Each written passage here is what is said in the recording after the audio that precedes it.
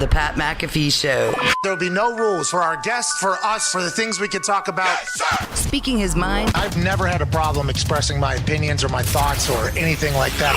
While being relatable. I haven't had that manufactured fake-ass celebrity that a lot of people have whenever they go on those big networks. I've had a chance to really build my crew, build my following, build my audience. And ridiculous. What am I supposed to do? So I'm supposed to look at something that I can definitely afford and say, nah. Is that what I'm supposed to do?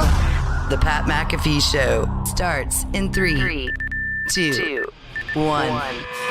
Good afternoon, beautiful people. It is Tuesday, April 27th, 2021, years after the year 0. But 2 days before lives will change, franchises make massive decisions, and our draft spectacular will begin at 7:30 Eastern Standard Time. Yeah, it's a lot of draft talk. A lot of things are going on. It is exciting times, especially after yesterday's Kyle Shanahan and John Lynch press conference, in which that coveted number 3 overall draft choice and selection was talked about aplenty. There's a lot that came out of that conference yesterday, or press conference yesterday, that was awesome.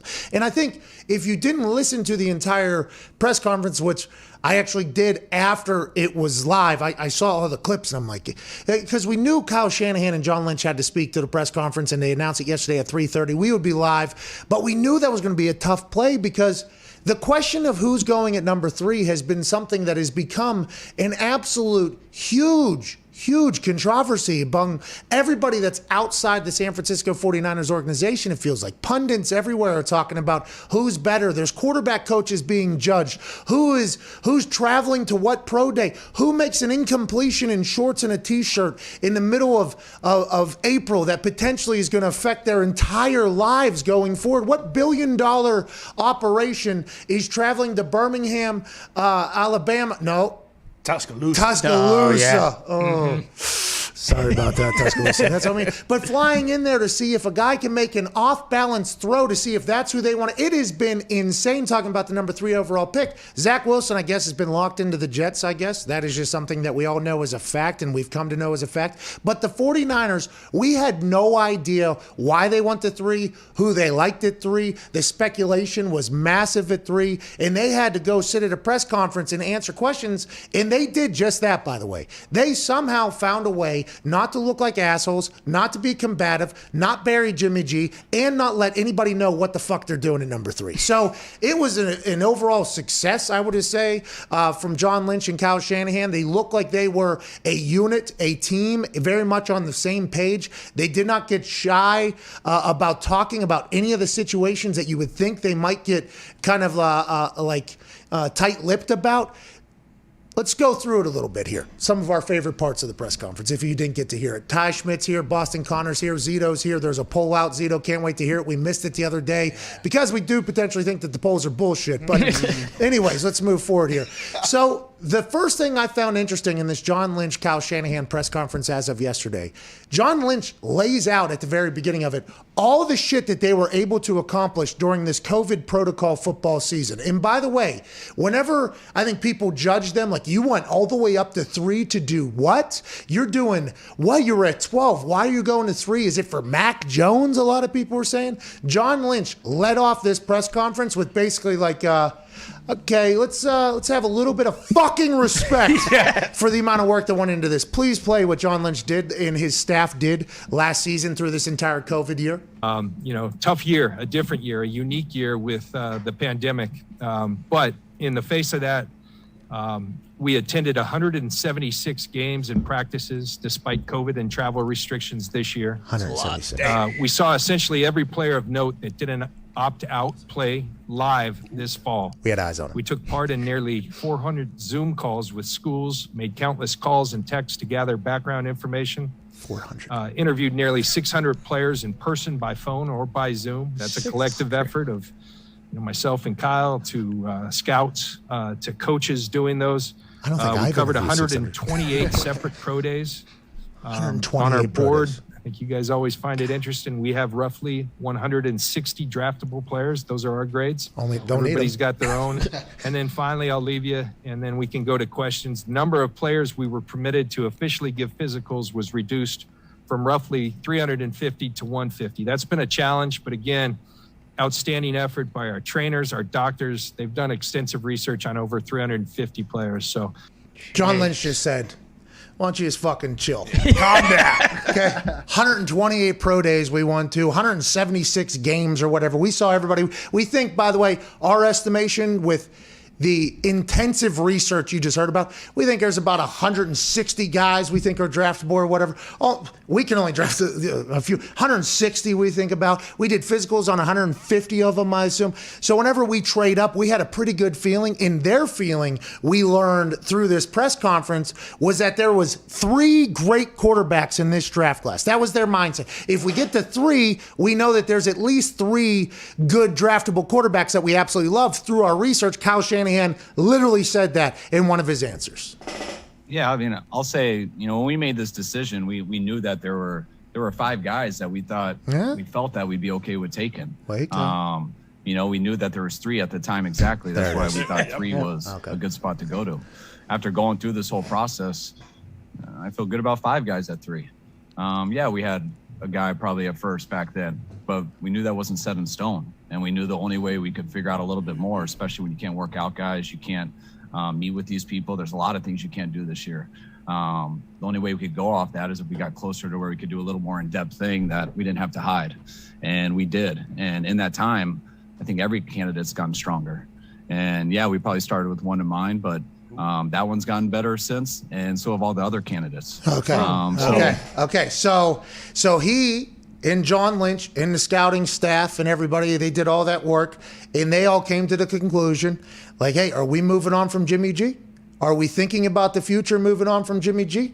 And they had to have a real conversation. And I think they had to address that in his press conference as well. They said, if we're going to move on from Jimmy G, we think there's 3 great quarterbacks that there is in this class. Now, would that mean that Mac Jones is necessarily the one of the 3? Or would that still mean that Justin Fields was probably in one of those 3, and that was who they actually traded up for? Or was there in-depth scouting in Fargo, North Dakota, and Trey Lance was potentially the number 3 overall, and then they got a chance to meet the other people? Or was Zach Wilson not even in their top 3, and they just realized that? So now, without giving any real answer, because we can dissect that 1,000 different ways there that he thought there was 3, because remember, Justin Fields was number 2 for the longest time. Zach Wilson came out of nowhere. Mac Jones, how you doing? Trey Lance played 12 games. He's up in there somehow. So we don't really understand any of those things, but they addressed every question we could have and also gave an answer without giving anything away. Fucking masterclass in the press conference. Unbelievable. We watched the entire thing. It was like that a lot. It was very much like, okay, how are they not going to fuck this up? How are they not going to, either burn a bridge with somebody? And they actually talked about it. They were like, they even answered and addressed Jimmy G, and they said, Jimmy G's actually here right now. If we can get to the clip about them talking about Jimmy G, you make them, it makes me feel like they probably should have came out with this answer a long time ago, because this would have changed the complete narrative, I think, around a lot of reasons of why they were doing what they were doing or whatever. And I assume it's an accurate one, but they actually said in the press conference, like, we're not listening to what anybody else is saying. So they probably didn't even know that there was I assume they imagined that there was a Jimmy G conversation happening, but they probably didn't feel as if they had to come out and protect their decision to go to 3 to get a quarterback when Jimmy G is potentially healthy again with an entire team. And then whenever you hear what Kyle Shanahan said, it's like, oh, that makes some, you would have to do that almost. Here's what Kyle had to say about why they think they have to move on or think about drafting a quarterback at 3 because of the current situation. The biggest thing with Jimmy is his injuries. It's been very tough for us when he's been hurt, and and it's happened 2 out of these 3 years, and that's where it starts. And Jimmy knows that. I've been very upfront with him with everything, and we've been Zooming these last 2 weeks. I'm excited to get him in here coming up, especially when this draft's over. But I feel very fortunate taking a rookie quarterback that we do have a guy like Jimmy, that we didn't sign a guy who's capable or has the history of being a starter right away. But we have a guy who every time he's been a starter, he's played at a high level. So to have that with Jimmy while adding a rookie quarterback gives us a lot of leeway into this. I'm not going to set anything in. So that comes after he gave a quick soundbite answer of, is Jimmy G going to be on the team on Sunday? And he goes, I don't know if any of us are going to be alive on Sunday. Okay, which was a pretty cool life motto, I'd assume, for Kyle Shanahan. I would assume he views life that way. But then he even went into an entire answer or whatever. And it was it was fascinating because you see a lot of stats right now that if they were to trade or cut Jimmy G, they'd save themselves like $23.7 million or whatever. They'd be able to afford the entire draft class and also Julio Jones's contract. Damn. Yeah, interesting. So like whenever internet, whether they're investigators, former scouts, contract gurus, whatever, there's a lot of things that live. The internet has a wide variety of experts. Whenever people start piecing that shit together, it makes you go like, oh, they have to know that the Niners have to know that then as well. Right. Somebody on the internet's thinking this. The Niners got to know that as well. Or maybe they don't, but once you see that that's a potential option, you're like, well, Jimmy G's got no chance. He's got to get traded. Then you think, well, where's Jimmy G going to get traded to? You start looking around. Then you have no idea because the Patriots are allegedly in conversations both with the Atlanta Falcons and the Panthers about trading up into the top 10. That's been reported by like 5-6 different people. Everybody assumes that's to go up and get Justin Fields in case he falls. But what if it's for Mac Jones in case Mac Jones falls? At Boston Connor, the New England Patriots have completely revamped that entire fucking team. Who says that Bill Belichick won't be aggressive as hell on draft night, just like he was the first day of the tampering period this past free agency? Well, I say he has to. I assume that would be right on par with what he's been doing, right? Oh, yeah. It has to keep going that way. And, Bob Kraft already said it. Like, I've seen a much different approach to our draft strategy this year. And every other year, we've traded back. So you got to assume the different approach is us trading up to go get a guy. Because, scientifically, what you're saying is 100% accurate on what Kraft said. Yeah. Kraft would not have been lying. Exactly. Kraft would be telling the truth, exact truth. I say much different than going back would be going up. And if you're in, where's he at? 20? No. 15. 15. Who's at 20? Somebody's at I think the Bears are at 20. The Bears are 20. Yeah, somehow the Bears are at 20. Yikes. What do you mean? Somehow the Bears don't have any ammo to get up in Yeah. there. No, we have ammo. Absolutely you have We ammo. have ammo. Yeah, you got a red rocket out That's there. right. Hell yeah. No, but if the Patriots are to go up to 4, I would assume they couldn't do that before the draft. No. That would have to be live while the Falcons pick is on the clock. Yeah. Imagine draft spectacular. Falcons are on the clock at 4. There has been a trade. Oh, man. The New England Patriots have traded up. Imagine Cleveland. Imagine the people in Cleveland when boo! Just the reaction during our draft spectacular if that happens. I mean, are they going to get a quarterback? Do they get Kyle Pitts? Oh, jeez. Because everybody's thinking they're trading up to get a quarterback, obviously, because you would go up to 4 to get a quarterback normally, especially if Kyle Shanahan, who I think is a pretty well-respected, quarterback mind in the NFL, he's like, hey, there's 5. He was very... There's 5 guys we think are in the NFL right now. Now, is he playing poker there in saying that to keep his thing? Does he really think 2 are not going to work out in the NFL and he's still only sold on 3? He's just doing it to continue to create leverage for himself, because he even said in the interview at the end of it, he said, and in the NFL, you can't give anything away for 4 days. That's just not what you do. So maybe he doesn't think there's 5, but if by a lot of people's account that there's 5 players that can play quarterback, you would think people would be trading into the top 5 then obviously to get a quarterback, because quarterback's the most important position and a rookie quarterback's the most cheapest. You nailed it. Oh, yeah. The cheapest, most important position, a rookie quarterback. So maybe that's what Bill's doing. But if he gets Kyle Pitts and you got Hunter Henry, Kyle Pitts, and Jonnu Smith. What are they? This reinventing football? Oh, yeah. He can run read option up and down the entire field until they stack the box, and then you just chuck it deep. The screens that could happen out of that. Ridiculous. Out of the backfield. Imagine them trotting on the field. Everybody talks about how when Taysom Hill comes on the field, nobody knows what set it is. Yeah. Nobody knows what defense to put on the field. Imagine those 3 motherfuckers just jogging on the field. The defense would have no idea what they're. Are we going goal line? Like what? What is it? Are we going nickel because they can all run 4-4s? Or what are we? They will have no idea. And that would be such a Bill Belichick thing to do. It'd be like, I'm going to reinvent football. Yeah.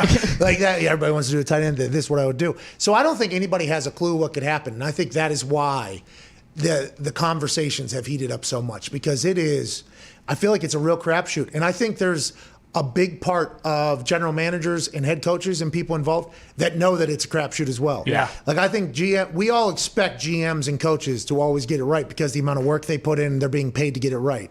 I think they very much understand amongst their circles that hey, listen, you got to get really fucking lucky in this draft. Yeah. You have no idea what's going to make somebody go and what's going to make somebody potentially stink. You don't know if somebody's drive is going to be more than anybody else's once they get a paycheck for the first time in their life. You also don't know if that paycheck for the first time in their entire life is going to send somebody the opposite direction. Maybe something will happen in between the ears, off the field you have no clue what it's going to be for somebody going from college to the NFL. I think that is one of the most difficult things to just get in the ballpark, I think, of predicting, because it's such a head game. I've seen so many people come in the locker room that were maybe the most athletic people I've ever seen, maybe, can make incredible plays that you've never seen anybody else make. But then if they can't do that every single day and get better every single day, competing against the greats of all time, it's like you're gone. Yeah. There's a lot of fucking great football players that stink in the NFL, because the NFL is an all-star game of the all-star games at all times, with every generation before you, they're all-stars still playing in the game. Right. It is not an easy thing to make it, and all these GMs and coaches know, we're kind of fucked if we mess this up, but it's a very difficult thing to predict at this point. Well, and that's why trading up to 4 is so awesome, because no matter what, hey, Kyle Pitts is going to be a great player. So if you don't want if the Niners take the quarterback that you want at 3, hell, you have a fallback with Kyle Pitts, who's basically guaranteed All-Pro at this point. Everybody out there says Bill's trading up to get a quarterback. Yeah. I just don't know. At 4. Is he trading up to 4? Maybe if it's Justin Fields or Mac Jones or who knows. But any of them, I guess. Kyle Shanahan said Trey Lance. Maybe he loves Trey Lance. Who knows who he loves? But if everybody's saying Kyle Pitts is the lock to be the All-Pro out of this draft class, it's how do you not just potentially take a future All-Pro that you're going to get? There's so many different fascinating ways to look at this draft, and it feels like there's the go and get it route. Yeah. Hey, we're gonna give everything. For instance, Julio Jones right now is 100% up for being traded from the Atlanta Falcons. There was a conversation during the season last year about whenever the head coach got fired and the GM got fired, it was Matt Ryan and Julio got to get traded because their contracts are so big. Let's rebuild this thing. Then Arthur Blank comes out and says, whatever the new GM or coach wants to do, that's good for the team. They can do it. It's okay, they're definitely getting traded. Yeah. Then new GM and new head coach come in. They're like, nah, we're not trading, actually. Why would you trade Julio Jones? Yeah. Why would you trade Matt Ryan? Now that they're staring down cap problems, just 1,000% cap problems, the general manager did an interview with Fox 5 Atlanta and basically locked in the fact that hey, listen, people are calling for Julio. We got to figure this out. And I'll let him say it himself. Just on Monday, Sports Illustrated, NFL Network, Peter King, Steve Weiss, who works with the Falcons team website, all reported that there are increasing talks about a trade for Julio Jones. Is that something that's being talked about more here at Flowery Branch? Well, that's one of those things that when you're doing things the right way in an organization, you have to listen if people call. So on any player, and especially we are in a difficult cap situation. That's just a circumstance, and it's not a surprise for us. We knew the circumstance we're in. Our administration has done an excellent job up to this point, getting us in position to be able to manage the cap, and yet we still have more work to do. So when teams call about any players, then we have to listen and we have to weigh it and we have to determine what's best for the organization, and we have to handle everything with class. Obviously, that particular player, we hold him in high regard, and he's special, what he's done and what he continues to do here. But we have to consider any players if it's right for the team, because we have to do what's best for this organization. All right, so there is Terry, and I was just trying to, how do I pronounce Terry this? Fontenot. Fontenot? Yeah. Man, I was going straight Fontenot. I was trying to think of how to phonetically text it. Yeah. While he was speaking, I was like, how do I pronounce old buddy's last name? Anyways, Terry, GM Terry down there, he basically said, we are going to field calls. It would be irresponsible if we didn't, because we do have salary cap issues. But the thought of Julio Jones going to some teams is just one that I am. Why the fuck isn't anybody just doing that right now? Get him on the phone now. Then allegedly there has been, some people that have floated what it would potentially cost to get Julio Jones alongside his $15 million contract, I believe, that's coming with him. If you think back, Randy Moss was traded for a 4th-round draft pick, and he was still Randy Moss, by the way. Yeah. This was not like Randy Moss is potentially fishing and hanging out and doing ESPN and just playing on Sundays, Randy Moss. who I still think, by the way, would still fucking crush. 10 touchdowns. This year, I think Randy Moss could go and play and figure out how to score and do it. Like, that's how much respect I have for Randy Moss. So when he got traded to New England for a 4th-round draft pick, I remember putting out a tweet. And I forget what it said exactly, but it was almost like this is why Bill Belichick's Bill Belichick.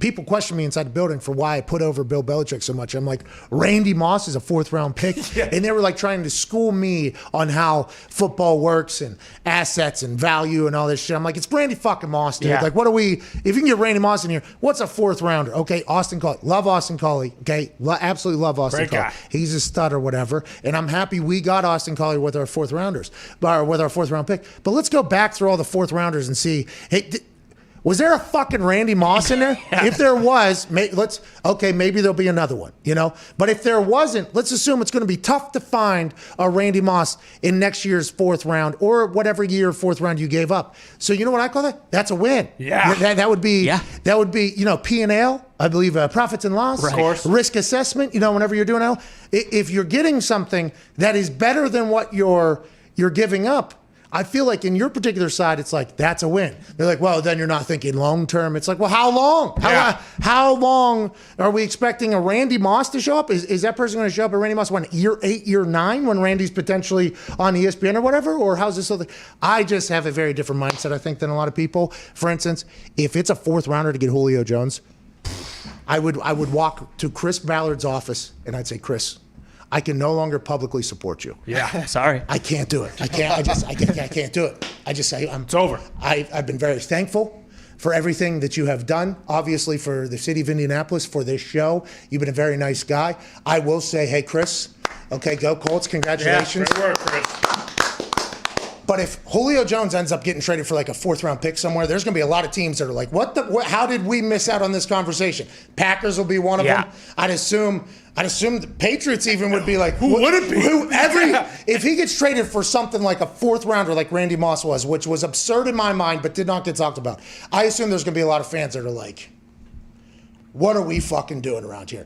And by the way, those fans, you need to know that the people that are going to tell you you're wrong or saying you're not thinking about the long term, well, just tell the people to do the math on how many fucking Lombardis you get in 10 years versus in the next 2 years if you can possibly get it. It's basically going to be the same unless you're the New England Patriots. That's just how the whole game works. Yep. You said it earlier before the show. You want a 4th-round pick? I'll give you 2. I'll give you 2. You want 2? Actually, fuck, I'll give you 3. Yeah. You know, if you can get Julio Jones, and it just... I asked yesterday if you thought that it would be a while. With this coming out, it almost seems like he might get traded on draft night. Oh, it'd be electric. It might electrifying. Happen. Sure as hell won't be to the Packers, but, you know. It would be awesome. Let's get to a break. Oh, no, I thought I had this thing fixed. Oh, is it broken over there? It's frozen again. Oh, jeez. Oh, no. Come on, Dell.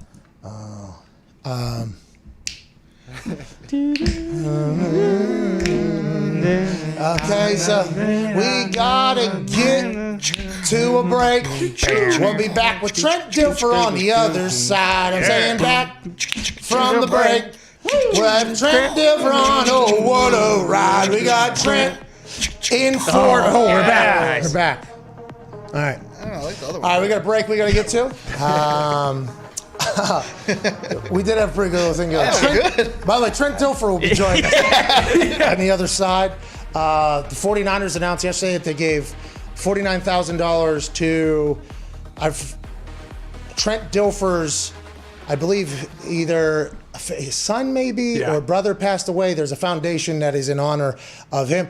The 49ers are donating $49,000 to that foundation. So I reached out to Trent last night. I said, hey, is there any way you come on the show and chit chat about that? I did not know this was something. So I would like to, hopefully support if I can. Happy the Niners did. And also chat with him about the quarterback situation going into Thursday night. Last year, he was coaching Tua. There was a bunch of bullshit that came out about Tua the week of the draft. What do you tell Tua while that's happening? And what should Justin Fields people be saying right now? How should he be feeling? Trey Lance potentially, Mac Jones, these quarterbacks that are potentially going to go high, but also have no idea what's going to happen like the rest of us. We have Trent Dilfer in 4 minutes. It's the Pat McAfee Show on SiriusXM Channel 82, Mad Dog Sports Radio, and YouTube.com/The Pat McAfee Show.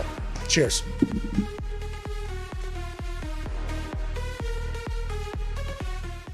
Today's challenge will be a frozen pizza basketball shooting relay. Zito and I will have to eat half a frozen pizza.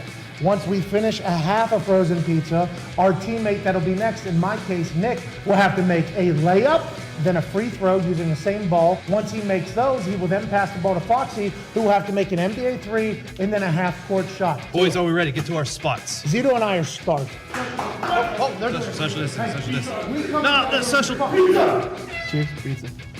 Pat is off to an early lead. Pat is dominating Zito. Zito eating much slower. Zito's eating much slower than I thought he would. I used scissors to cut this son of a bitch to the fork. Pat used scissors to cut the pizza because we do not own utensils in this office. I mean, this Wrapping up. Zito is cramping up. Nick, go. Free throw now for Nick. Zeke is still finishing his pizza. Yay! Foxy, you're off. Foxy from you three. You can rebound for him, Nick. Let's go! Bailey, go! Foxy, Big Motor's gonna pick that up. Oh, yes! Hey, McAfee is off to quite a lead. Oh, my God! Oh, Nick! Oh, he's down! Nick. Bailey hits the... Foxy's on! Bailey at the free throw line. Is he choosing to granny like he did? Oh, Bailey! going Connor, in. go! That was going in. Foxy is at the home run. Connor misses. Foxy barely misses. Oh, this is electric. Hey! Pat is now on to the second half of his pizza, and Connor cannot buy a bucket. You hate to see what's happening here. Stooge. Oh, an air ball at this point. Has Connor ever shot a basketball before? Connor hits the three. He's now back to the half-court shot. Here we go. People will remember that in this same position, Connor went 0 for 12. 0 for 12 in basketball. He's stacking badly ninja. Oh, there's a stack guide. That was his original plan. Are you regretting the stack decision? The Joey Chestnut of pizza basketball racing, Pat McAfee, has finished. Nick, layup, go. He's getting psyched out for Billy McCollum. Doesn't care. The free throws. Nick, first free throw up, air ball. Take your time, It's not even close. Don't worry, Zeke has like 6 pieces left. Take your time, Nick. Take your time. This is the Billy McCollum factor. Foxy is up. Foxy from 3 and half court. Bingo. Bingo. If he hits All in his Foxy first needs swing, is a half we'll court. give away 5,000. Oh! 5,000 to the commenters who picked Team Pat. Suck it, loser. I finished.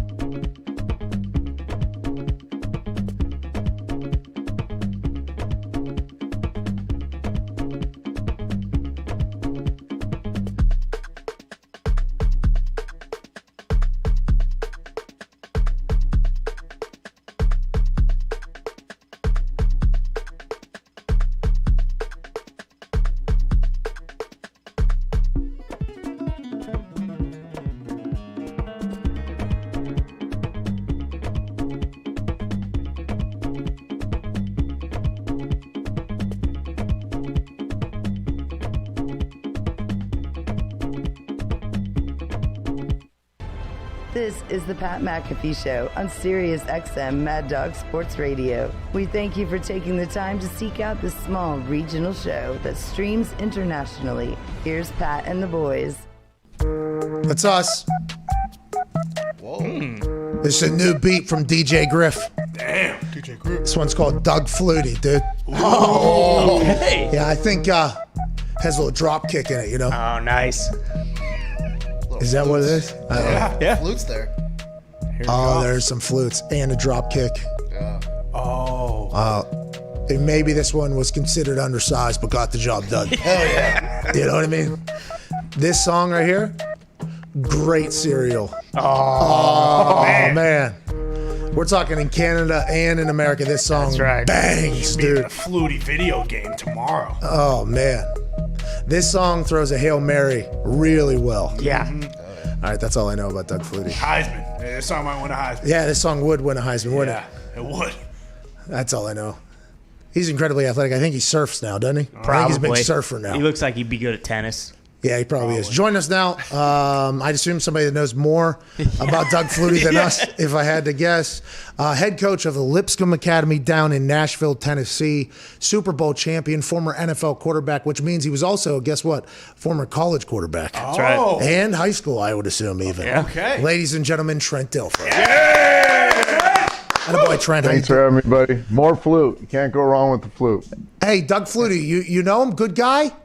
Great guy. Great guy, incredible athlete, and really could be good at anything. And I agree, he does look like a good tennis player. Yeah. All right, so I'm happy we had an accurate read with you there. The reason why I texted you last night out of nowhere is because I saw the $49,000 donation, and I didn't know about this foundation, so I kind of felt like a stooge because we never talked about it. So I wanted to talk about that, your connection, obviously, to the Niners, and then move into some quarterback talk, if you don't mind. But let's talk about the foundation first. That was, it was very cool of the Niners, obviously, but I felt like an absolute dumbass not knowing about it, Trent.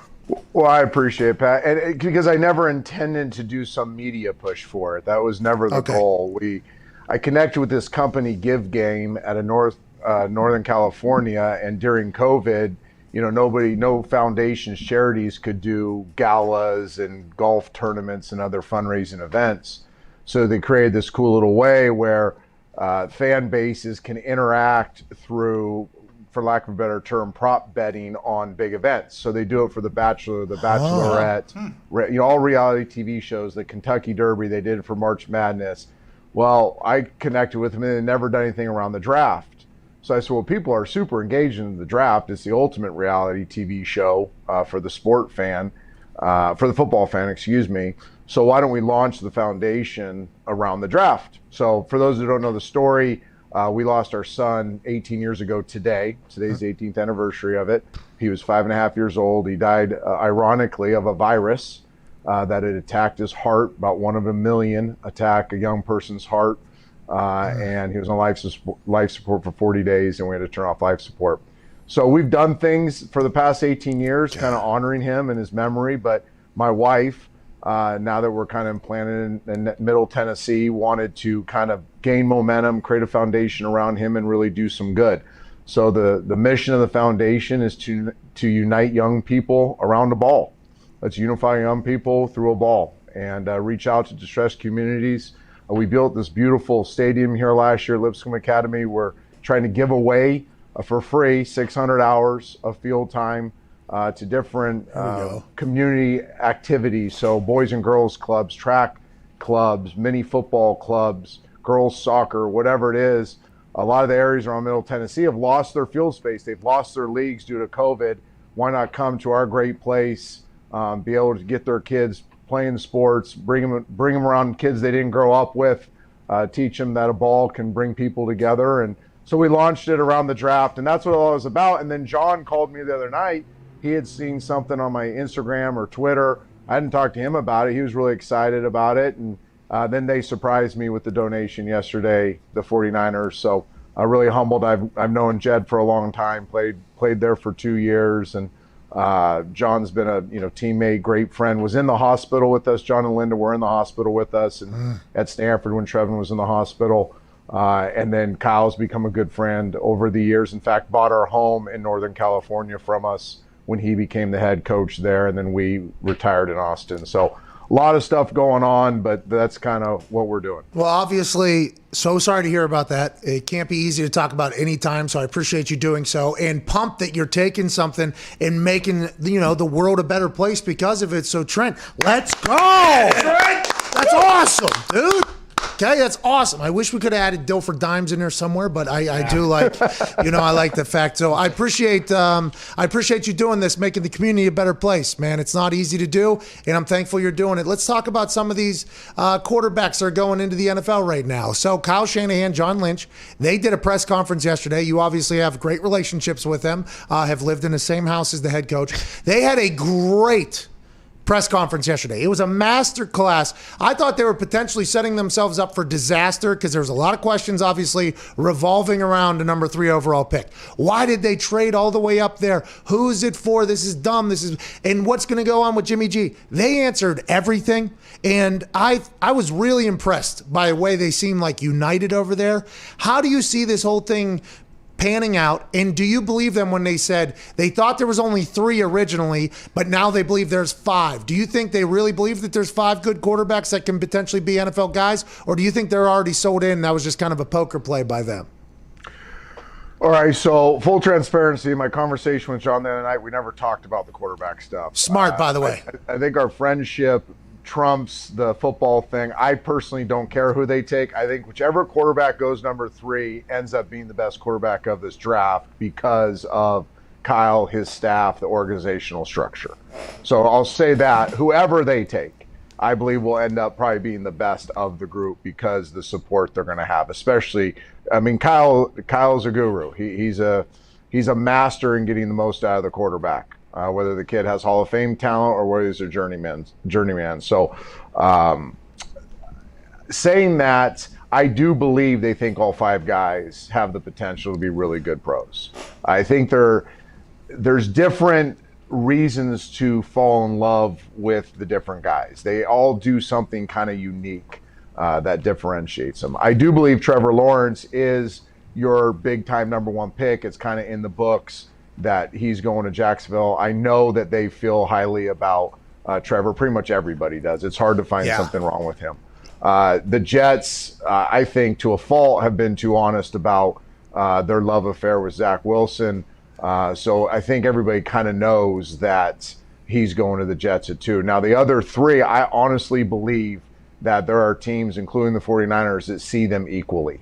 They see them as equal prospects depending on how they're brought in, how they're raised, what people are around them, what system they run, yada, yada, yada. So saying all that, I think all 5 have a chance of being really good. Unfortunately, history says 2 of them are going to go to crappy situations, and they're not going to be developed properly, or there's going to be coach turnover, or the organization's not going to be run properly, and they're going to have a second team in 4 to 6 years and probably not fulfill their potential. So that, obviously, we talked to Sanchez about this. I think every quarterback we speak to has this very similar mindset. It's like, hey, a lot of talent, a lot of guys. But if you get into a situation as a quarterback in a building that stinks, you're going to stink. Like that's just how this is going to be. You're not going to have the greatest opportunity for success as others would. Now, I'm not going to say that you have to take away from great quarterbacks with that whole thing, but I feel like that is a very common narrative amongst quarterbacks. It's like, hey,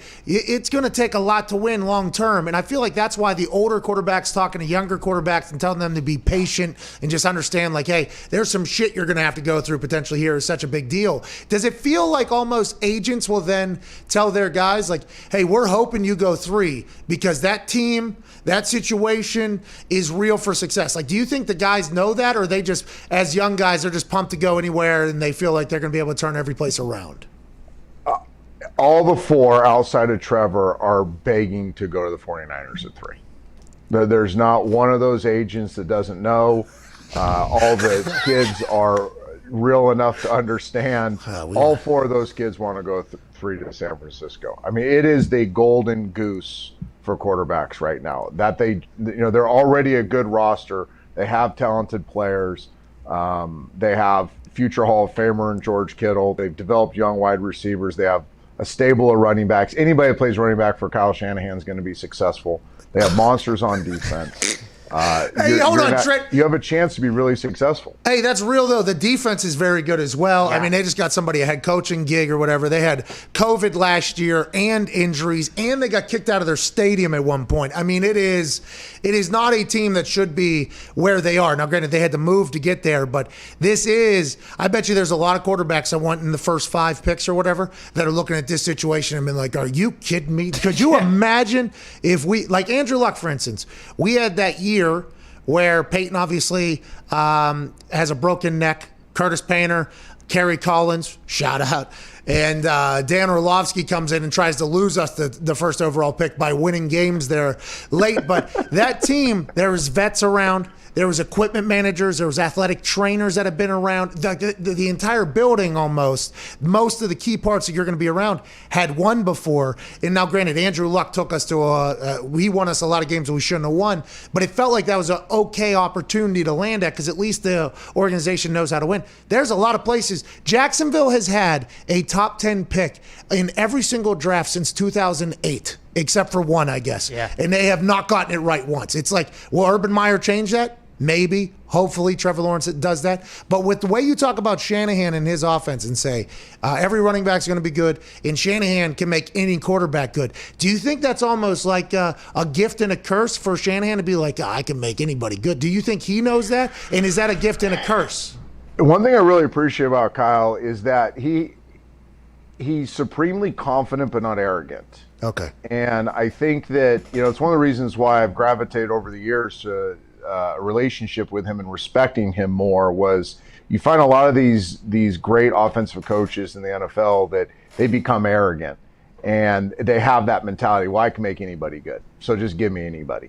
Kyle, I think, has a healthy appreciation for talent and for the intangibles that certain players bring. And he knows he's going to provide an environment for that player to thrive. And if that player is willing to do the extra stuff, I call it the lonely work, the stuff you're not celebrated for, then that's going to be a really good marriage. That's going to be a nice combination of a guy that knows he can give them the best stuff and a player that's going to receive the best stuff and go to work on his own. A la Russell Wilson, right? I mean, it must be a treat to coach a Russell Wilson, a Peyton Manning, Andrew Luck. I can go on and on. These guys, they're going to be very coachable and they're going to appreciate the person that's giving them the information to help them and their team succeed, but then they're also going to go off on their own and, grind in the offseason and not just jump on yachts in March and go vacation for the whole month. They're going to, be honing their crafts. So it's a big deal. I think that a coach that has that perspective paired with the right player, you're looking at that's how Hall of Fame players are built. Ah, man. And by the way, Russell Wilson's starting to show us a little bit more and more on why he is who he is. Yep. Mm-hmm. Hey, he's got the Batman or the Bane mask on the Peloton, Trent. On the Peloton over there. It's pretty incredible. Connor, what do you have? Yeah, Trent, we're putting mock drafts together over here. Between Mac Jones. And you guys take them serious, right? I mean, this is your show takes these mock drafts very serious. Hey. $10,000 to charity up for grabs between me and AJ Hawk on our mock drafts. And listen, I'm locked in. I've been watching film all night. Tell him. Oh, yeah, you've been watching too much film. Too much film. Yeah. That's why you have those glasses on. Your eyes are just a little bit low. Yeah, and I'm like, what? The blue screen. I'm like, these college kids can really play. Yeah, that's what I'm saying. These kids can really play. Who knows? Who knows if they can handle the NFL? But these guys can really play. Hell yeah, Connor. But between Mac Jones, Justin Fields, and Trey Lance, do you think any of those guys actually fall out of the top 10, or because teams, need quarterbacks that they'll get taken between, teams trading up or whatever? Hey, they're talking about a potential Mac Jones free fall if he's not going at 3. They're like, well, he might go to the Panthers maybe, but not Panthers. Maybe he'll go 24, maybe the Steelers. Like, they're already trying to predict those reality TV moments. Do you see any of that, or do you think everybody's going to try to go get their quarterback with these guys? Now, one, I'm not very good at this. You would not want me helping you with your mock draft. But Trent, what are you doing? What are you here for, Trent? The quarterbacks. Okay, sorry, let you down. But no, I don't think these quarterbacks are going to have the 10. I think that you'll see somebody jump in late if there's a slight fall by a Fields or a Jones or a Lance. I think the Lance thing's really interesting. A month ago, I could see him going 15, 16, 17, somewhere in there, because there's a question, just his lack of reps, right? His lack of opportunities being the quarterback. But his teams have gotten to know him through virtual visits, his workouts, just the more exposure he's had, you start piecing it all together and realize that this is a unique talent. This is a great kid. This is a guy that you give the right nurturing early on in his career, and you're looking at a really high ceiling. I think Mac Jones, the more you study him, the more you fall in love with him. Like, I didn't study Mac early on. I was studying Trey, Justin, Trevor, Zach. I was watching Mac because I was doing an Alabama study. So for my job here, Sark and I were talking. I was just doing some Alabama film work, and quickly that turned into a Mac Jones study because it was so impressive watching him operate that offense. I think he played the position. he operated the position better than the other four. I think he plays the position at the highest level right now. Now, I think it's a really healthy discussion that goes on in war rooms. Is it how well you play it right now? Is there how well you can play it 3, 4, 5 years from now? And again, we won't know that for 3, 4, or 5 years, but those are healthy discussions that are going on right now. So I think you're watching all this film and you're saying, oh my gosh, it's all 5 of these guys. You can wrap your brain around being Pro Bowlers and taking your team to the playoffs. I think what's really interesting, how the boys looked this up, Joey gave me this, is look up these names on final mock drafts. Okay. Jimmy Clausen, Geno Smith, Matt Barkley. How this one, Ryan Nassib. Remember the Gruden interview and the Gruden grade on him? Like Ryan Nassib was skyrocketing late on mock draft. Johnny Manziel, Paxton Lynch. Get the graphic. Right? Paxton Lynch was this freak athlete, 6'7" kid that could rip fire. Connor Cook, Drew Lock. Like, this thing is, it's the ultimate reality TV, right? I mean, as soon as the Super Bowl was over, any smart show, you guys started talking about quarterbacks, free agent quarterbacks, drama with quarterbacks, and then you transition into draftable quarterbacks. It's the ultimate reality TV. And as they climb and fall in these mock drafts, it just gets more and more clicks and more and more eyeballs. So it's a fascinating thing that goes on late here, especially this week. Well, we're not doing anything for clicks, okay, Trent? We're trying to cover the sport the way it's supposed to be covered. You understand that? Amen. Amen. But look at this. We put this graphic together. Shout out Dirty Gertie there. So from 2010 to 2020, first-round quarterbacks. Great. So this is where they're drafted. Now let's go to the next graphic. That's who's still at the team that they were drafted to. Okay? Oh, that's fantastic. Isn't it? I mean, that's legit. It's a crapshoot. It's a complete crapshoot. You have no idea. I don't know how anybody does any judgment. The Mac Jones photographic memory thing that you put out, I believe, in an interview, I think it came from your brain. Was that from your conversations with Sarkisian? And how important is that? Because I feel like when we talked to Aaron Rodgers, he told us that he was able to recall a defense from his second year playing or something like that this past season on what he saw. He was like, oh, I remember this, and like did something differently. Is recall is that why Mac Jones has skyrocketed, other than he's incredibly accurate? But is it the brain thing, you think, for sure? Yeah. I think there's 2 things that don't get talked enough about, and that's why I love when Aaron does the show, because he takes you Aaron is a savant, right? Both as a player, but as a thinker. So he can take you kind of behind the curtain and give everybody kind of this graduate level way of looking at the position. Yep. You have to have enough of the physical stuff, and there's definitely that's important. So I never minimize the talent, the ability to pass, the ability to move, your joint structure for durability, your tough. Those things are all important. But then there's 2 key components that don't get talked enough about: recall, which you just talked about, and then awareness. So awareness can kind of be the football IQ piece of it, but it can also be kind of just the awareness of situations, the game, the flow, temperament of your team, just that CEO mentality, having an awareness of everything that's around you. So I think the ability to recall information is massively important. You find very few quarterbacks that are successful for long periods of time or play for a long period of time that don't have elite recall. You find a lot of journeymen, and I'll use some friends of mine. I'll put myself in that category. Then your Dan Orlowski's, your Sage Rosenfels, your Fitz. I mean, you know the list, right? The guys that play 12 to 18 years that are really good players. They have stints of good play, then they don't play so well. They're backups and they're starters. You know the list. All those guys have ridiculous recall. We're all able to sit in a room and remember a defense that was run on a 3rd and 4 in the 3rd quarter, towards the end of the 3rd quarter, because it was getting this way. We're going that way. I can remember it was a rainy day. I remember the safety was tilting a little bit towards the hash, and the backside safety was cheating down. And you remember these things, and that it happens to your brain all the time. So it's not just a one-off. It's your brain works that way all the time. So yeah, as it relates to Mac Jones, that's massively important. And you can see it when you start watching the film. You can see a play action concept that's called to the left, and they have a switch release, and they're trying to hit a shot to Devontae Smith.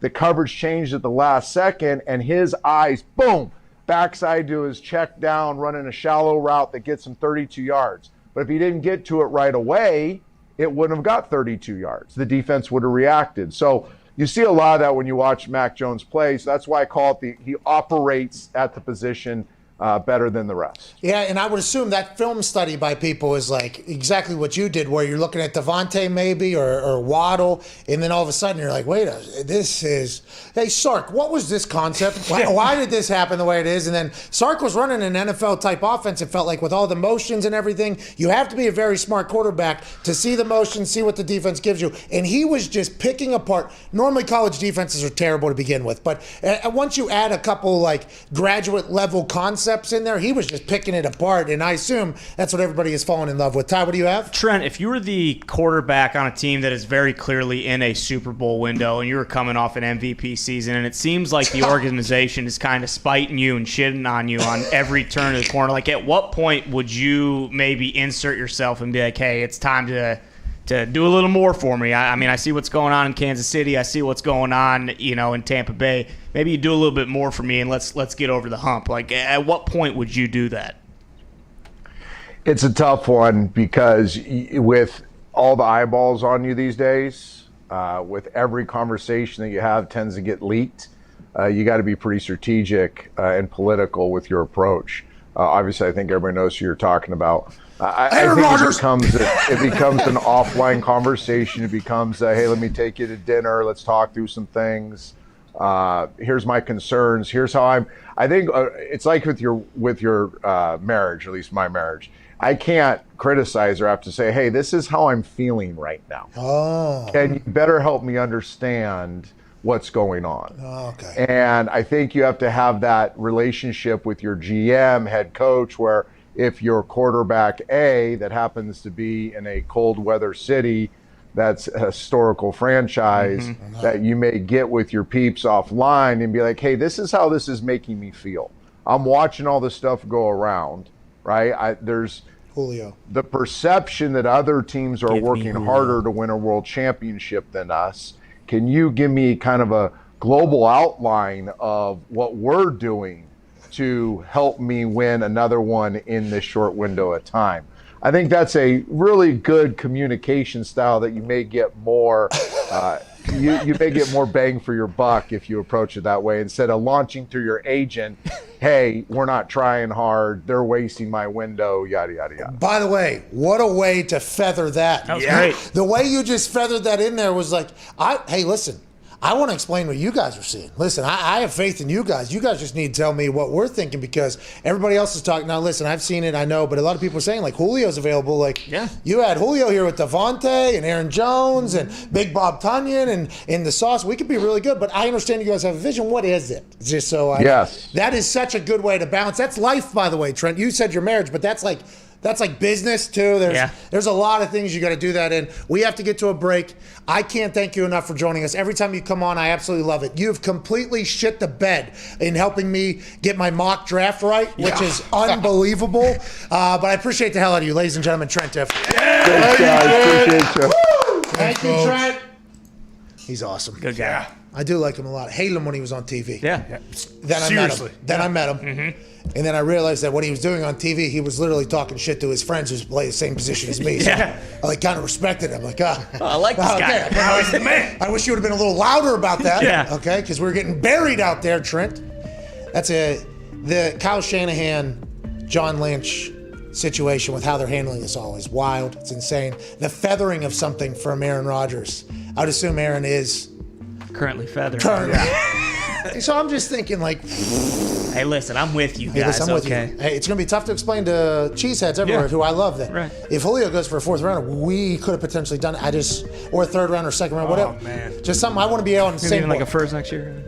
Hour one's wrapping up. We're back on the other side with AJ Hawk and Stipe. This is the Pat McAfee Show. A former Celebrity Jeopardy champion, ladies and gentlemen, Aaron Rodgers. Oh, I've missed you guys. We've missed you too, man. Where are you? Are you out in the woods somewhere right now? Where are you? Yeah, I'm in a log cabin out here. Have you been doing this since the end of the season? How'd the Jeopardy thing come? How'd you film it? How'd it go? And is that your first time you were kind of back in cell service?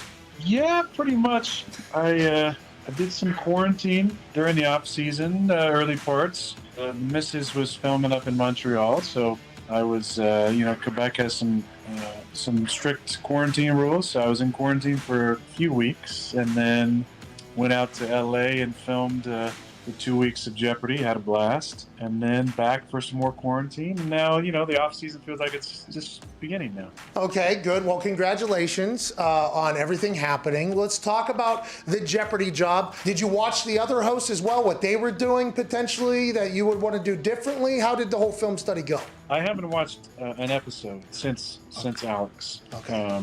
I didn't really want to be influenced at all by the other guest hosts. Smart. And how they did things. For me, it was taking a lot of notes and figuring out, exactly what Alex did and wanting to do him justice, his memory justice by being as prepared as possible when I got on the show. The hair, though, was there a thought potentially, Jeopardy, for you to cut it? Did anybody say, hey, maybe we cutting the hair? Was that conversation? Because I'll tell you, whenever I was going to have to go to court after the public intoxication, a lot of talk about me potentially cutting hair. Didn't do it. I would assume for you, potential same thing with Jeopardy, being Jeopardy and all that. I thought about it. I also thought about shaving to a mustache to honor Alex, but my hair wasn't long enough that I couldn't do something with it. I felt like we had a nice little comb over going, and I just decided to go with kind of my usual, a little bit of some stubble going and not the neck beard. Sorry, Andrew Luck, but I decided to kind of clean that up a little bit. But there was conversation. I think there might have been some people that wanted me to shave to the skin. I don't do that a whole lot.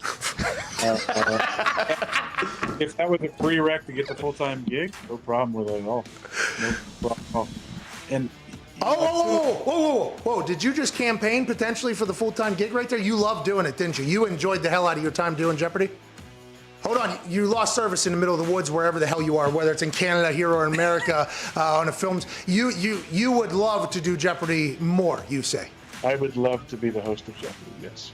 I hope you get it, dude. Give it to him. The guy wants it. Come on. He's good at everything. He'll shave his face. Come on. Thanks, buddy. Miss you guys. Love you guys. Hey, miss you, love you, man. Aaron Rodgers. Okay, so I was elected captain in a week. We played the Lions up in Detroit. And Vandenbosch was one of the captains for them. And he had red contacts in. Yeah, that's him. He had red contacts in, and we walked up to each other, right? And I think I'm with like Mathis and some other people. I don't know. I should not have been there. I was just far left or whatever. I'm just on the far left side of it. And I walk in, and we all dap each other up. And then he's there, and I go shake his hands. I look him in the eyes, and I didn't say anything. I just looked him right in the eyes, and he like dapped me up or whatever, gave a fist bump. And I just stared at him for the entire coin toss. Like the ref was talking to whoever was going to talk for us. And I was just looking this guy right in the eyes the whole time. And then as soon as we go to leave, I go, that's wild, man. I just jog off to my side. In those captains' meetings, I've had some incredible electric moments. We played against the Minnesota Vikings, and Adrian Peterson was the captain of Vikings. I was captain of the Colts.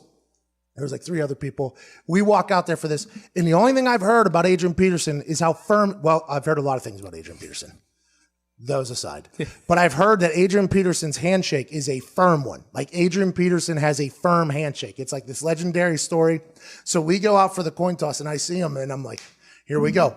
And as soon as we go for the handshake, I get in early. I get in because the key to breaking a very stern handshake is you get in early because you got to beat the grip. So he's like kind of casually shaking everybody else's hands. I'm like dapping everybody up like slowly. And I'm like watching him the entire time. And he brings his hand out and I race in to get the netting and your thumb on the thumb. And then I squeeze first, right? So I get like, that's like in arm wrestling when you get the angle on it. So he squeezes back and I give him like a ha-ha, like, right? So while the coin toss is happening, Adrian Peterson looks at me while he's standing on the other side. side. Neither of us were speaking captains. And he goes, after the coin toss, we're doing another one. It was beautiful. It was absolutely beautiful. He goes back. As soon as the coin toss is over, there's another dap up before we run back. And we did this handshake. He got me around too. I'm be honest. And that was my drop hand too. That's like my punt drop hand. I thought it was going to be broken. But I was like, those coin toss things, I don't know how you don't shake hands because it's just an awkward situation where you're forced to shake hands almost.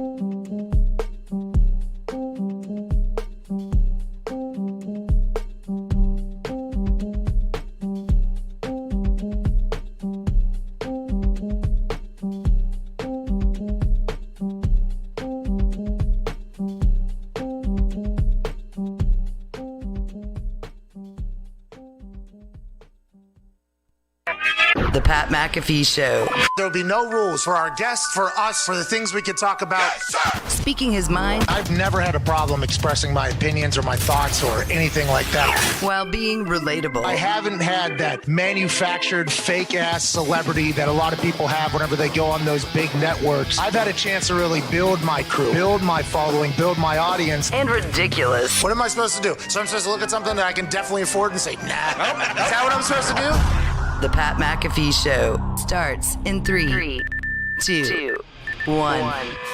Welcome back to that show. Hour 2 here on this Tuesday, April 27th, 2021, years after zero. We'll begin right now. The Hammer Down Boys have joined us in the studio. Boston Connor's here, Ty Schmidt here, Zito still looking incredible, obviously, Zeet. And joining us via satellite, AJ Hawk.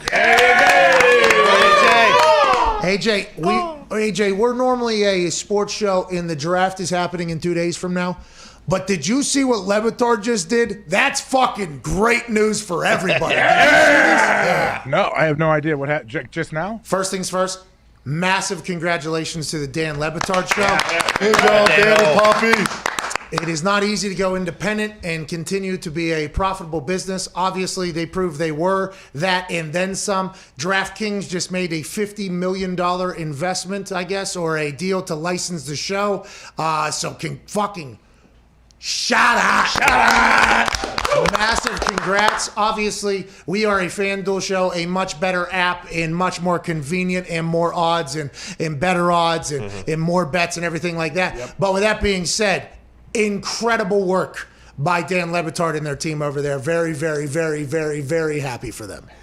Oh, I mean, that's amazing what they're able to do. Like, he's able to break off on his own and get a deal like that. Where will people watch and listen to this? I'm not 100% sure. I think the deal said just podcasts or whatever, but I assume didn't he start a production company with Skipper? Yeah, Meadowlark Media, but I assume that all their podcasts will probably be DraftKings podcasts. I don't know. More and more information I assume will roll out, but I'm incredibly impressed that they were able to make the transition so seamlessly. That's great work by them.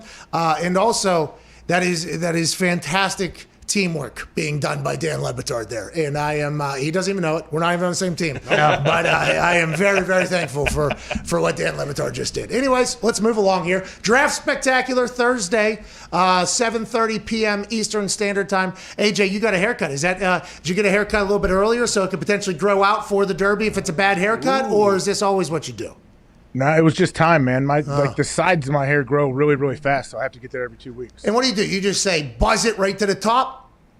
Yeah, so just take a one up to the top and let the top roll. You don't need to trim any usually. So you have the opposite of like what most bald people have, right? Okay. Yeah, sure. Yeah, I shave it. Yeah, okay. That works. Yeah, because, you know, like the skullet like Hulk Hogan has. Yeah, the reverse Larry AJ David. has the reverse Larry David. Yeah. Yeah, absolutely. That's exact. So how long have you let that thing grow? Have you let that thing go? I know Connor was trying to do this for a while. Oh, yeah. It's not an easy look to pull off, by the way. How long will you let that thing go? Maybe we're going to let that thing flow down a mullet, maybe? Oh, yes. You with a mullet would be awesome. You got to do it, AJ. You got to do it. Please. Do I have to do it? No, I trim the top. I could. I've had it long enough where I could pull it up like in a little top knot, but no, it's not like that anymore. Okay, so when I had long hair, I used to do the top knot as well. Much different than the man bun, which a lot of people, I think, get confused. But man, I missed it. When my hair was that long, the fact that I didn't stop at mullet before cutting it all the way, maybe top 5 biggest mistake I've ever made, to be honest, because I'm never going to get the patience to get back to that. I'm never going to be there again. I knew I was never going to do it again. I knew it. I had a great run with it. I loved it. Should have cut it for court probably, but I loved it. I absolutely loved where it was. And the fact that I didn't, my hair was middle of my back. I mean, curly. It was my mullet could have been what could have fucking been, dude. Damn it. I missed it. Don't miss it, AJ. You need to make that happen. You can make it happen again. I mean, you have that awesome curly hair. I could never do that. Like mine, Bring it back, Pat. I can't. I'm on TV every week now. I can't do it. My middle stages are so bad. It's brutal. So bad. Start wearing a. What has Nick Cannon been wearing for a couple years? Start wearing one of those. I don't know if I could just do that. All right. I don't know if that's something. Dude, wear a bandana.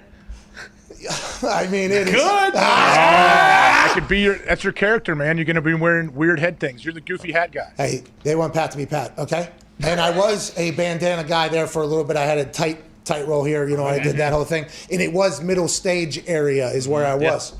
But, guys, I'm trying to be, okay, a little bit respectful to the fucking commentator table. Okay. But can you imagine if you whipped your head to the side and you just had to look at Cole and you just had a long flowing mullet? Imagine me hitting Cole with it. Yeah.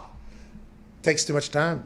Too much time. And what I'm saying, AJ, is I hope you get that done. Are you excited for the Derby? Have you been studying these ponies, AJ? Are you getting your cigars in bundles ready and your horse knowledge ready to go? Are you preparing for this Derby trip, AJ?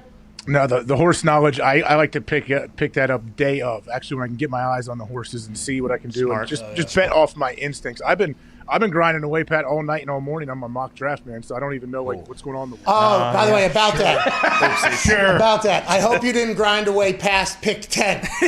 Did you go past pick 10? No. Why? Okay, goodness. Woo. I did, by the way. I got to 21, so I had 11 wasted draft pick study halls film sessions I didn't need.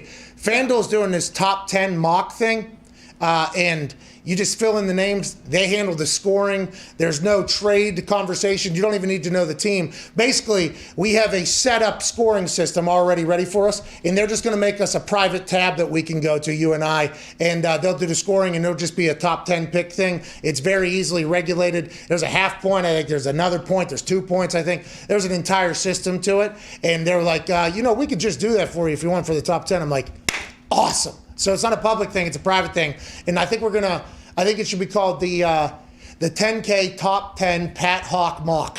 Ooh. Like that. Lock it in. The 10K Top 10 Pat Hawk Mock. Yeah. That's what we'll call it. So 10K up for grabs both to the viewers at youtube.com/The Pat McAfee Show. Somewhere in the comments, we'll figure out how to give away the $10,000 and then $10,000 to charity as well. So maybe it's the 20K Top 10 Pat Hawk Mock. Yep. Sounds good to Nailed me. It. Okay. Hey, the fact that it's only the top 10 picks, that favors you a bunch. No, I was in the weeds, pal. You have no idea.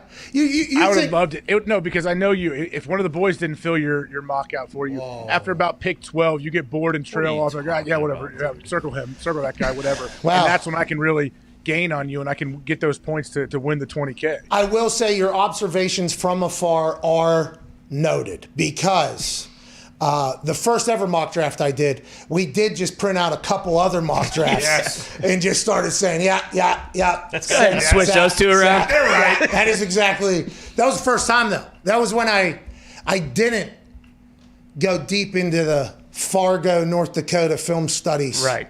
And call the cafes around town to see who's actually been there for extended amount of time, okay? Maybe back then I wasn't as prepared as I am now, AJ, and that's what you're getting wrong. And that's why $20,000, $10,000 to the viewers, $10,000 to a charity of my choice, My choice is leaving your bank account. That's very large, so you won't even notice, much like Bezos, but it will be coming out of your pocket, pal, because I've been studying over here. I can't wait. Top 10, I would guess we're not going to have similar after the top 2 picks. I would imagine we're going to differ. Oh, I want to see what direction you go. Are you putting Justin Fields at 3 or Mac Jones? Who? Mac Jones. Michael Parsons. I may put Zach Wilson at 1. I don't know. There's no guarantees. Well, don't do that. Listen, I'm trying to be a friend now. I know we're in competition here or whatever, but also I feel like we're friends. That would be a bad decision. Trevor Lawrence already has the playbook for Jacksonville. Yeah. I'm just telling you, you never know. All of this stuff going around, floating around that we're reading, we're reporting on, that's garbage. So guess what? Everything I say is garbage too. Okay. Welcome to the show. Yeah. Welcome to the show. Julio Jones, 100% on the trade block. The GM, Terry Fontenot.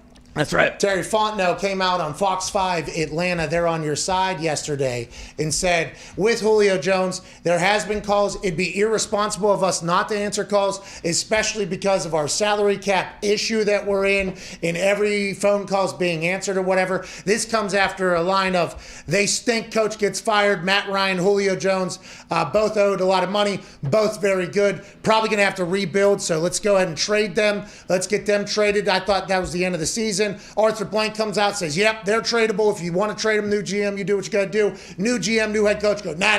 We're going to hang on to Matt Ryan and Julio Jones. You don't get rid of those types of guys. Then they looked at the salary cap, and now they're like, fuck, got to get rid of Julio Jones. And if somebody wants Matt Ryan, we'll potentially answer that call too, allegedly. I'm not 100% sure. But Julio Jones on trade block, why is he not an Indianapolis Colt or a Green Bay Packer yesterday, AJ Hawk?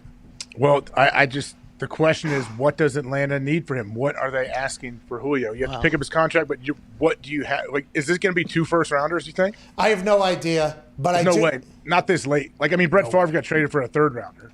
Well, so did Randy Moss. Yeah.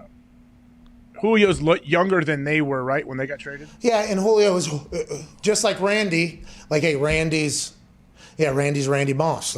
Whenever people go up and, they Moss them. Yeah. And players actually say, as it's happening. People are saying that's who. Julio Jones, always when people are like, aside from Julio. Anytime you can get somebody that's an aside from when it comes to ranking everybody else, that's okay, that's a guy. Get that guy. Yeah. I'd assume that is a guy. Well, and we heard the speculation in the report that it might only take, a second and a fourth or a second and a fifth. And granted, that could be complete horseshit. To be clear, maybe. COVID Cowboy was potentially on a bullshit pony while he wrote in with that particular source. Diggs is the one that let that one into the universe this morning. And did you find it or no? No, I did not find it. I could have swore I saw that last night, though. Hopkins went for a second and a fourth and a throwaway running back, I think. Yeah, and Hopkins, by the way, another guy immediately changes your team. Now, Julio, though. Julio makes you... What if Arizona? Yeah. Arizona's been making so many... Speaking of nuke... Bringing all the old school great wide receivers. Hey, that's what Tampa's doing? Yeah. Bringing in all the old school everything. Come on. You guys are still worth a lot to us down here. That's right. We love you down here. Come on in. Hopkins, AJ Green, Fitzgerald, and Julio. Just the greatest wide receivers of the 2010s. And bring it back. And then get JJ Watt on the other side. Yeah. Hey, let's go ahead and do this thing. This is Pop 2K, dude. That's awesome. Any team would love to have Julio Jones, though. I don't know when it comes out what it is, though, to what you were talking about there's going to be a lot of teams that are probably like, we couldn't have given that up. Like that, I think that's going to happen with this Julio thing.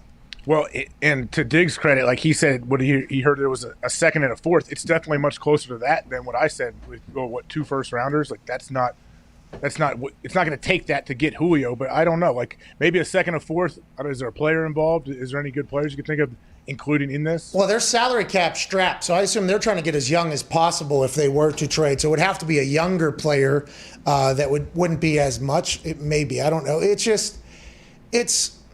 And you and I are on the same page, I think, for a lot of things. But for this, I think, if you're a GM of a team and they say it's going to take 2 second-round picks to get Julio Jones, you doing that?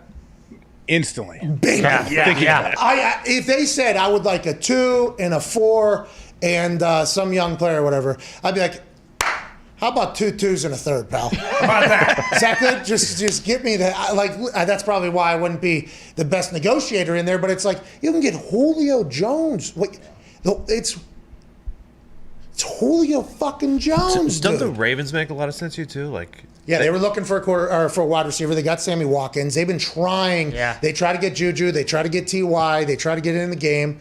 Yeah, I mean, the Ravens would have. And by the way, Julio has a pretty big catch radius. Yeah, you could say. He has a pretty large catch radius. So, for any people that think, oh, Lamar's not a great quarterback, it's like, I bet you Lamar immediately becomes a great fucking quarterback in everybody's eyes if Julio Jones is a wide receiver he gets to throw to. Just like Stephon Diggs helped out Josh Allen immensely, especially in a deep ball thing. It's like maybe there has to be some other parts of this whole thing that you have to keep in mind when you're judging everything. They have the cap space too. I was looking; they have $16 million in cap space. Oh no! Yikes! That AFC North is going to be hot in the kitchen, AJ. If that's the case, it'd be awesome. Hey, what about the Niners? Reunite him with Shanahan. Well, they said there was the internet came out and told us, which I assume San Francisco 49ers personnel also saw, that if they were to cut or trade Jimmy Garoppolo, they would be able to pay for all their draft people and Spotrac, shout out Spotrac sports contract, and also afford Julio Jones. So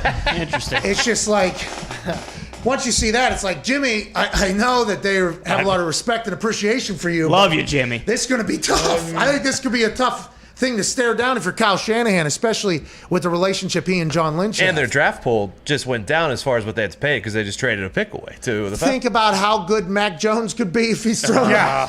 And Kittle is legitimately 30 Debo. teams who are out there And- like, hey, we would love Julio Jones on our team. Oh, man. Seems like people are just going to wait and wait and wait, and then the Chiefs are going to end up getting him somehow. Or Tampa. Yeah, or Tampa. Don't let it happen. No, or Bill the Belichick. Packers. The Packers could, Let Ty. that happen.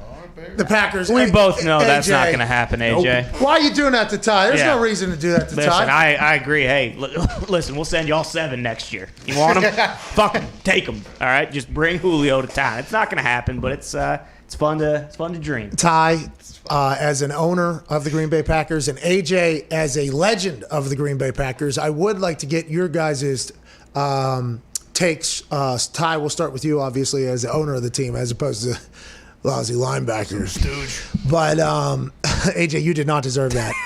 That was very rude of me, but I'm excited. I'll be okay. Okay, all right, good. Ty, Aaron Rodgers is your quarterback for the foreseeable future. Okay? What does that mean?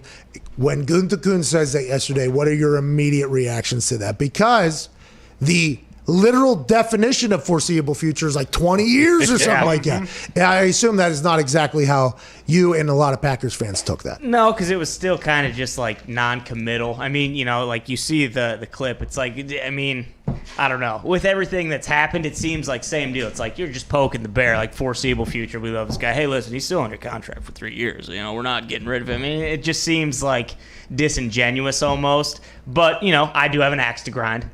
So I mean, that could play a part. But no, I didn't love it. You assume that he's not going anywhere, but it also didn't seem like.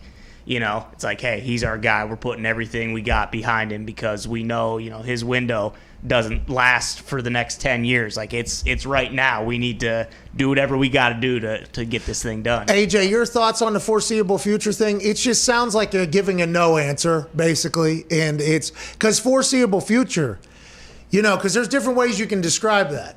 He's indefinitely is a word you could use, which is kind of a negative connotation. So I feel like there was real meetings on how we describe this thing going into this press conference. Your thoughts on this, AJ? Well, that's funny you said. That was the exact question I was going to ask. Like, how many people do you think were in the room, and how long did it take before they agreed on saying foreseeable? Like, there probably was multiple different options thrown out there. By the way, I'm pumped that was your immediate thought as well, because that had to be that is a planned answer there. They knew that was coming, AJ. Yeah, and by doing here we are. I guess it's going to be like a 1 year prove it over and over again. Let me try to get a sports Emmy real quick. What the Packers said there was basically, hey, we're punting this question to the next time. Clip it. Where's the trophy? Clip that. We're punting it, okay? We'll kick it on the other side of the break with Stipe Miocic. Oh, here we go. We'll have a little hang time. Oh. I felt pretty good. Thank you. You're good, man. You should be with Seacrest or something. You could do those. That's like big time stuff. These are all canned lines I've been asked to read about 400 to 500 times. Punting, people really ask you that, or say that you got to use the punting stuff? Don't punt on air conditioning this summer. Dude, are you kidding me? Oh, yeah. That one was a go-to. 4th and long was another one. Okay. Hey, it might be 4th and long in the basement or something. All right. I'm not doing it. I'm so sorry. I can't. All right, good luck. And then Overton would get in there and they would type up some long snapping one, and Overton would do it or whatever, and then Vinatieri would tell Overton, why'd you do that? And then Overton felt like, well, I can't do any of these anymore. It was just a real situation, with those old school executives that probably do the voting on the sports Emmys. Yeah, probably. But that's why you just won one. Yeah, because they didn't listen to the rest after the clip that we sent. No. Which was just that one part about hang time. Yeah. Jesus Christ, this guy's good. Clear some space. Kind of teed it up, Yeah. Oh, okay. I kicked it out of the ballpark. Home run, touchdown. Do you think that do your hand gestures? You think those give you, more favorability with the judges or the voters? Yeah, I think it really sells it. You know what I mean? Yeah, just don't put your hands up to Do the the punt screen, one AJ. again. Which one? I don't know. The one where I kicked it out of the ballpark. No, the first one. I don't remember. To be honest, the vitamins hit very hard there in the last 4 to 5 minutes. I'm gonna have to go to a 4-minute break. Probably try to find Earth. So is Stipe on the other side, right? Stipe Miocic, yeah, he's an Ohio guy. We'll probably talk a little bit about that. He's a big Browns fan. I assume he's pumped up about the draft being obviously in Cleveland and the Browns maybe getting even better after a playoff one. And also we'll talk to him about what he does for a living. Not just fight fires and save cats and stuff like that. No. But he tries to make souls leave bodies. That's right. So he does. We'll talk to him on the other side. Should be a great conversation every time he comes on. It's fantastic. This is the Pat McAfee Show, Tuesday, April 27th, 2021.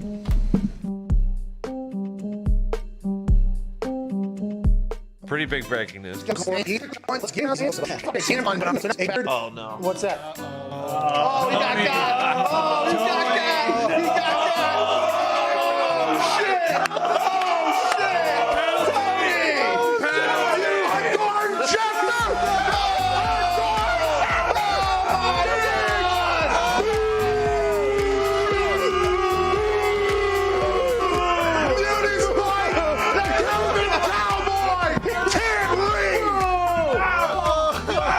We got to get to a goddamn break. Can't happen.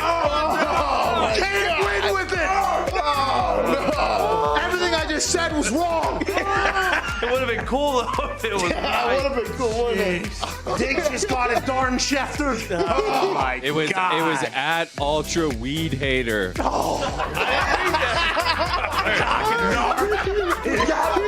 He got Cockener. What was it doing on my timeline? Bro, McCockner's just jujuing on me.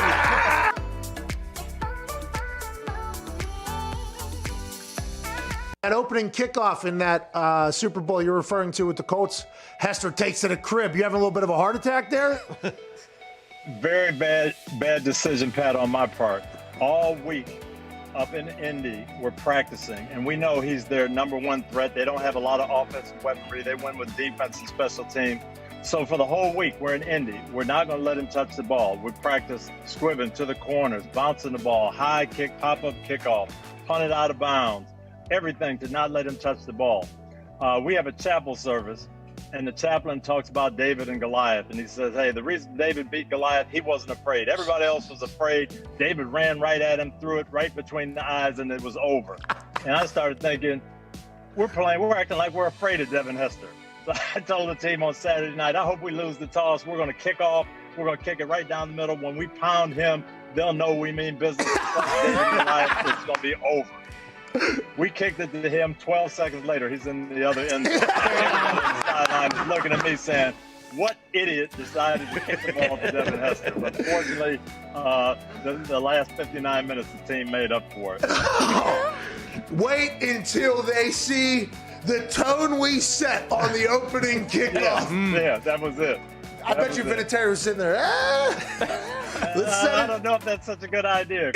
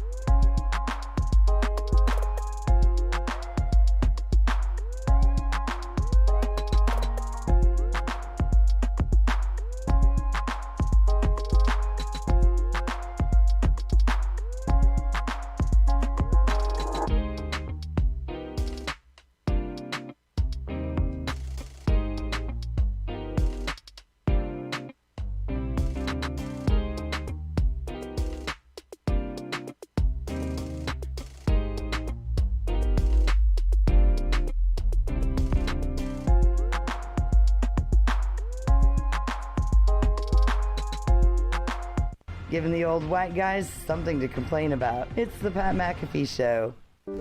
Welcome back to that show here, Tuesday, April 27th, 2021. We're being joined now by a man who has been deemed the greatest heavyweight fighter of all time. Woo! Heavyweight, he's a big son bitch. Huge. Greatest fighter of all time means he can beat up every human that has ever walked the earth if he had to. Mm-hmm. If in a bar, no problem.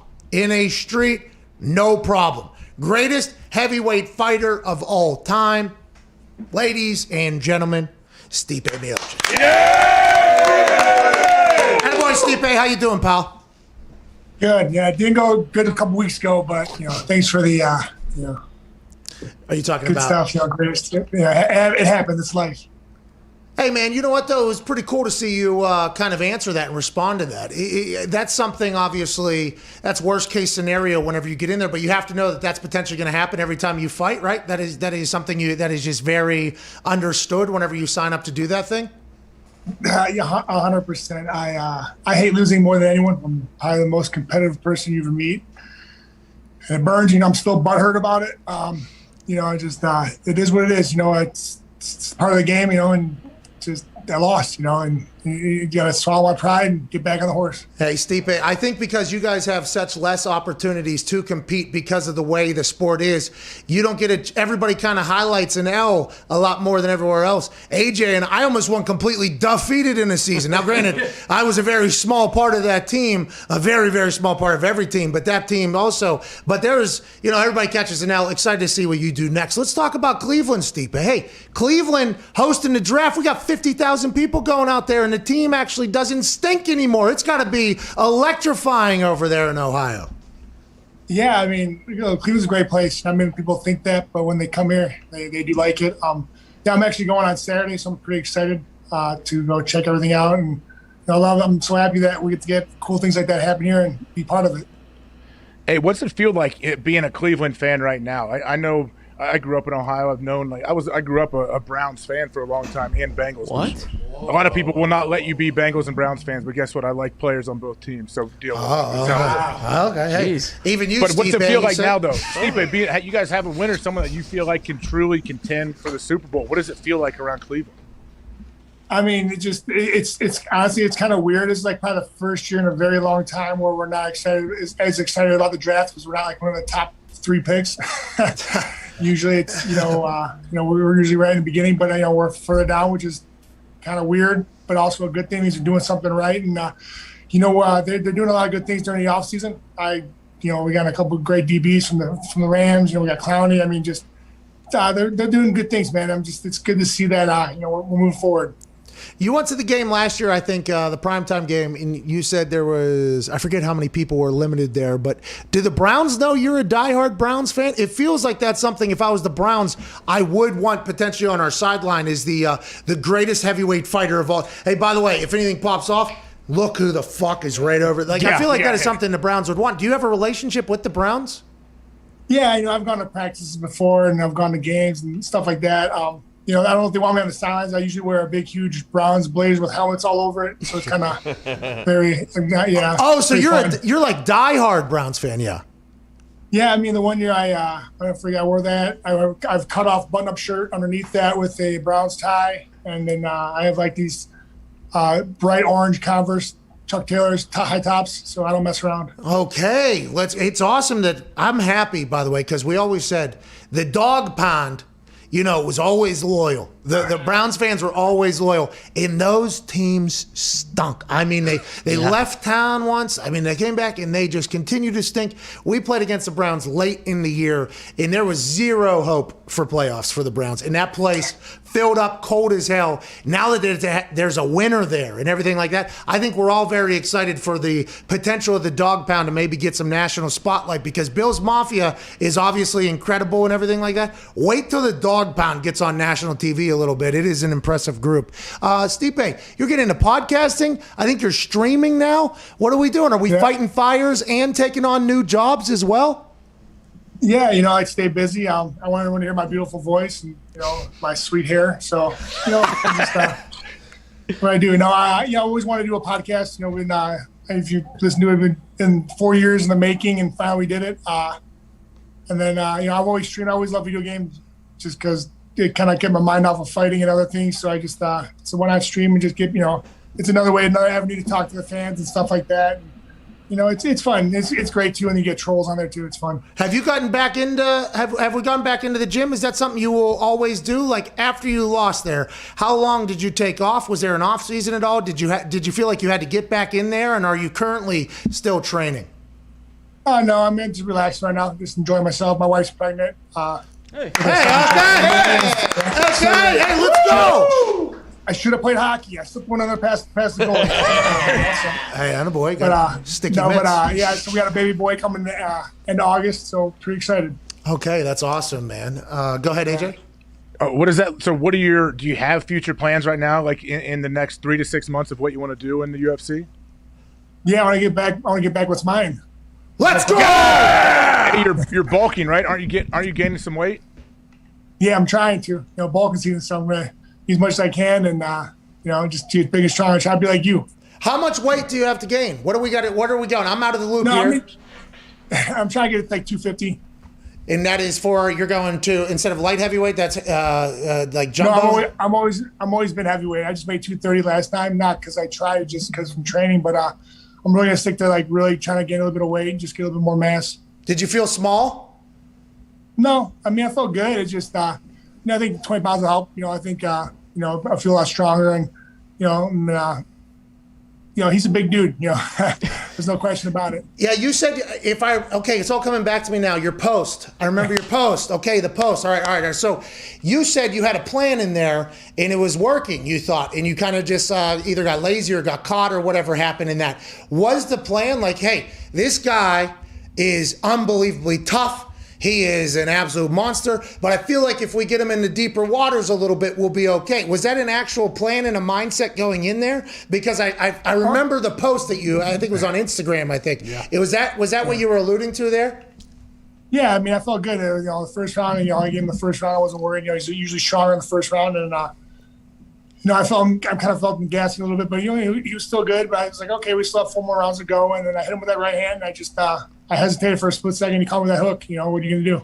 Okay, so is that why you got thinner though? Is that why you got thinner a little bit? Is that why you got smaller because the conditioning, the cardio was a little bit more because you wanted to potentially make it a long haul fight? No, because I know beach season's coming up, so I want to make it. Oh man. Okay, awesome. Hey, Stipe, what do you? I'm sure oh, sorry. I know people are bugging you, but I think with you, the Paul brothers, Jake and Logan are somewhat around the Cleveland area where they grew up, right? Like, what do you make of their stuff? And also, I know you have a boxing background. You want to once you're done with the UFC, beat up on some maybe some YouTube boxers? Yeah, listen, dude. If it's a good payday, I'm in. Listen, it's cool. It's different, a different, I guess, aspect that people want to see, but sometimes you're gonna bite off more than you can chew, and it's that's gonna be a bad day for you. Okay. But, listen, they're making their money, but it is what it is. Okay, let's talk about the money. Let's talk about the money because Jake Paul came out, obviously, and he went to the fight. Him and DC had their moment, and he had an entire arena chanting his name, which, fuck is in front of there, but his name was still being chanted. But then he sent out a message. Doing something right. Yeah, and then Ben Askren talked about how much money he made in that, and then Jake Paul put out the message about the money being made in there. And then obviously there's the John Jones potential drama that's happening behind the scenes. Do you just try to stay out of that? How does that whole, because business is the root of everything.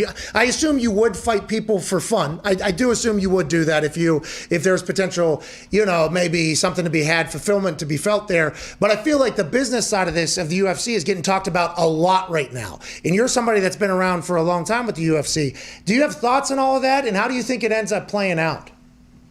I don't know. That's why I have a management team. Let them deal with that. I'm just the guy that goes in the gym and works out, and I don't even deal with that. Because that's the things I don't understand, like the contracts and things like that. There's so many different things, but of course, the more money the better. I think we get paid more, that'd be great. But listen, I can't complain though. I'm happy. I have a beautiful house. I have money for my family. I can take care of them. So I'm I'm not ungrateful. I'm very grateful. So I just, it's hard. You know, he's got to win. That's the game. Go ahead, AJ.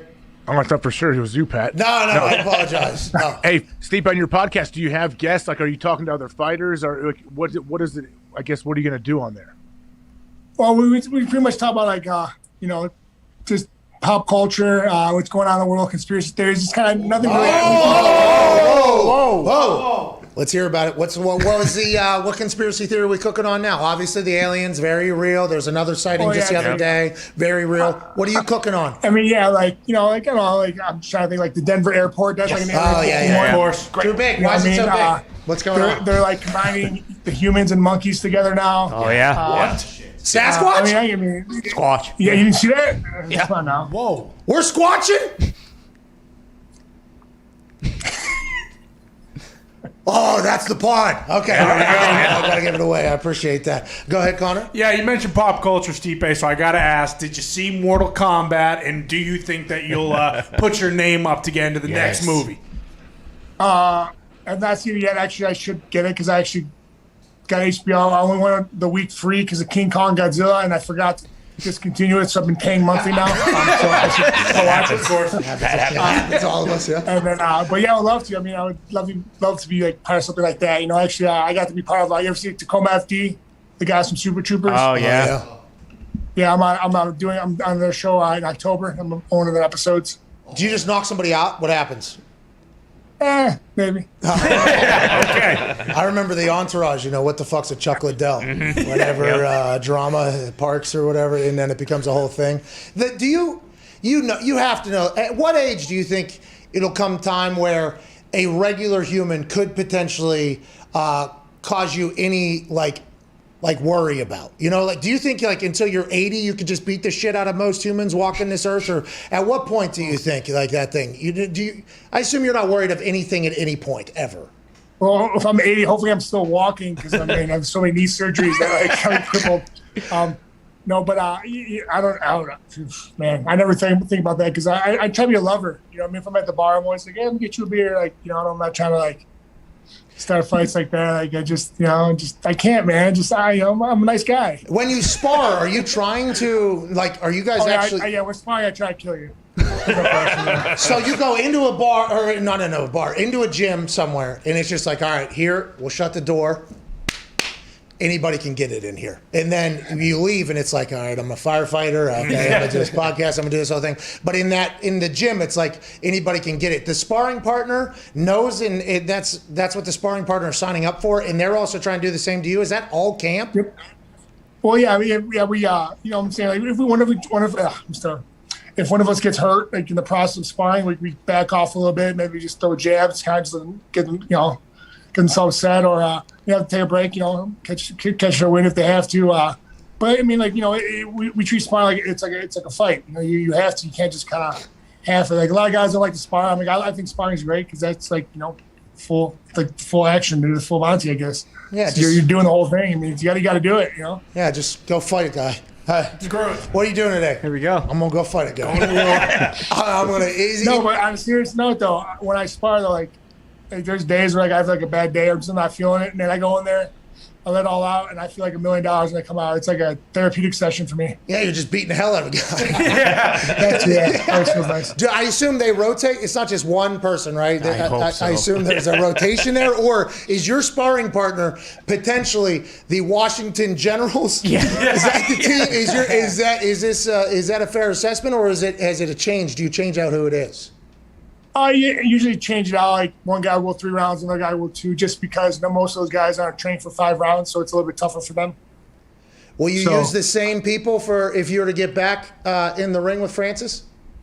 Yeah. Usually, or we bring someone else in like for like 2 weeks, but usually it's the same guys, just to keep the conditioning up, timing up, and then we'll bring a guy in that kind of like resembles him like with like fight style. So whenever you do you do a lot of kicking in your game? No. I mean, I do, but now I don't do it in a fight. I don't know why, but I do. I swear. Like in sparring sessions, you do a lot of kicking, but then in the big, you don't in the fight. You're like, yeah, I'm just gonna. Well, I try to. I mean, it's worked pretty good so far, but now. Do you watch what happens to Chad what was the name where he broke? Chris Weidman. Yeah, but yeah. When you terrible. see something like that, that obviously like, okay, maybe we don't kick as much there, or is that just charge it to the game? It's part of the game, man. Just, if I break my leg, I break my leg. How do you train that? Do you guys just kick like bamboo? How do you train your shin not to hurt? Soccer shin guards. You know why? Because it hurts like hell when you get kicked. Yeah. And you guys are just banging shins. How do you guys toughen them up? How does that work? Yeah, you harden them. You get them. The more kicking you do, the more you tap them, stuff like that, and stuff like just kind of deaden the nerves on the end of them, so you don't feel it as much. Me and my coach used to grab each other by the shoulders and just kind of tap shins back and forth until it was broke. God. Yeah, it's like stubbing your toe repeatedly.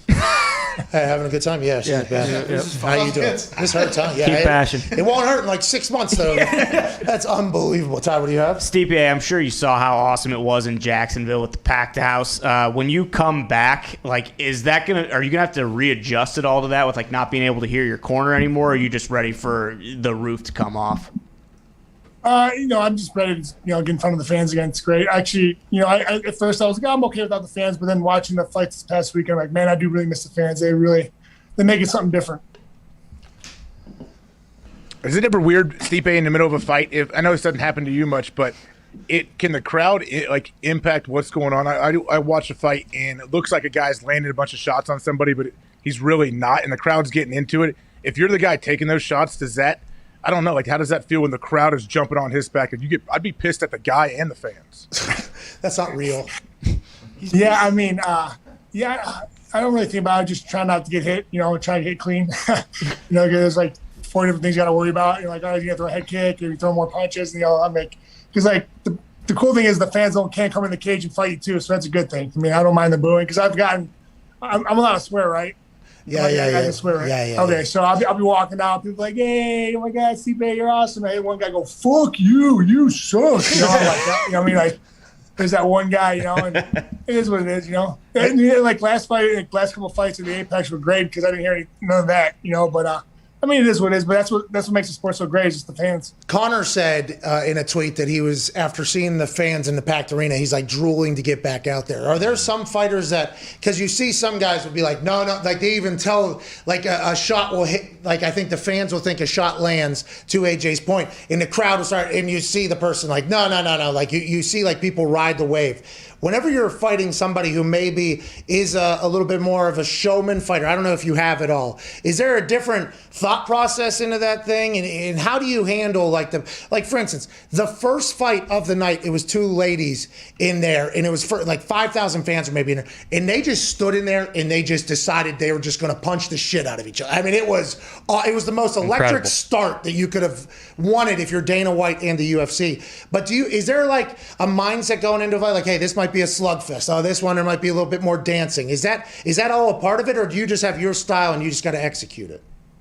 Well, I mean, you got to have your style. It's just like when you guys, for football, you guys have your, you have your set plays of what they're going to do, but sometimes that just changes. You don't know.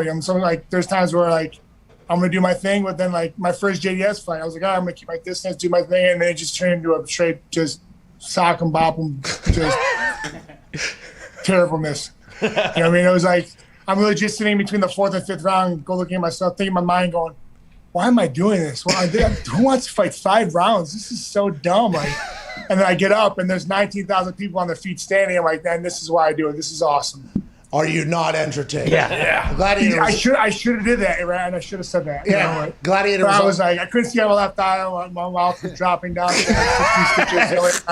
It was a rough night for me. Well, Stipe, if you in those moments could remember to be a little bit more entertaining, we would all appreciate it, Stipe. We appreciate. I'm selfish. I'm sorry. The podcast Jabs. I want to get one last plug in this, and it's you and a couple of your friends chatting, right? That's just kind of that's what it is. The basis of the whole thing? I mean, we had a couple fans, a couple guests on. We had Jimmy Piven and Ari was on there.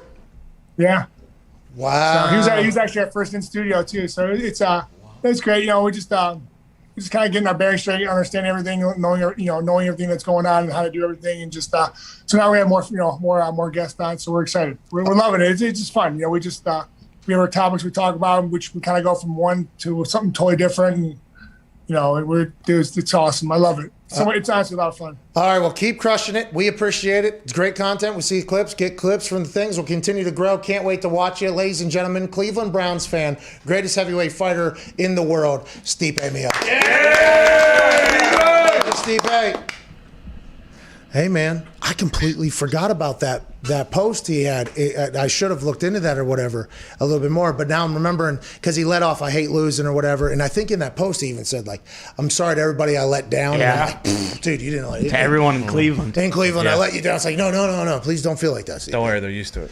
Thanks, Nick. I heard that. Yeah, Nick and Diggs put that thing out as fast as possible. I did not mean to answer this call, but it already happened. Rocky in Oregon.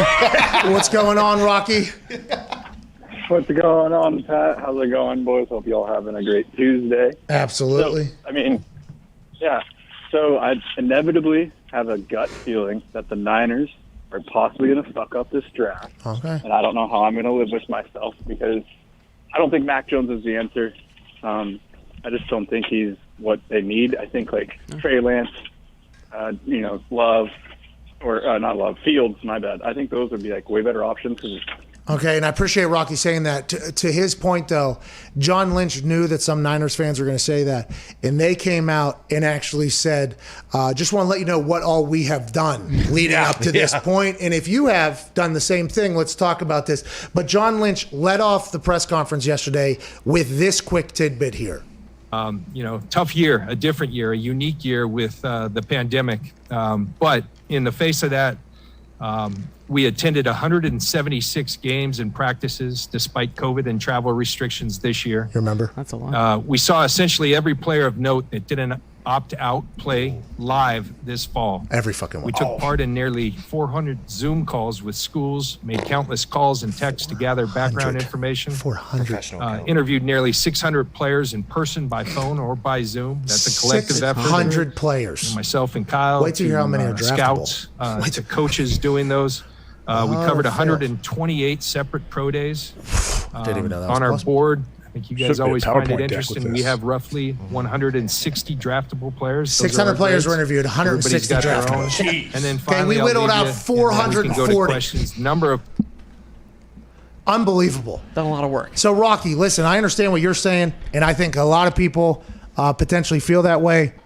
But for whatever reason, the Niners, who have an incredible team right now that got, hamstringed by COVID, injuries, and getting kicked out of their own stadium in the middle of the season last year. I mean, that is, people forget for a month they had to go play in Arizona because they got kicked out of Santa Clara. So, I mean, that team, they are, and they feel as if they're one quarterback away. Now, a lot of people would say, why, if they feel they're comfortable with any quarterback making any quarterback good, which is kind of what people are alluding to, like, hey, if you get with Shanahan, you're going to be a good quarterback, that system's going to be good. Why won't they just do that with Jimmy G? It's like, well, Jimmy G also, if they cut him, they saved $23 million as well, and this is a rookie quarterback. So it's like, it feels like they are very confident in what they're doing, but they even said, and they might have been bullshitting, but we don't know. They moved up there because they thought there was 3 really good quarterbacks, so whoever went to 3, they were good. Now they think there's 5. That might be bullshit. We don't know, but the Niners hold all the keys here at pick number 3, and they know it, and Shanahan understands the game as well.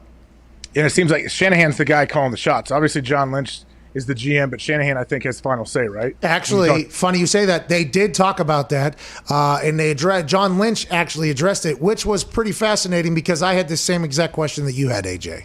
I think it's why this thing, for us has worked so well is that, when everyone has, in your contract, you do this. The draft is mine. But I told Kyle from the beginning that he and I are doing this together. And when it comes to quarterbacks, I'd be foolish, I believe. We have a head coach who's also our offensive play caller. I will always defer to him. And, what's cool about that is that Kyle, I think, respects my opinion enough. He always wants it. And ultimately, we arrive at decisions. We will. And come Thursday, we'll have a pick that hopefully makes everyone proud, but that will be judged in years to come. And we've done our best to make sure that it's a great decision. So that was John Lynch saying, also, let's not judge after 1 year, too. Let's go ahead and give this 3 years here. Let's see, or 2 years. Let's see what happens. But that was him explaining the entire thing. In our contracts, the draft is mine, he said. But I'd be a very dumb GM to not have a guy who's considered an offensive guru, who is your offense coordinator and your head coach, not have him make the decision. So I think it was the right answer there. You know, AJ? I think it's the perfect answer. I guess people thought maybe Shanahan's contract said he has final say. I don't know how you would work that out in a contract. But with how John Lynch has answered that, I think that's a very mature way to handle it and taking your ego away from it too. Like, yeah, of course you're going to listen to Shanahan. He's the guy that you would trust his judgment a little bit more than pretty much, a lot of people on this planet. Maybe everybody else on earth. Yeah. Maybe at this point, when it comes to the quarterback position, if this is the head coach that you have for your team and he's a noted quarterback guru, it's like, all right, if there's anybody on earth that I should probably, it feels like it's a guy who's fucking pretty invested as well. Yeah. That guy. Now, it's not always like that. GMs and head coaches don't always get along. I mean, that is something that has been noted in the past. I do like the fact that John Lynch said, I think he respects my opinion. While he was Which is pretty cool. Right, I think. Okay. Yeah, he nodded. He said it. His mic was off, right? Thank you. What if John Lynch did a full stop there? But that's a tough relationship there, especially with John Lynch, who has obviously an incredible playing history in Stanford and, everything like that. So a very, very smart player who has a lot of experience and has success. And then Shanahan, who's literally been in it since that is a lot of football knowledge that could potentially have theories on football that could be differently, that I assume there's a lot of conversations that have to take place. And I love the fact that it seems like, publicly at least, and I'd assume privately there are some disputes, but it feels like they have an ability of going, yeah, I think that is the right way, let's do it. That's not easy to do, especially at that level of that position. Oh, there's power struggles everywhere throughout the league and every professional sports league, I think, when you look at trying to draft and acquire talent and how it works. But also, Shanahan has his dad to lean on too. He has Mike. And I think they both, if anyone will know what will fit Shanahan's system that Kyle is currently calling the offensive plays for, it will be those two guys together. Yeah, imagine John Lynch going over to the Shanahan household. It's Mike, Kyle, whole family. They're just sitting down. Got potatoes and steak, I'd assume. Of course. What are we going to do? No chicken. Here we go. Mike, what do you think? And a projector probably pops out of the chandelier. Yep. That was just keeping the room lit. Now it's all of a sudden a projector. Screen probably comes down on the side. Everybody kind of just gets very quiet. The Exos remote comes out and goes, Mike Shanahan goes, I was thinking, now I could be wrong. Watch this. And then there's obviously the clanging of silverware in the back. And then Kyle will poke his head up. And, he also does a little bit of, what Elway used to do. And then back to his food. I mean, More milk. I just assume that is kind of more milk. I assume that is kind of what's going on over there. Not a bad group of minds to come together. And that's why Trent Dilfer, now obviously he is biased because he's friends with them, but he said the best quarterback out of this draft class will be whoever goes to San Francisco, because the team, the coach, the organization, everything around them is miles better than everywhere else that they're headed. Quite a shot of Urban Meyer, I'd say. Yeah, big time. Quite a shot of old Urban Meyer down there. Jets understand they're going to get in the shits, you know what I mean? Yeah. And they have been sitting there with their hands holding each other up, and they've been kicking their fans right in the shins for a long time. About 15, 20 years now. How about Stipe, dude? Imagine him. Oh, weapon. Imagine the comments that he's making too during that whole process. Oh, fuck. It hurts, doesn't it? Take it easy. Hurt you more than me, maybe. He's just going in there to fight people every day. Just they know it. Therapeutic for him. I want to know, he probably has a hard time finding big sparring partners that are big enough to fight him. Yeah, that are like, we'll do this for how many weeks? Yeah. 7 weeks? Okay. I saw he was training with Myles Garrett for a little bit. Oh, were they doing this thing? The shoulders. This is what defensive linemen do. Oh, yep. I think it's a shed move. I'm not 100% sure. But I couldn't do it because I was too small and it would just... Second hour's ending. Third hour's on the other side of this 6-minute break. Cannot wait to take some of your phone calls and chat about more happening in the world. This is the Pat McAfee Show.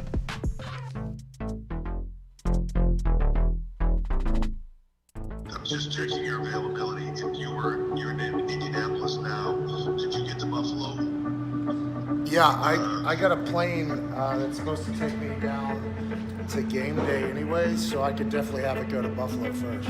How long is the flight from Indy to Buffalo? You can find us a plane for like 4 o'clock. I think that'll be perfect. The best we can do is depart around 5:30. Okay, do we have can you find any other planes that can get us out of here earlier than that? I was just asked if I could appear in Buffalo within the next 4 hours to basically do the show on Fox tonight. Okay, I'll call you back. You know what I'm asking for? Yeah. All right, so he's gonna call Jim Irsay and see if I can just use Jim's jet. He's calling me back shortly, but just start packing. Hey. You're the absolute best. Does this sound like a potential yes, you're saying? He's the fucking best. I would be so thankful. Hey, this is really cool. I don't know how many billionaires would do this for people that have worked for them in the past. This is awesome, and I can't thank you guys enough. Can I take a kendo stick to his back? We'll talk about it when you get here. All right, I appreciate you, man. Hey, let's break the fucking internet tonight. What a hilarious life. We are live on Fox in 6 hours and 35 minutes. 3 hours of sleep, no clue what the storylines are. Just fucking let the nuts swing, bro. Let's just go out there and have a good time. Plane company. I know. Here we go, boys. All right, talk Smackdown tonight. This is gonna be a night we're gonna look back on and remember, and then we're gonna hop on a plane and head to Memphis for College Game Day.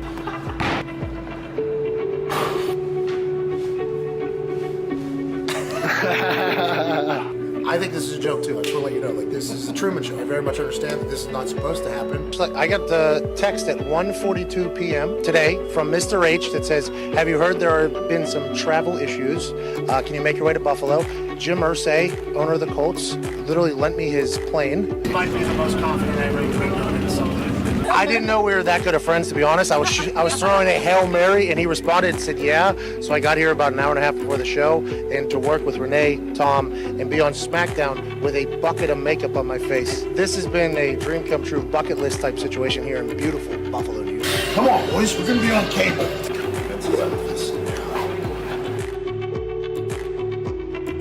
Here by Pat McAfee, replacing our guest commentator Aiden English. No sleeves in, George. Good to see you. It feels good here in Buffalo. I got a text from the game, a cerebral WWE official. He said, hey, you might have heard about the travel issues. Can you make it to Buffalo? I said, absolutely. What a magical evening it is, November 1st, 2019. I mean, let's be honest. The Marine was a heater. You know what I mean? I mean, he's a great actor. He was great on The Real World. He was great on all of that. Oh. Tegan, no!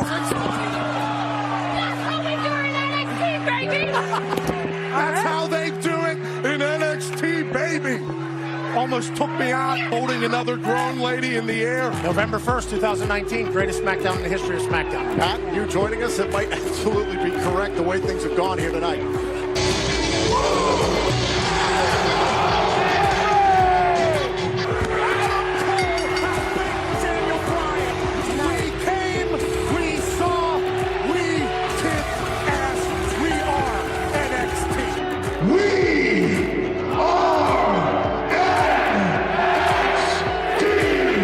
Greatest SmackDown in the history of SmackDowns. November 1st, 2019. It's documented. I had a good time out there, man.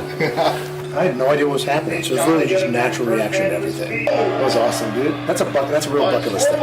Game day bucket list, this is like complete bucket list. 2 in 1 week. Oh yeah. Put a horseshoe shoved up my ass and a horseshoe owner lending us a plane. Are you kidding me, dude?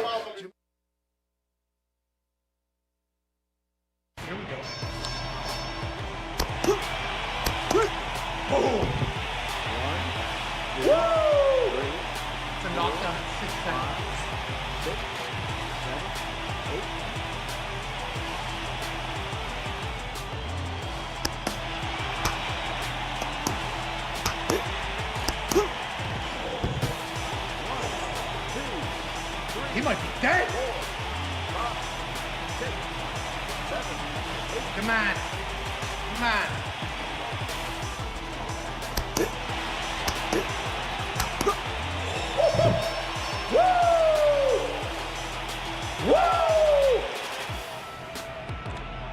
Say it loud, ref. Ladies and gentlemen, with the match ending in the first round, your winner by technical knockout.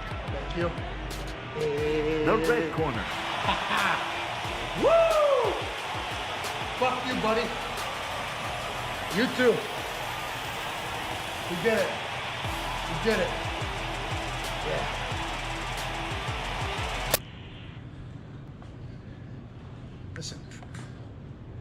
Am I the greatest Oculus boxer of all time? Possibly. But getting punched in the actual face is much different than the fake shit. So I'll continue to go in here, battle against these jabrones, and keep it moving. I am tired though, even though it was quick.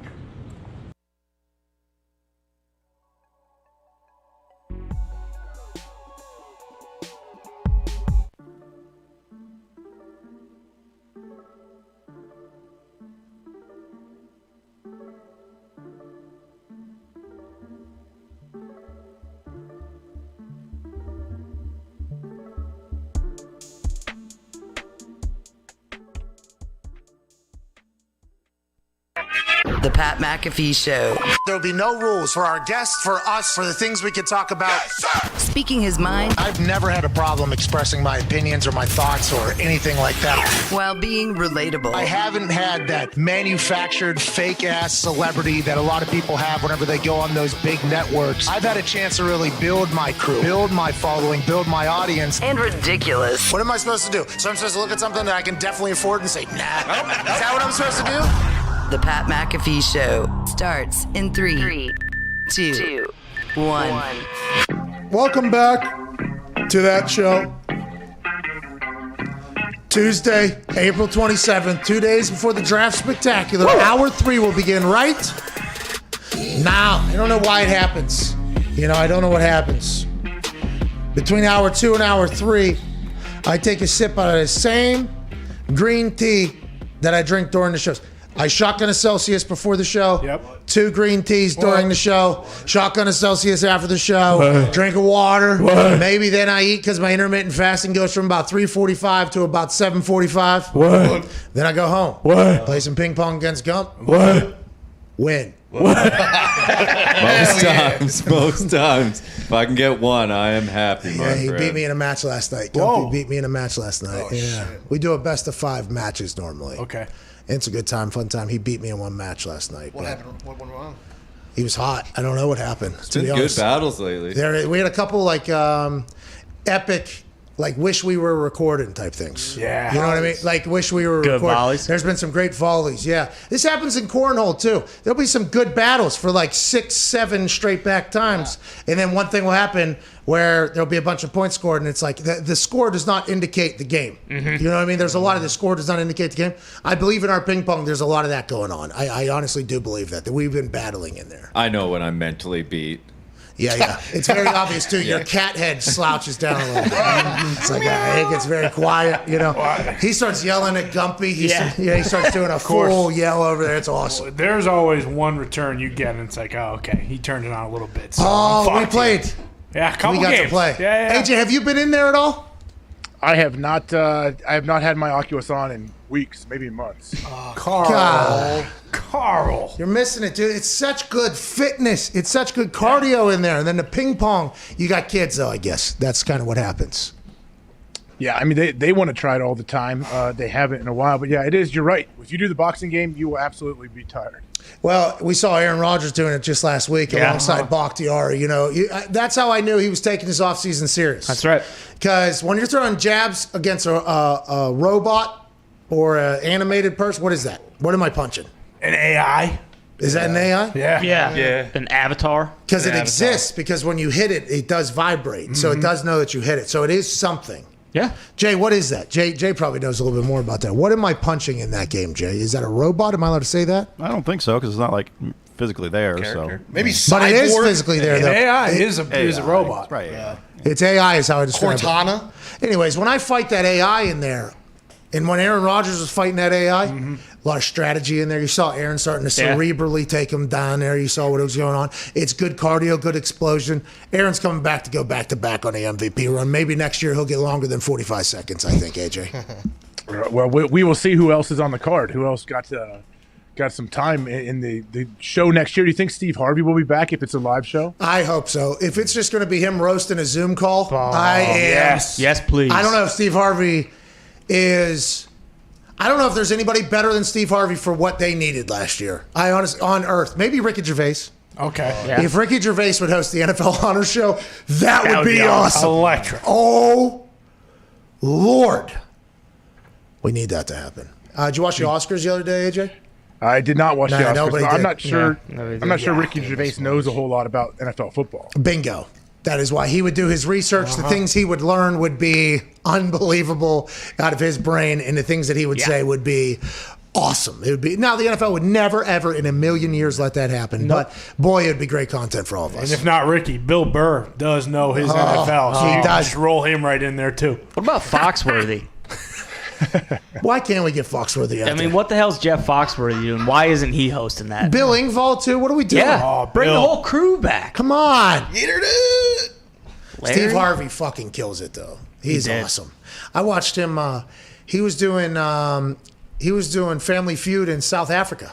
Really? Yeah, and he was walking the halls of like the arena or the building where they were shooting it at to get to the set to do it. And he had somebody carrying a JBL music speaker as loud as possible. That's awesome. And he was in his suit dancing while walking, and it was not a short walk. We're talking 2.5, 3 minute walk. A few songs. And the person with the speakerphone was dancing.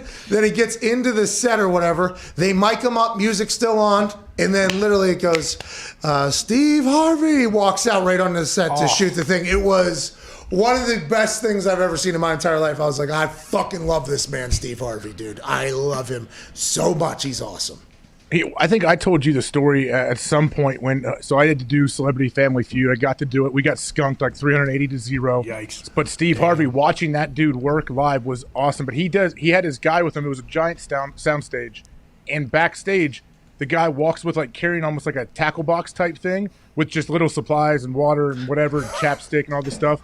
And Steve's walking through backstage smoking a cigar, like a really nice, burnt, like perfect wrapper. Everything looks perfect. He's smoking it. And he takes a big puff before he goes on the stage and he hands it to the dude. And the dude holds it and does whatever while he's filming. And then give him a little chapstick. He chapstick up. Bam, he went on stage. Oh, he's a machine, dude. Yeah, he's got a bad guy. He hosts what's that? He's got a bad guy. Yeah, I love that he's got a bad guy. I saw Ursa had a bad guy. That guy was awesome. I don't know if there was chapstick in there or not, but I did see a lot of Mr. Benjamin coming out. How you doing? How you doing?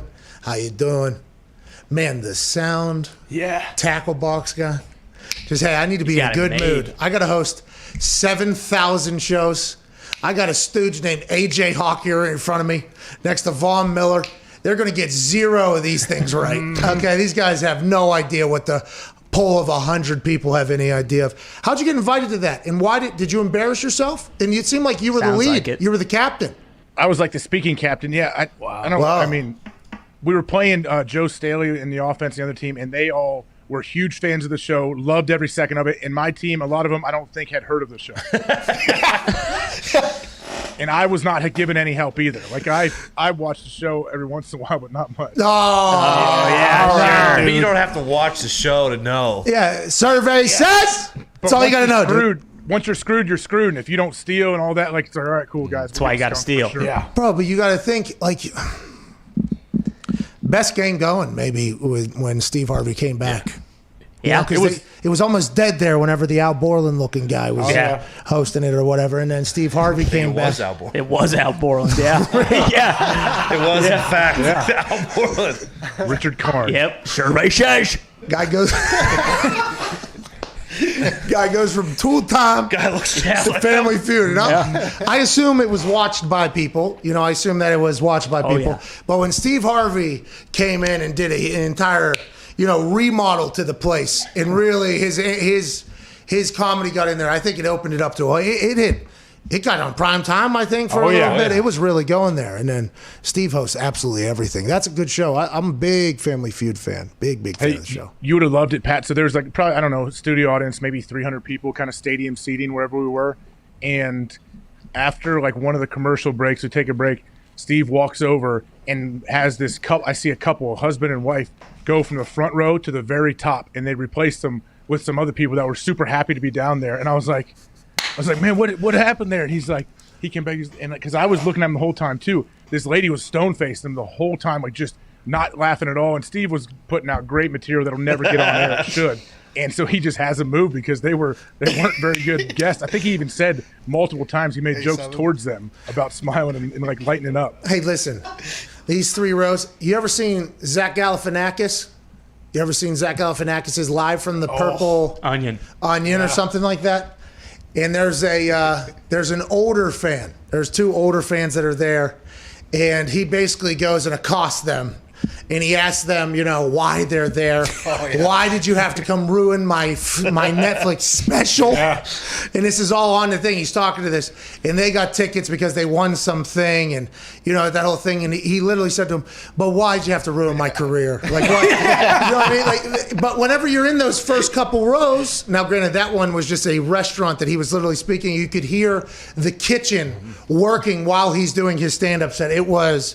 It's fantastic if you haven't seen it. But Steve Harvey's like, just why'd you have to sit in one of the only rows that makes it on TV? Like, we get it, you're not happy, but we would like to at least promote a little bit that we have a enjoyable operation here. And that lady's like, well, I just want to keep it real. Or maybe she just didn't. I wonder what her answer was. Was there any indifference at all from them? I mean, they seemed upset when they got moved, yeah, but they voluntarily came to the show. And Steve made multiple jokes like to the whole crowd before, like, hey, man, if you don't want to be here, get the hell out of here. Like, what are you doing? This is a comedy show, guys. Lighten up. Like, and he was very, very funny. And the whole time, like, man, this sucks because like 5% of it's going to make the air. He's been starting to use some of that stuff for his social media.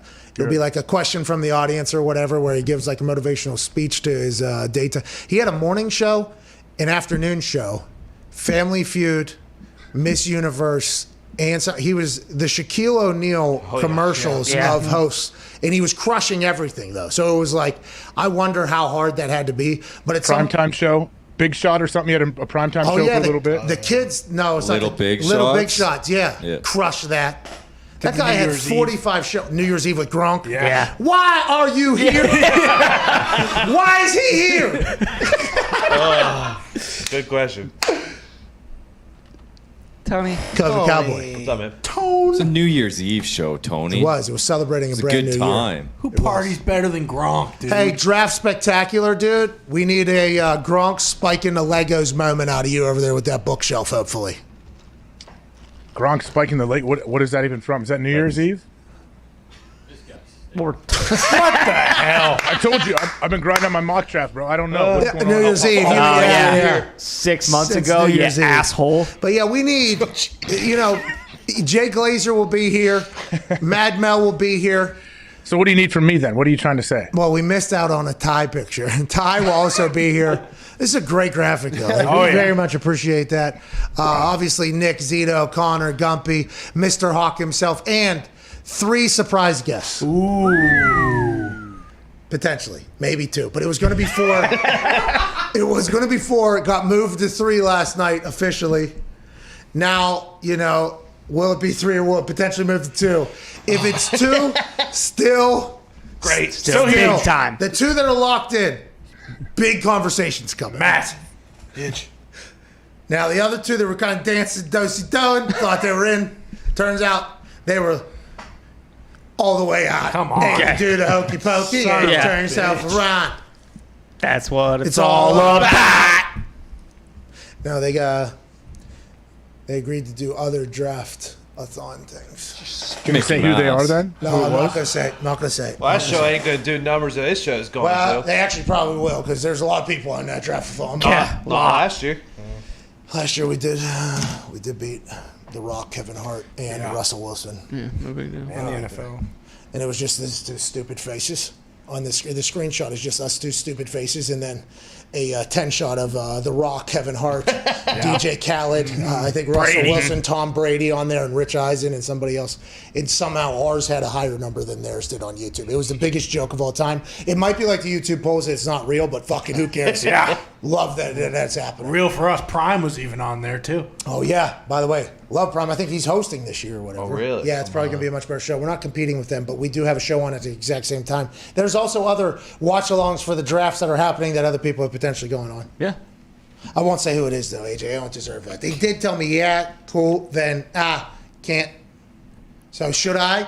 I mean, it's fucked up. I normally would, but guess what? I'm growing. Hey, there we go. I'm growing. This is me becoming mature. You know what I mean? Now, I did cancel an interview today, but I am Good reasoning. I'm getting mature. I'm getting mature in this game. You know what I mean, AJ? What'd you cancel? Like you were supposed to go give an interview somewhere? No, I was supposed to do an interview or something that was just going to be turned into a, sideshow. Yeah, fucking dog and pony show. So I said I can't do it. Sorry, can't. What does that mean? What do you mean?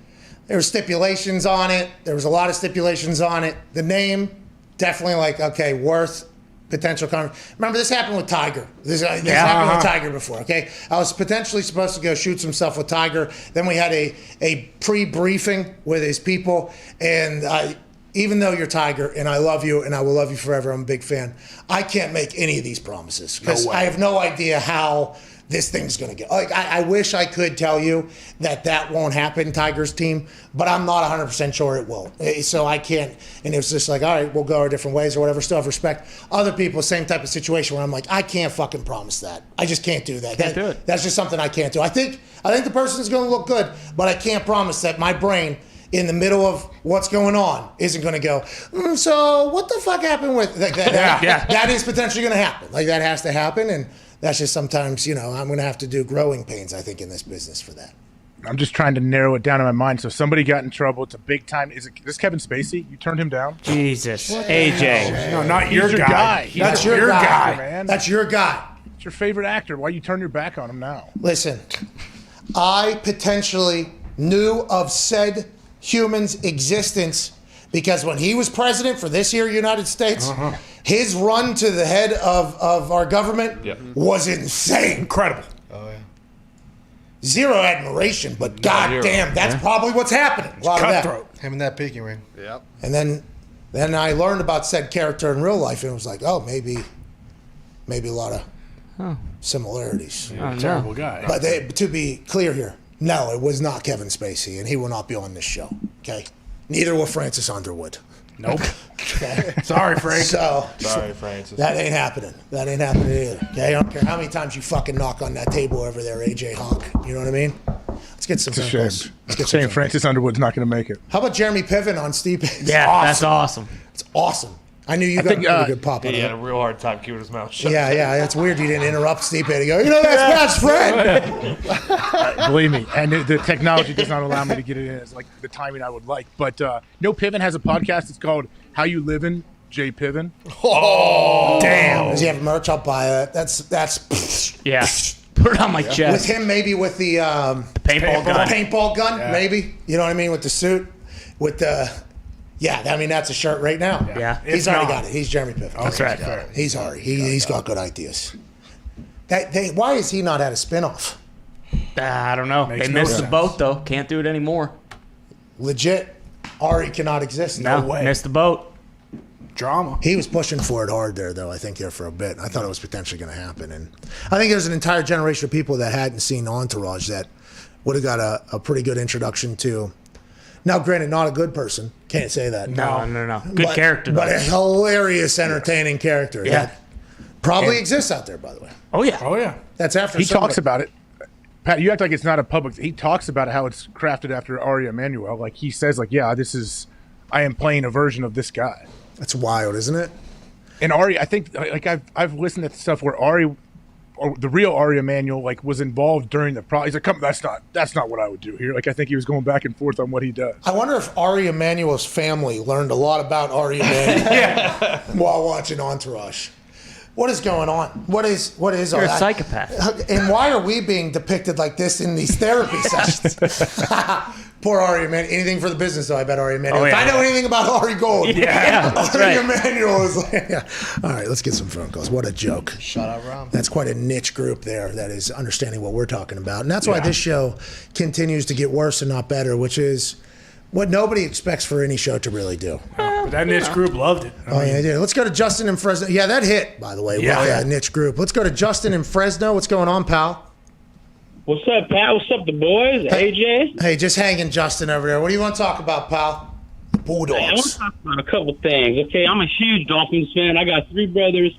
We're all Dolphins fans from my dad. Here we go. 72. Best season of ever. So.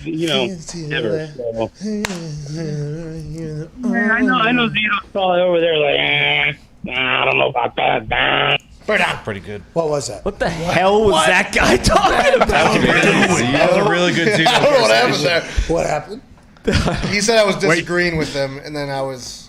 You said you're just sitting over there going, That was awesome. I did say that. Hey, shout out to Justin, by the way, man. Good call. Well, the best is you're sitting there like you don't listen to a thing the dude says. You start doing the Jimmy Buffett fins to the left, fins to the right. Well, fins up was it. Yeah. How tough would it be to call into the show when they're on the phone, they can't see you. They're like, okay, is he listening or is he doing some? Does he have the baseball bat? Is he taking cuts right now? I'm They can't ever trust that listening. you're listening. I'm always listening. But listen, you can't say fins up and not just make me immediately go, oh, Jimmy Buffett is going to do this thing, dude. Because that is your guys' chant, huh? Absolutely. And wasn't Jimmy Buffett like the owner of your stadium for a long time? Yeah. Yep. Land Shark, the beer, was the stadium for a long time. That's right. And I think he is a minority owner of the Dolphins, I believe. I'm not 100% sure. Should be, But I if think it's so.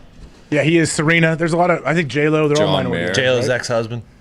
Oh, yeah, the guy that does the things with Will Smith Mark on the Anthony. yachts. Yeah, there it is. There it is. That's how I remembered that guy. What's going on, Diggs? Huge breaking news. No! About our commissioner. Hold on.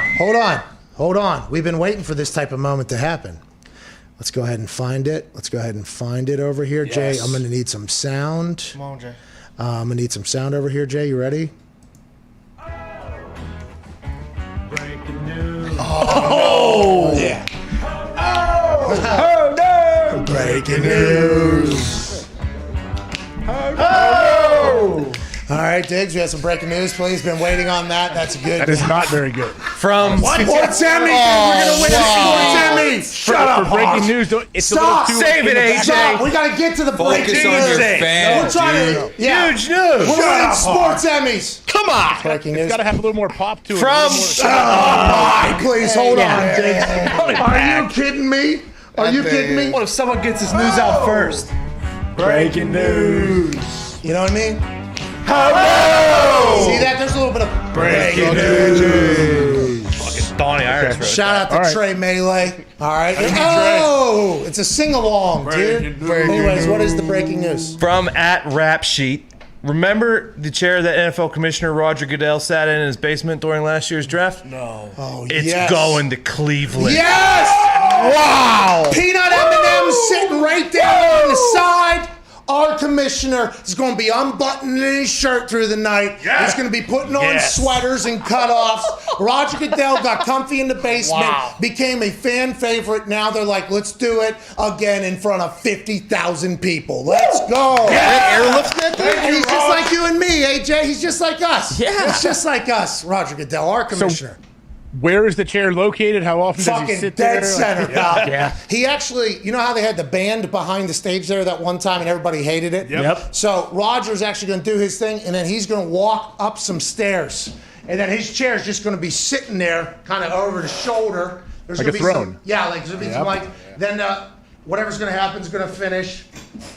Down we go to do our job again. Socially distant, good lighting. Yep. Maybe when he walks down the steps, maybe they light up like the Annie, Are You Okay video, the sidewalk. Oh, yeah. Whenever you just walk and it like lights up, maybe that happens. Maybe this whole thing becomes just a part of Rod. Maybe it's like Roger's tag team partner throughout the entire thing. I'm pumped for it. More Raj is better for me, I think, whenever it talks about this draft night. Or do you think there are any prop bets out there on which draft picks may incorporate the this lazy boy chair into their celebration with Raj and when they dap him up? Oh my God! I remember seeing a video where somebody got a DUI on a power lazy boy. Yeah. You remember that? If I'm one of the top 3 draft picks, which nobody really knows what it is, I'm potentially getting one of those made by Thursday night, and I'm potentially rolling out and doing a little bumper car with Raj on his chair, me on my chair. How you doing? Keep it moving. That is good leather on How many that. M&Ms are in that couch? So many have fallen. The remotes for NFL football has been lost 30 years ago. He has not turned off the NFL network in decades at this point, so who needs a remote down there? I'm so pumped for Roger Goodell, our commissioner, AJ. Hey, This is like how, Pat, you know, we talk about like the training staff, the equipment managers, when they have to pack everything up for away games. I feel terrible for the people that have to pack up Rodgers. It's not even a lazy boy, big old thing on the ottoman, and ship that thing to Cleveland. All right, so there is a spiral staircase there, so I think we're going to have to get the slides on it, please. Can we slide this down? Hey, don't leave any creases in the rug, please. I get paid $40 million a year for a fucking reason. Can we have a little bit of respect? I just assumed they'd send in Dave Baker. He'd put it in his pocket and then just walk from Rodgers' house to Cleveland. He'll be there in 15 minutes. Pretty easy scenario. For those that don't know who that is, that is the head of the NFL's Hall of Fame. Mm-hmm. And he is maybe the sturdiest human I've ever seen in my entire life. 3 stories tall and weighs like 10 tons. He's a mountain. And he's the softest speaking human of all time. When people get named to the Hall of Fame, he shows up at their house or at their door. And you would think something that incredibly, big would scare the shit out of people. But instead, it's immediate cry. Yeah, love you. Just want to give him a hug. Love you. He's this big friendly bear out there. David Baker. Let's go to Robert in Fort Lauderdale, Florida down there. What's going on, Robert? Hey, Pat, AJ, boys. Hey, how you doing, man? I'm doing good. I've wanted to call for a while to talk about Supercross, but since it's draft week, I have a question about the Falcons. Okay. Gumpy wants me to hang up. Should they trade away the 4th pick at all? We have 5 quarterbacks who are potentially draft ready or NFL ready. And hopefully we won't suck like this again. So should we trade away that pick if we know, regardless of how you feel on Matt Ryan, he's going to be gone in a few years? Should we trade away that pick or draft a quarterback, or very least trade back a couple picks and get Pitts if you're going to trade Julio? Okay, so you're saying that you believe – now this is what the Green Bay Packers had to basically come to. Now, 2 very different situations. Matt Ryan is – and the Falcons are stuck together. No, because the contract. They are stuck together, those 2. With $100 million over the next 3 years or whatever. I doubt there's a lot of teams wanting to trade for that. I might be wrong. I'm not 100% sure. But they have to have Matt Ryan for the next couple of years. Matt Ryan, by the way, end of the year last year, played great football. With Arthur Smith, could play great football again. I mean, who knows with that whole thing. Julio Jones on his way out. So you would have to say that you don't think there's a quarterback at 4 that you will ever be able to get in the next 3 years, basically, if you want to completely rebuild your team right now. But Matt Ryan's quarterback down there for the foreseeable future. That's why I think everybody assumes Julio Jones is the next to go, because the big contract and the salary cap that has to be changed. Don't know. I think a lot of the mock draft people out there have Kyle Pitts going at 4 to Atlanta, but they could technically trade back a few spots and still get him, right? Oh, yeah. Yeah, I think so, because everybody – I don't know. It all could be bullshit. We have to go back to that. It all could be bullshit. Everybody feels as if those top 5 are going to be quarterbacks. There's going to be trades to get up there. Patriots are allegedly trying to get up there. Are they trying to get up there to get a quarterback, or are they trying to get Pitts? Now, that would be the question that the Atlanta Falcons would have to figure out if they were the ones to trade out of there with New England. Well, and that's why you trade up, right? Because no matter what, you can get Pitts. Pitts feels like the lock for everybody as going to be an unbelievable player. So if the Niners take a quarterback that you want, then yeah, Pitts can be your fallback guy. Is it 200 degrees in this studio right now? It might be. Possibly more. It might be. I think it's supposed to be 85 over here today. AC broken? I did not plan for that. Yeah, you got the sweats on and everything like that. AJ's got a hoodie on over there in that attic. He's got that big ass fan on though. He's good. Oh yeah, the big bathroom. It's 1,000 degrees in here. It's very hot. It's 28 Celsius. Hey, no matter how hot it was to get in here, Celsius or Fahrenheit, ain't nothing as hot as the Hammer Down Boys. Hey, HDB, 4 p.m. live, Eastern Standard Time, youtube.com/Hammer Down. You guys are riding an incredible wave of success right now. I was 4-0 yesterday. I don't know if that's good or not. You tell me. Tell me where you did. 3-0 footy, 3-0 baseball. 6-0, you said. 6-0 total. Is what you said there. Yeah, that's what you said right there. Man. Are you kidding me? Handing out money at 4 p.m. Eastern Standard Time. Got calls today. Oh, yeah, and a live phone. It'll be 1-833-4 McAfee, but those numbers will be spelled out on the screen. Yeah. It's Tone's phones. Hey, proud of what you guys are doing on Tone's phones. Yeah, there it is, boy. On the money line. Forgot about that. Tone's phones was a good run. You would not be answering them. I think Connor actually will be answering those, as will I every once in a while, whoever's in the studio. Great work over there, handing out money. Very proud of the Hammer Down Show. You guys are crushing it. Let's get to a break and answer some more calls on the other side. This is the Pat McAfee Show, Tuesday, April 27th.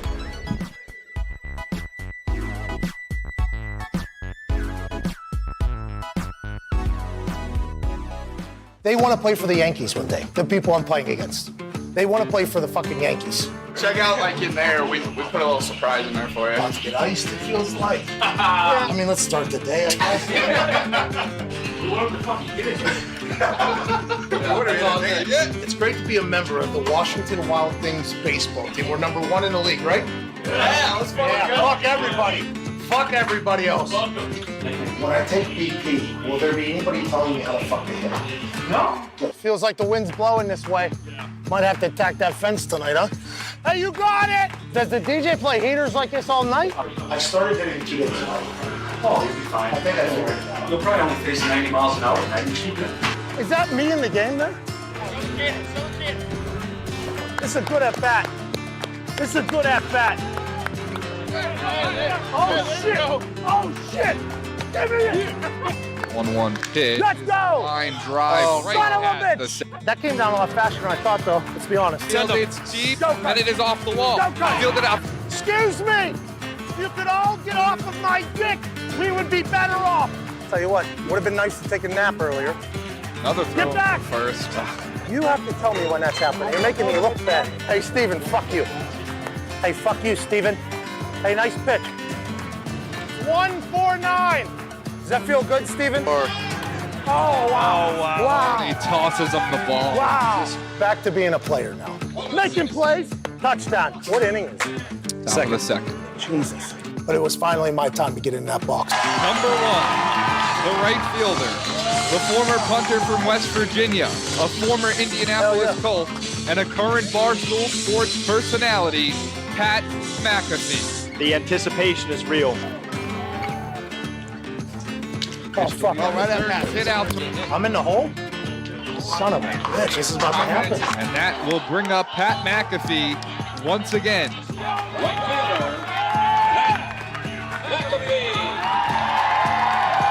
First pitch from Reynaldo Lopez, swing and a miss by McAfee. Hey! What was that? And the catcher goes, I had to give you one. Lift off speed. What was that? Then I look at the pitcher, and he's smiling. He's like laughing, like he's toying with me like I'm a child. It all comes down to this. My last at-bat. Hey, I'm gonna get on. You bring me home. This is your life on the line, fucker. Let me tell you something. You're going to take an L, okay? You're going to take one. So I think that the close your eyes and swing method is perfect for you. Oh, this is hardball. Oh, yeah. Oh, my God. Oh, my God. Jesus. You have no prayer. Now batting, number 1, right fielder, McAfee.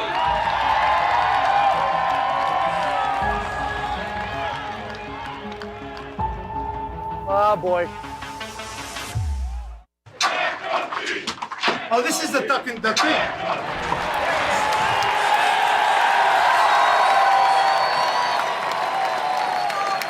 Let's go!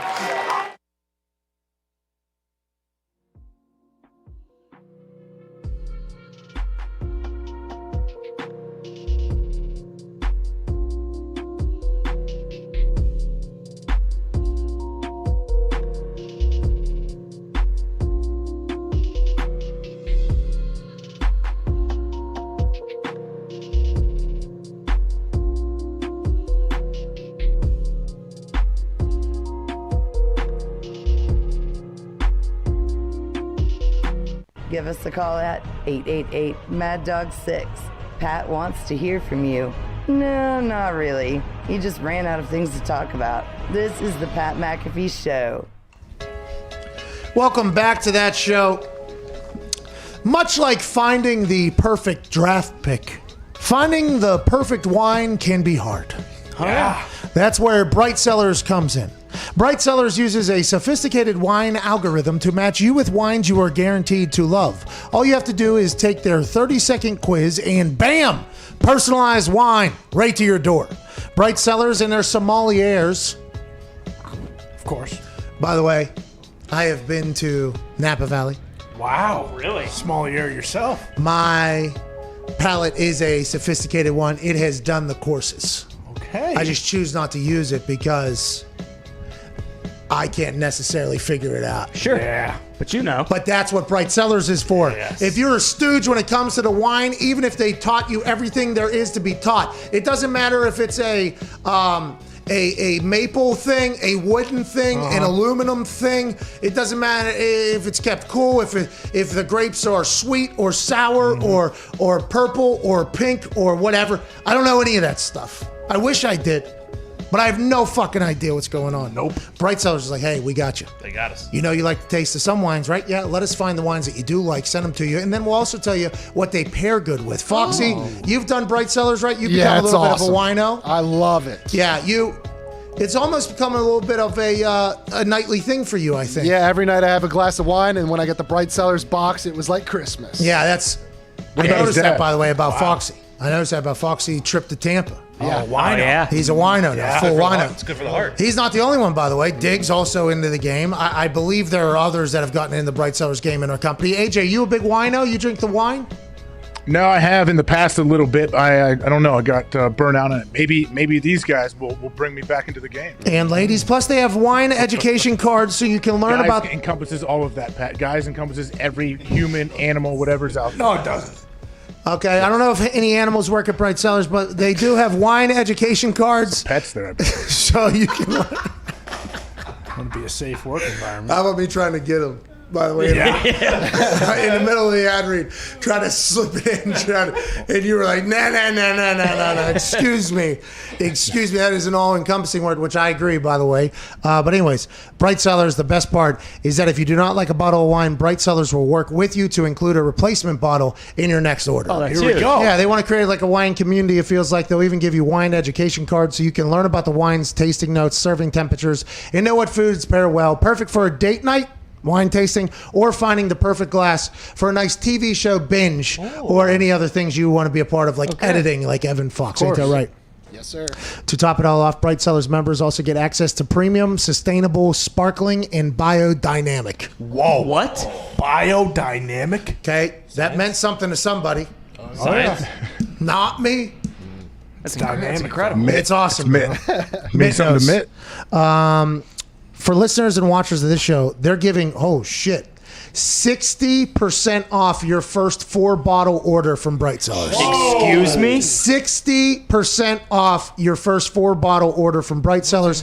Head to Bright Cellars. That is more than half, Z. BrightCellars.com/Pat60. That's BrightCellars.com/PAT60 to receive 60% off your first 4-bottle order. Bright Cellars helping you discover wine you'll love. So, listen, they're giving 60% off. They're losing money here. We got to take advantage of this. Yeah. This is a stooge company. They have a very good product. They're giving it away. We must take advantage of it. Let's expect them not to last long once we take advantage of this first 4-bottle offer for 60% off. But shout out to them for doing that. Ain't that right, AJ? Yeah, shout out to them. That's a good long read. They should be happy with that. It's very long. Yeah. Seems like they've been getting longer and longer. We outplayed a song. I mean, that's pretty good. Jerry Jones is speaking about his infatuation with Kyle Pitts. He has come out and said basically that is a distortion of his thinking, and we're not going to spend an inordinate value to trade up for Pitts. That's via Michael Gelkin at Gelkin NFL.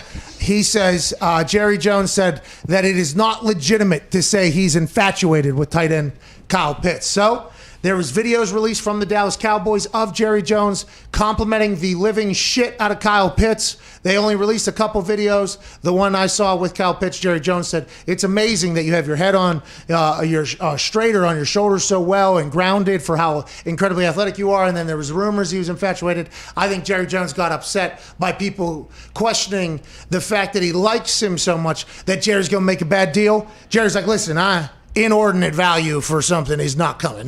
Jerry Jones makes good deals. That's what I do. I think that was more so an answer to that than how he actually feels about Kyle Pitts, in my eyes. Yeah, I think so. And he doesn't, I guess he doesn't want to be pigeonholed into what he's doing. But his son, I believe Steven has a ton of power in the draft process too, doesn't he? Isn't Steven the one that talked him out of drafting Johnny Manziel? Is he on the yacht? Oh, okay. You're saying Johnny Manziel since way back. Yeah, I think Steven and Jerry are always at the press conferences. Yep. They're always kind of like, side by side. I'd assume Jerry has final say until Jerry says that he has final say. Oh, yeah. And that's the bottom line. because Jerry Jones say so. Yeah, that's right. And that's what we're thinking. But yeah, I mean, if Steve's on the yacht, I'd assume all parties are thinking about it. I assume all parties have opinions and ideas about the future and the shape. But they have a team that I think people would say he has drafted well. That's why I'm always so, quick to question how everybody blames Jerry Jones for everything. The Dallas Cowboys fans blame Jerry Jones for everything. And I'm like, okay, I can understand because he's the face of it and everything. But everybody's like, he's the problem, he's the problem, he's the problem. It's like, I feel like their roster is always good. And people say he needs to get his hands out of the football moves. I feel like they always have a good roster. Now, the business of it all, the people watching practice and maybe the culture that has been built, maybe not conducive to winning. Maybe that's why it's Jerry's fault. But I feel like as a scout and talent evaluator and maybe picking who to listen to whenever they're doing the film study or maybe doing it himself, I feel like he has hit a lot. Am I wrong in thinking that? I feel like he has. Well, it's definitely fair to say that their roster always seems to be like towards the top end of the most talented rosters in the NFL. Like you can always name big time players, I feel like, in Dallas on both sides of the ball. It's usually pretty easy, even for a casual fan. Maybe it's also because of the way that they market the Cowboys and they're international, and because Jerry does such a great job in that whole aspect too. Yeah, these are the greatest players in football. Right here. Yeah, on paper, we win every game. I put the team together. These are my players, but on paper, we win every game. Tell everybody. That might be how it is, but if that's the case, even more so, why would you want that guy not involved with your building? I feel like Jerry Jones catches a lot of shit, and I feel like, anybody, it all came down to that Joe Buck interview he did for me when I completely turned on Jerry Jones, when he was basically like, people choose to lay up. I'm driving the green every fucking time. Like, it was one of the best lines. I'm like, all right, I like that guy a lot. Now, their team tends to oversell, underdeliver. They even get people that are very smart in football to say they're going to be in the Super Bowl in the same division that Tom Brady is in. Mm-hmm. But, I mean, that is kind of the gift and the curse of the Cowboys. Ain't that right, AJ? Yeah, that's right. And guess what? Even the Patriots, I know they had a decent record when Matt Castle stepped in, but when Tom Brady tore his ACL, man, they didn't win the Super Bowl. And that's what happened to the Cowboys this year. Okay. Sure. So Dak goes down. Dak's throwing. He's completing balls and he has so much yardage early on in the season. He's going to shatter the record books, and then he gets hurt. And hey, guess what? We had to take a little step back. Oh, okay. And Big Mike had an offense that was flowing with Kellen Moore down there. And he's gone now, isn't he? He's in. I believe he's still there. Still there. I mean, the Cowboys aren't far removed from losing to the Rams, who went to the Super Bowl a few years ago. Hold on. So Kellen Moore's still down there? I thought he was getting a look somewhere else, wasn't he? Didn't he get an interview somewhere? I thought Boise State was looking at him to make him the head coach. I thought Philadelphia interviewed him. I believe they did. I do remember that. So he's only there for a short amount of time, I'd assume, at this point, if they have any success at all, or is that just, once again, Dallas Cowboys marketing and that whole thing? But Dak comes back is a big deal. I agree, okay? But you're saying then that you believe that in the NFC, the Dallas Cowboys, you would have to beat Matthew Stafford and the Rams early, okay? Then you got Tampa and Aaron Rodgers waiting, and that's just to get to the Super Bowl. So the NFC, I think, and now granted, people are going to be mad I didn't say Russell Wilson there, and a lot. I would assume that there's other teams potentially in there, but right now, that's really what you're staring down at the top of the thing is Aaron and Tom. That's going to be difficult. That is going to be a difficult thing to do, even if Green Bay decides to do absolutely nothing to get better like they did last year. Well, and that's why the Cowboys have to shore up their secondary. I mean, they got Brady and Rodgers. You need somebody that can cover the guys they're throwing to. And then the 49ers, we're just literally just talk about them. They're going to be If they have enough money, if they cut or trade Jimmy Garoppolo to bring in Julio Jones as well, it's like. But if the NFC is going to be very fucking hard. Yeah. If anybody can rally the troops, it's Big Mike. You're we right. all know that. You're right. Big Mike can get going. And the AFC is no difference, by the way. Very difficult to win right now. And do you still think this year's the year that Big Mike gets that team to the Super Bowl alongside Dak Prescott, fresh off that injury, looking good though? Well, I don't know. I haven't had to make my official pick yet. I'm sure that'll come sometime, maybe in the summer. But the NFC definitely looks a little different right now. I think Stafford adds a whole new element to what the Rams are doing out there, so they're going to be a contender. The Packers, absolutely, I will always put them in the conversation as long as Aaron's there. What about the Saints and Jameis? Look out, right? And the Cardinals. Well, but Jameis is outworking everyone. There's no way he's not going to be the starting Yeah, but quarterback. Taysom came out and said, you might be outworking everybody in the quarterback position, but remember, I'm used to working for 5 positions. And he said this year I'm only doing 1 position. So I don't know which theory is a harder working one. You know what I mean? That's kind of tough for me to kind of figure out here on the fly. I tell you, there's not a harder working league or a room in the league. Yeah, exactly. The Saints quarterback room goes hard when it comes to working. You know what I mean? But is Taysom throwing footballs and basketball hoops with his eyes closed? No, I haven't seen it. You're right. Jameis and the Saints could be a problem. Yeah. You're 100% right. I forgot all about that. That was, 3 days ago? Yep. Oh, yeah. Did you see that, AJ? Yeah, you showed it to me on the show. What'd you think? I thought there is a tremendous amount of carryover to the NFL football field that will happen. You're right. Yeah. Blindfolded is something that might happen. D-lineman in your face. You never know if it's like the flailing. No, you did it. You did it on the show, actually, Pat. You said, what if a D-lineman gets both of his hands? Oh, over yeah. I'm happy I did do that. Yeah, I do remember that. Yeah, because it's like the helmet contact or contact with the helmet, but they wanted to keep their hands off. Yeah, I do remember. Okay, so we did go through that already. Good. All right, let's go to Quentin in Pennsylvania. What's going on, Quentin? Hey, All right, Pat, AJ, and the boys. How you doing? Hey, pretty good, thanks. How are you, man? How you doing? I was about to be. I'm doing all right. All right, great. What do you want to talk about, Quentin? Big Q? Q. What part of Pennsylvania are you in, Q? I'm in Lancaster County, in the middle of Amish country. Oh, little Amish diner. Not too far away from. No, there's some sexual innuendo name over there of a town. Intercourse. Intercourse. There it is. Yeah, shout out. I drove through there. I also live about 5 minutes away from Blue Ball. Oh yeah, there's that entire sexual innuendo area. Yeah, I remember that. And there's a lot of Amish in there. I don't know if they get the joke. I watch the Amish Mafia. They just kill each other around there. That's right. What do you want to talk about, Q? Please keep your head on a swivel out there. I want to talk about the New York Jets. Okay. All right. What do you want? Well, nobody really seems to be talking about the Jets. I mean, I personally feel like they have one of the brightest futures in the NFL. Whoa. Everybody seems to think they got the coach right. It really just comes down to the quarterback, if I'm being honest with you. I mean, we haven't made the playoffs in 10 years. The last time we were in the playoffs, I was in 5th grade, but I try to stay optimistic. I've been optimistic my whole life, and I'm still optimistic. Sounds like it. And I just don't think people are talking about them enough. What are you guys going to do? Excuse me, Q, what is success, you think? Like playoff? You think like getting to the playoffs? Next year, if we make the playoffs next year, I don't know what I'll do. I will give Robert Saleh a big old kiss on the mouth is what I'll do. Open mouth kiss Bob Saleh. Okay. Well, now, what happens if the next year you don't make the playoffs, and then the next year you don't make the playoffs, and then the year after that you do make the playoffs but lose again? What if you is that like what you guys are just hoping for? Like let's get back into the playoff conversation and then we'll look forward? Or are you like, no, we're going to win a Super Bowl in the AFC that Bill Belichick just bought every human? Patrick Mahomes still exists. Who knows what's going to happen with the Baltimore Ravens going forward? The Bills are obviously in the same division, and the Dolphins, who the fuck knows how they're going to do? What makes you Carson Wentz? Hey, Carson Wentz in Indianapolis, maybe. Trevor Lawrence and the Jags and Urban. Well, Schlegel down there in Schlegelville. Like, what makes you think like, okay, we're gonna make a run and win a Super Bowl? Or is that not what you're thinking? You're just thinking like, I can enjoy football season again as a Jets fan. If I could enjoy football season again, oh man, that would be a big step forward from what we've had going on for the last couple of years. That's awesome. I feel so bad for Jets fans. If I could just not be miserable for 6 months when everybody else seems to be happy, that'd be cool. That'd be very cool. That's just like the Giants owner, and I've said this a couple times because I think it's hilarious because it kind of humanizes everybody, even though it's a billionaire NFL owner.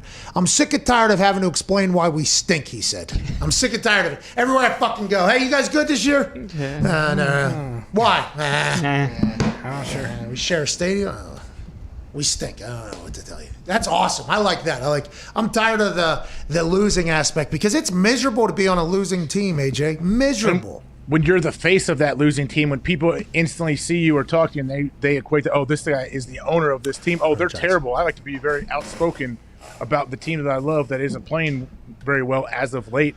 Even people could say, oh, the owners don't care. They're billionaires. They just go about whatever their other business, go cash a check for $2 million just for lunch. I'm like, well, guess what? They don't like those questions. They don't want to be a loser, and they're looked at as a loser when one of their companies, the most high-profile thing, is struggling, especially year after year. Well, and also those people who have insane amount of wealth that we're referring to that AJ just talked about. AJ's kind of, tiptoeing into, but they hang out with other people that wipe their ass with that type of money too. And when you go to those Ace Ventura Pet Detective parties where he's trying to find Snowflake, or in the back of the party there, and it's all the the super duper yups of the world or whatever. I assume there's a lot of peacocking around. And whenever he's introduced to somebody in the billionaire community that maybe hasn't met before, he's like, this is the NFL's Giants owner, and the person just goes quick on their phone.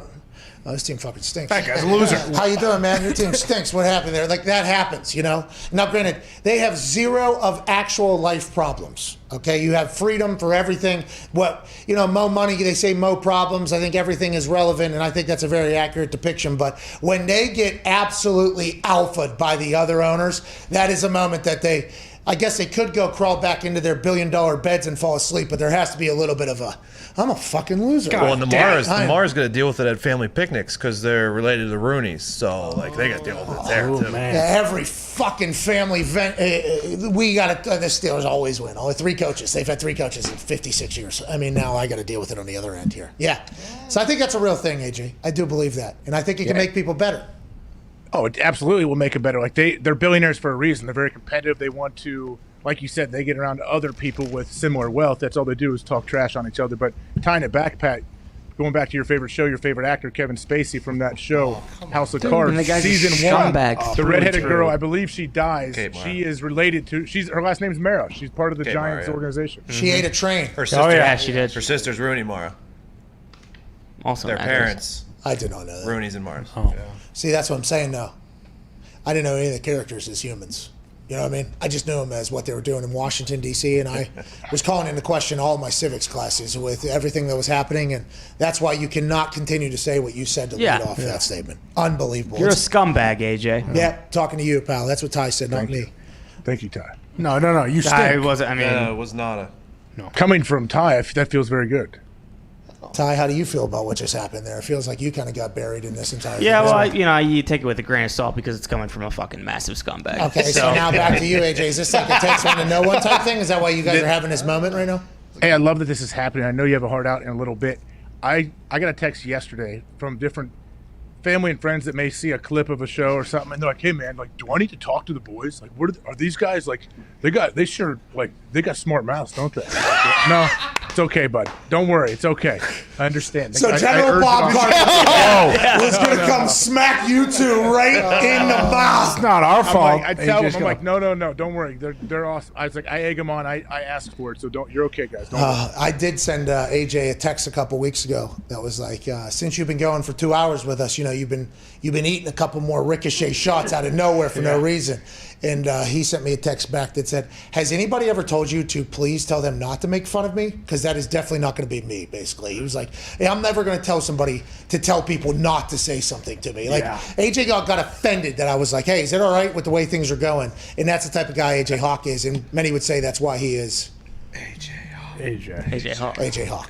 Yeah, we love you, AJ. It's awesome. It's gotten to the point where I can actually text AJ like later at night, be like, "Oh yeah, here's a jab I wanted to get in against you today. I just didn't have time to." So sorry about that. Sorry, I missed a chance. I tell him that. I say, I'm sorry you missed that too. That would have been nice. Let's go to Dustin in Montana. Dustin, what's going on here? Hey, Pat, boys, AJ. How you doing, Dustin? I'm fantastic. I got a theory on this Atlanta Julio situation and possible landing spot in Green Bay. Oh, let's go. What do you got? Like that. All right. Well, everybody knows that Atlanta, the price they have on the number 4 pick is just ridiculous. It's the price that says we're not actually selling unless you're this stupid to give us everything you got. So, okay. Good point. The hell's that to Julio? I don't know. I cut him off because we got to get out of here. Probably my fault. What's the asking price? Does anyone know any at the ballpark? No, I mean, we know what the 3 was, so we can assume that the 4 might be similar, maybe a little bit less, but we're in different times than we were back then, so maybe it'll end up going for more. Maybe, who knows? Because maybe just the price continues to go up as teams continue to evaluate. In the rumor that the Niners, it felt like they had to have asked the Jets what the trade would have been, but it sounds like what Shanahan was saying was, we knew if we would get in the top 3, we were good. So maybe they didn't even broach the number 2 overall pick. We have no idea. We know nothing, AJ, but in 2 days, we will learn everything. Anything to say to the Sirius XM listeners before we get out of here, AJ Hawk? Nope, I'm good to go today, Pat. Thank you. Hey, no problem. Hopefully Julio Jones is a Colt before tomorrow or a Packer. Please. Big show coming. We can't thank you enough for choosing to listen wherever the hell you may be. Chris Mad Dog with Mad Dog Unleashed will be next. His show will be better than ours. We'll see you mañana. Cheers. Right on the button there. Yeah, it was a pretty good one. I felt good about it. Right there at 56. Yeah. And then this clock is actually on. Yeah, the clock in Tampa is 2 seconds off. Mm-hmm. Someone has to fix that. We're actually out at 55, 58. Okay, so just a little confusing.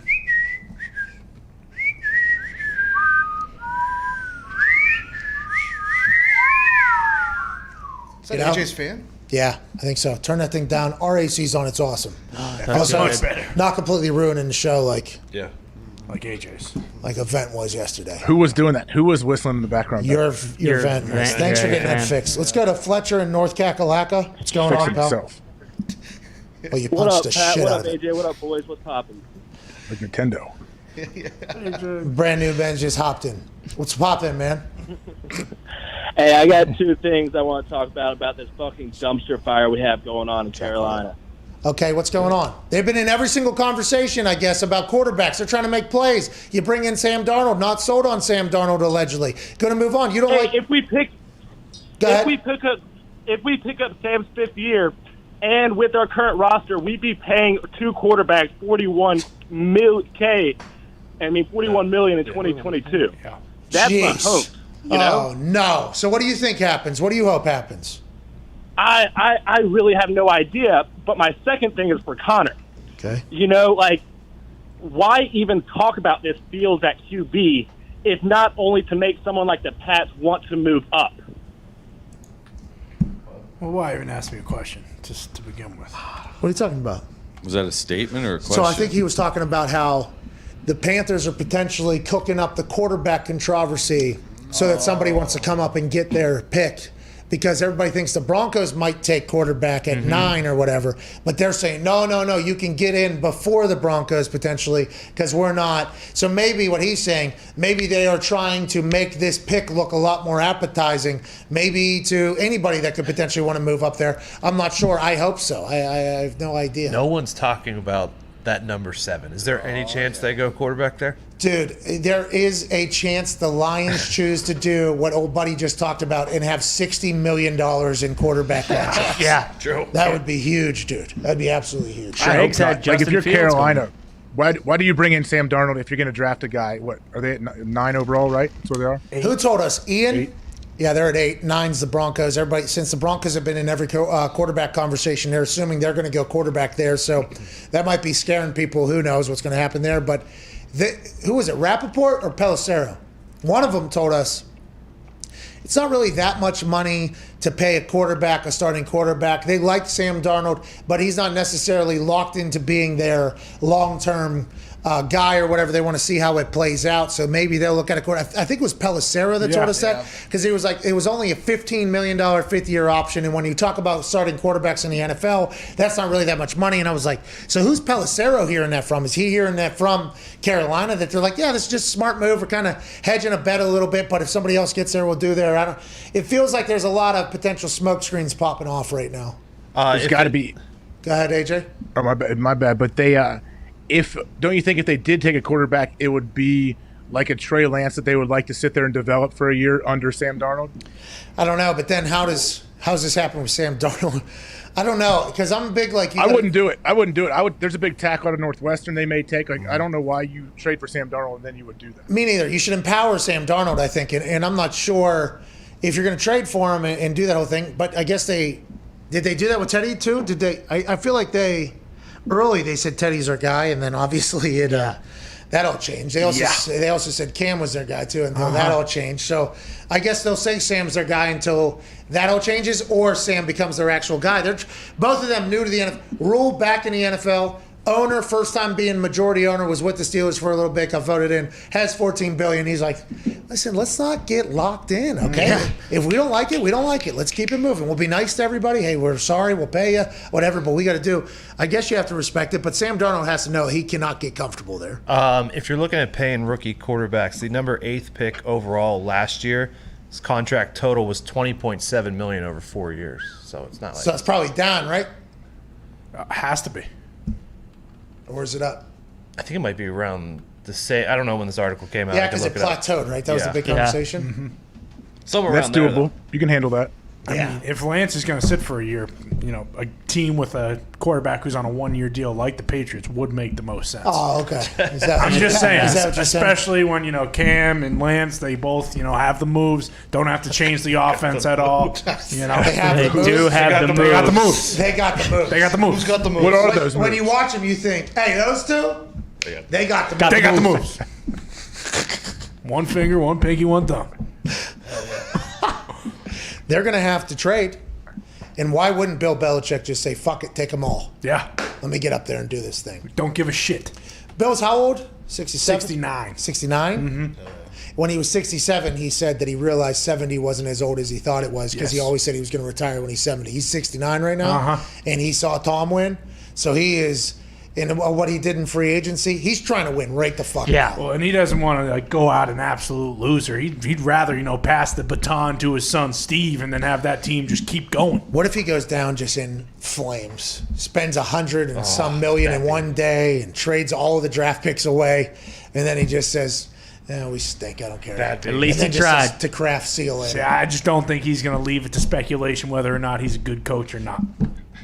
There's no speculation. Well, the whole Brady Belichick thing. What do you mean? There is speculation. They're not about saying it. if he's a great coach or not. They're saying who's more important, who had a bigger impact. I guess. Sure.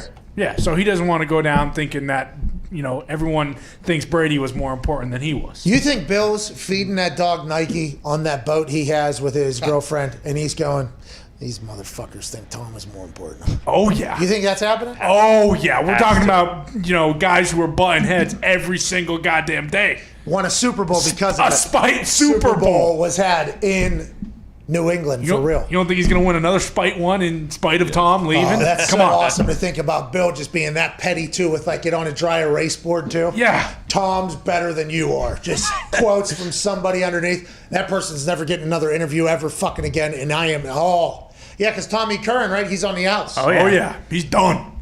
That's awesome. Wait, Curran's done?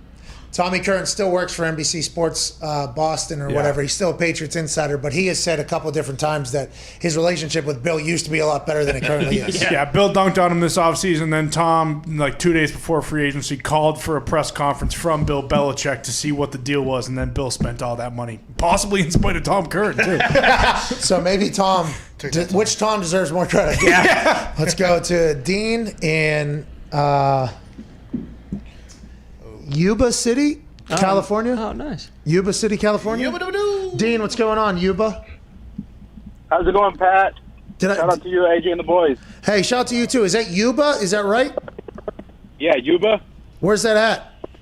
It's 30 minutes north of Sacramento. Okay. Of course. So it's You got a Walmart Supercenter. down there. Is that Grass Valley? It's a little east of Grass Valley. So right in the middle of between Chico and Sacramento. Close to Eureka. Oh, right down there by Eureka.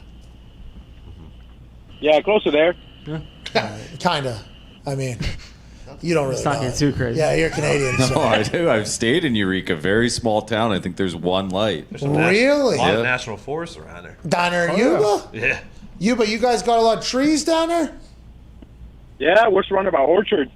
Whoa. That's apple? Apples, baby. You guys, dude, I didn't know California was a big peaches. Peach orchard. I thought that was Georgia. Thinking pears. Millions of peaches. Peaches for me. You know, peaches also come from a can They were put there by a man. in a factory downtown. What do you want to talk about, Dean? Oh, that's Carson. So I was just wondering, what would you do if you were the Niners and you went with Mac Jones? Would he start immediately and trade Jimmy G? I think they're going to end up doing that, because the $23 million saved is vital. Now, they have not gone off the platform that Jimmy G is a part of their plans. They actually said yesterday that it's Jimmy's injuries is why we have to do this. He's been hurt 2 out of the 3 years. When he gets hurt, we're fucked. So I think they've been pretty open with everybody. I have no idea what Jimmy G's expecting, but I'd assume he is going to be traded or cut. Yeah. Just numbers say. Well, don't you think what they're saying when they're like, oh, we're in a great situation. If we draft a young QB and bring him in, he could develop. We could have Jimmy and win a bunch of games for us. But no, like Jimmy, with the amount of cap relief they will get, I just don't see any way he's there. Shanahan also said that a guy who didn't have previous starting experience came in and started and did very well. And that was he like putting over his offense there? Or was he talking about Jimmy being able to grow into the role? Or was he talking about maybe somebody else who hasn't been in the NFL coming in and starting and having success as well? I don't know. Great press conference yesterday. Great press conference by them. Let's go to Paul in West Virginia. Mountain Mama, take me home. Country roads. What do you want to talk about, Paul? Shout out to you for here. Let's go Mountaineers. Hey, let's go Mountaineers down here. Hey, what part of West Virginia you at? The very south tip. I'm about 3 hours south of Morgantown, but we go up there all the time. So he's down here. That's West Virginia right there. You know what I mean? Yeah. That's West Virginia. I was just going to ask you, kind of like the caller before, is there any future with Will Greer in the NFL as a quarterback?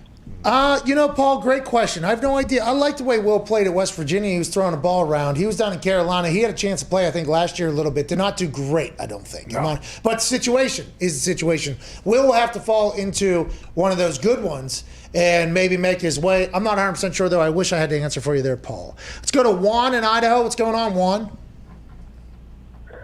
Pat, how you doing? Juan! How's the boys doing? There was one of the most predictable things of all time. I thought Zito actually missed it. No, I was waiting. Yeah, he was just waiting. Yeah, Juan, everybody's good, man. What do you want to talk about? One more time. Hey, well, I'm a quarterback coach here at my high school. I'm evaluating our quarterback. Oh, yeah. Have you or AJ ever made an audible and come back to the sideline and have one of the coaches tell you, what the fuck was that? Great question, Juan. Good luck with your quarterback coaching, by the way. What I've heard is get that ball behind the ear, okay? Yeah. Get that ball behind the ear. Right. Natural throw motion. Don't let that thing drop below the elbow once the motion starts, Yeah. People have succeeded doing such a thing, but that's not natural, all right? Behind the ear, okay? Let's go ahead. You have a good, firm grip on that ball in the pocket, all right? Let's remember the ball is the program, okay? That's ball is the program. So remember that whenever you're tossing it around all willy-nilly out there, pal. Anyways, with that being said, I have audibled before. It has worked every single time, which is awesome. AJ, I assume you have done that, and it hasn't panned out. How is that conversation with coaches? Well, there's not, like, defenses don't really audible. I guess you can check and you can change your front, change your blitz up. Usually it's built into the call, like pre-snap. Hey, if they do this, we're going to change and blitz from the strong side or whatever. But, yeah, it's happened more when the speaker goes out and you have to make a call where, the coach doesn't get it in before the 15-second play clock. And you have to make your own call. And then if that doesn't work out, yes, there's definitely questions on the side. Yeah, there's obviously made the audible not to go when Troy did his thing, and there was a full conversation about what the hell happened. I don't know what I see. Then there was the onside kick worked when I called that. The fake in Tennessee worked. Everything I've done has worked. I got real lucky, but there was real fear. There was a natural fear that if it doesn't work, I should probably just run right off the field, right into the locker room. Yeah. So that kind of helped me pick and choose. There's probably some other times where I was like, oh, I think I could run on this with the look that they had. I think I could. I think I could. It would be a big first down, too. That would be a big first down. But then there's always that thing right behind you that's like, oh, yeah, the 6-string linebacker, though, for most teams runs a 4-2. So if you go and you get walked, you just fucked over the defense completely. And it's always like, all right, well, I'm just going to punt this thing. It was a fun little 10 seconds, maybe, I thought about it, and it goes there. So that definitely changed my mindset. At middle linebacker, though, I assume you're given the authority to do that type of shit, especially when the headset goes out, right? Well, yeah, you have to give a call. There's people that'll panic and not give a call, and all of a sudden the offense is coming and D-line goes crazy, and you got to figure something out. So, yeah, when in doubt, just make a call. And would you ever, because there was something that all go. Jets, 0 blitz. Last play. Raiders. And there was a lot of talk from, veteran players that were like, if you're on the field, you can't. I know what they call it. You can't. Like, just all football IQ says you cannot do that. Was there ever a situation where you had that, where a call came in, and maybe if it was when Charles Woodson was playing, who's one of the greatest football players of all time, and everybody's eyes that's ever played, was there any moments where you thought, like, we're... Nope. All right, we are not. Charles. All right, let's go with it. Was there any of that, or no? I mean, maybe a little bit early on when I was younger, a few times, but nothing crazy. Like, I wouldn't go from, hey, we're playing basic like cover 3 4-man rush to calling a 0 blitz. Like, I would never do anything that drastic. That'd be awesome if you just looked at your defense coordinator and he goes, I'm the captain now, pal. Just fucking put it down. Flips them off. Yeah, you do a flip off. Obviously, that's your thing you do on the field. You know what I mean? All the fans can get it, right? Yeah, then I look over at Big Mike, and he's giving a timeout to the ref, and he's pointing at me and telling me to get off the field. He takes my helmet from me. Whoa. Is that what happened? Whoa. No, I'm saying that would if you decide to flick off the coach free in the middle of a play, like before you're making a call to say, hey, yeah, it's my show now, bud. Hey, listen, I'll be making the calls. And Big Mike going, whoa, what the fuck? Timeout. Get him off. Get those watermelons ready, Mike. Oh, jeez. What a day. What a day. All right, AJ, we appreciate you, man. Big, hey, I'll send you the private link for the 20K Top 10 Pat Hawk mock. Yeah. All right. Yeah. That'll be scored by computers behind the scenes. We don't even have to worry about it. We'll be able to keep up with it, though. $10,000 to the viewers at youtube.com/The Pat McAfee Show, and $10,000 to the charity of the winner's choice. You're in on that? Yeah? I am in. You send me the link. You haven't even thought about it yet. No, you're screwed. What are you doing? Hey, I'm already handing out that money. Oh, yeah. Hey, has Schrager's mock draft pick, his final mock came out yet? Because I may lean heavily on some of his info. Well, Sims just put his out. He's got Justin Fields going 32 to Tampa. Ooh. Whoa. Really? Yeah. Huh. Chris? Yeah. Phil. Chris. What about Phil's? What's his mock say? I don't know if Phil does mock drafts. Yeah, I think Phil hates mock drafts. Yeah. I like Phil Sims. Not that I don't like Chris Sims. I do like them both. Of course. Do you remember when we had that little thing with him? Oh, yeah. Just thinking now, back on that whole situation, now that more information is known, that was wild. I remember. Kind of an unsolicited across the bow. It was, because I thought we were friends with him and Lefko and everything. And then, turns out. What did he say? He said, basically, our show's a sideshow and nobody listens to it. McAfee's a knucklehead. No one's listening to him. To what he said. That is what was said. But we addressed it. He did apologize. I think we moved on. But that I did finish my last text to him saying, you're completely wrong, but I do appreciate your apology, and I'm excited to follow along again or something like that. Now I wonder if he ever thinks about that whole thing. He's on Football Night in America. He does well on there. He does. And Lefko's crushing it as well. Lefko's hosting on Tuesday night on TNT. Yeah. I enjoy that show. Show's awesome. You guys watch? We watch? Of course. Shaq, D-Wade, Candace, come on. I love Candace. Shaq, he's always been there in my top humans on earth. Yeah. Mm-hmm. The more and more I see of him, though, he's climbing the ladder quickly. Not that there's a lot of rungs to get. Marshawn Lynch is up there very, very, very, very, very high. I mean, unbelievably high. Aaron Rodgers obviously up there very, very, very high. Just, super duper humans that I'm like, Elon, the alien. Obviously. Steve Harvey. Steve Harvey. We talked about him really up there. Yeah. Like, just Shaq is slowly climbing back to the top of the ranks, by the way, with every single day that passes. He's on every single goddamn commercial. He's selling printers, dude. Yeah. And then he's also at the biggest event that weekend somehow. He's fucking unbelievable. Still going through 8 picnic tables stacked together. Yeah. I mean, he fell from 14 feet to his head and just right on his back. I know they take people out on a stretcher a lot. I legitimately thought, they need the stretcher for Shaq. He's fine. And then he was back on that Inside the NBA game or show or whatever, and they just got him passed out backstage. Yeah. He had Bigfoot slippers on, I think, by the way. It was awesome. I fucking love Shaq. It's the only time he sleeps. Yeah. Lefko kills it. All right, let's get out of here. Thursday Night Draft Spectacular. It's going to be a big night. Oh, hell yeah. So tux, something to do with the tux. That's what the dress code is? Tux related. Tux related. That's right. Tux related. What are y'all wearing? Just your tuxedo t-shirts? Oh, aren't you so funny? Whoa, dude. Maybe. I mean, it was legit a question. No, it wasn't. No, it wasn't. It was you trying to, When you say tux related, what else could that be? Bro, kayfabe, bro. Maybe an actual tux. Yeah. What do you think about an actual tux? Maybe a blazer with a T-shirt, AJ. Kayfabe means like, hey, behind the curtain, pal. Yeah. Stay in front of it, bro. That's right. I'll try, Z. Well, you just got to keep the conversations Yeah. on one side or the other. Yeah. Is what we're saying. Know where you're at. What you were doing is trying to give away what maybe somebody is thinking about wearing. Maybe there'll be a tuxedo T-shirt in the crowd. Who knows? On there. Maybe. We don't know. Maybe full-blown Dumb and Dumber blue and orange tuxes are showing up. You know what I mean? Maybe. Ideally, yeah.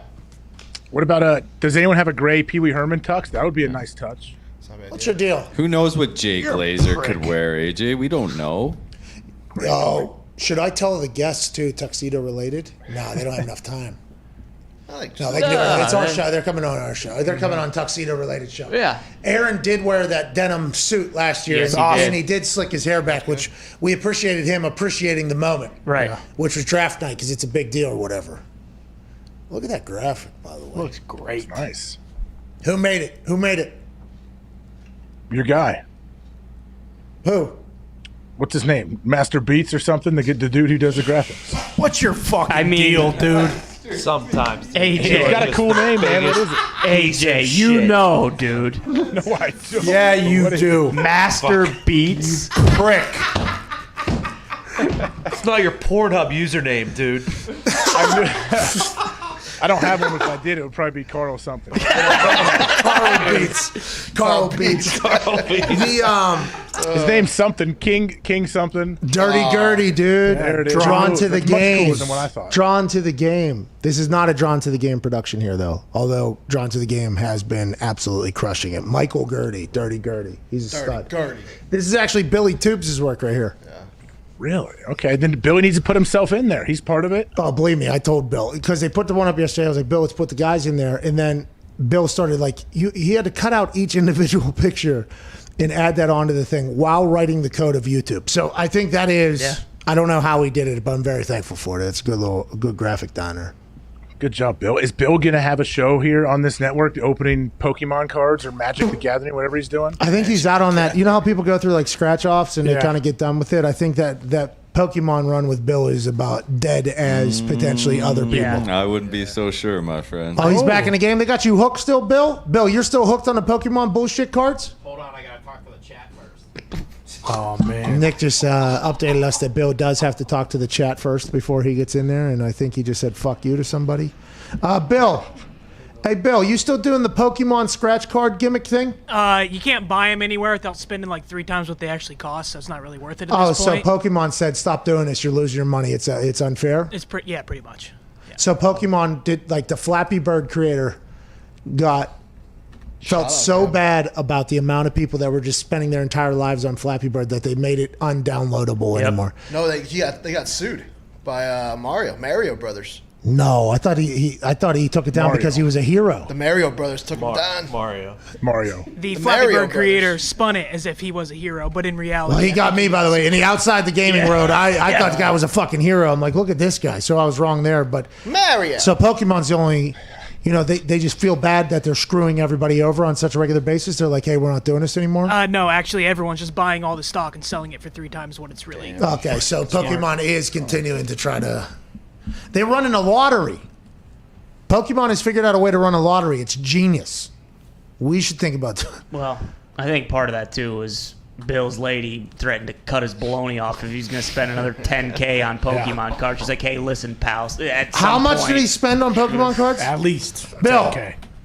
If I don't know off the top of my head, probably a couple grand.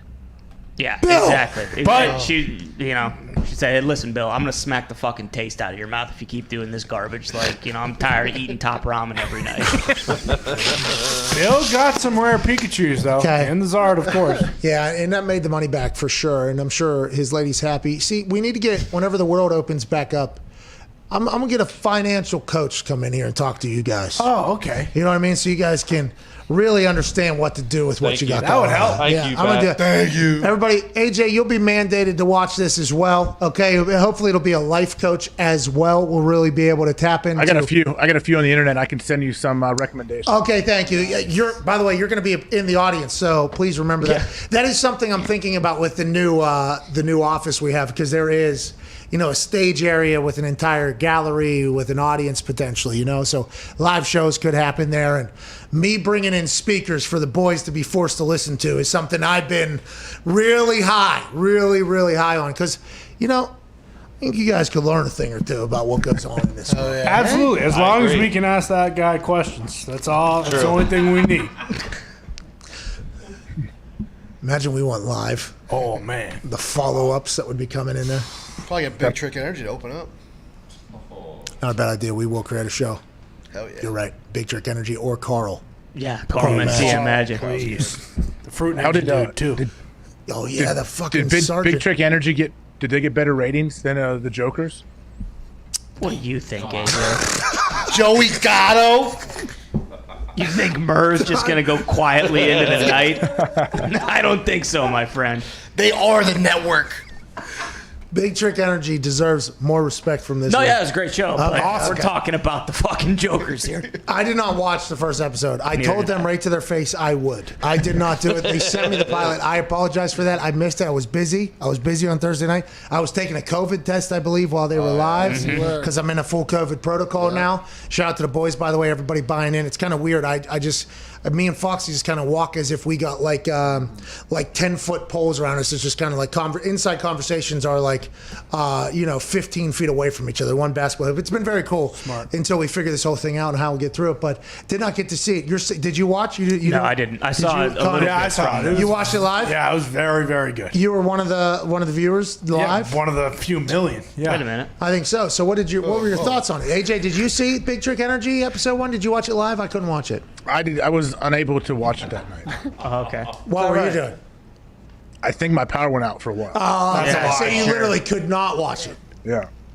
Impossible to follow along on your phone too because it was dead. Couldn't charge it. Yeah. No service, no Wi-Fi, man. I don't pay for to have cellular. Yeah, you're right. We notice that every day when you try to take this show down. But Connor, you did watch it live? Oh yeah, it was very, very good. I was pleasantly surprised at how awesome the magic was, and when they would mess up. It was did you watch this in the house in Tampa? So we did give it a rating. Yeah, we did. Okay. Yeah, it was unbelievable. So we supported. Of course. So whenever we find out what the ratings are, I want everybody to know that we were one of the supporters. That's right. Fucking right, Big Trick Energy. You sent a rabbit into the hat here. You know what I mean? Yeah. What's that, bub? Thought you didn't have cable. Well, that's They interesting. fixed it because we were also watching NBA basketball on Thursday. It was awesome. Forgot about that. Oh, Foxy, is that right? I forgot about that. Did you? You forgot about that. Yeah. I don't have cable in my room. Your TV's from 1998. Okay, perfect. So you guys all have cable. No, I do not have cable in my room. I do not have a TV in my room either. This was the one out in the Foxy's room. Yeah. Yeah. We'd rather go Foxy's Mine room. works. Yeah. Foxy had to sleep in the living room the first night because there's people moving into stuff. And it's just kind of become Foxy's lair now. He has a bedroom and a lair now. Yeah. So it's pretty cool. It's pretty good little move. It literally has like an 82-inch TV in there. Yeah, it's huge. Biggest TV I've ever watched. Yeah, they actually took all the other TVs around the house and just put them all together into that. Yeah. Pretty much. We'll just make this one work. I'm watching shit on my phone. What part of the Pat? What part of the house do you have the studio with the LED set up? All right, right in the living room. Right smack dab in the middle. In the lair, right in the lair. Right, it's off. Foxy's lair is off to the side of it, so Foxy kind of got like a little Off by the kitchen. like foxhole. a nook, foxhole that has a 90-inch television, 4K television in it or whatever. But yeah, it's right in the living room. So there's a courtyard there, and there's like a big thing. Wow. If it's to rain, I don't know where. We would all just have to go to our rooms, I think. Yeah. You know what I mean? Because we took up the entire kind of hang area that you would normally sit Buy in. a tent. Yeah, like maybe a rooftop. So how long do you rent this house for? We got it. We got it for a few months. I was gonna say it would have to. Yeah. But it's also the way the contract had to be set up because there's a chance I get fired every week. Is there really? No, there's not. No, but there's a lot of, a lot of give and take for what's potentially going to happen to the world, what's going to happen with, the show, everything like that. So it's always evolving, but we have it for a few months. And the landlord Has been very nice, except for the TV thing. It's the only one. I haven't been able to sleep at night down there, so I got to just take all the CBDPM from CBDMD. I'm just overdosing on it. In the morning, I'm like, shut up. I'm like half asleep still, but it's been very, very nice and unbelievable Zito production getting that thing off the ground. They also have to figure out the bug zapper because there's a chance we all end up with malaria or something. Yeah, everybody got bit except for me. I have no idea how you didn't get bit. You didn't get bit once? Not once. I don't have anything. Sam, they got my big toe. Sam was in. You were wearing flippy floppies, though, weren't you? Yeah. Sam was in like an oatmeal. What was that supposed to mean? Tone. Jesus. Come on. What was that supposed to mean? He's taking a flies. It wasn't dude. just you, dude. It wasn't just you. It was mosquitoes.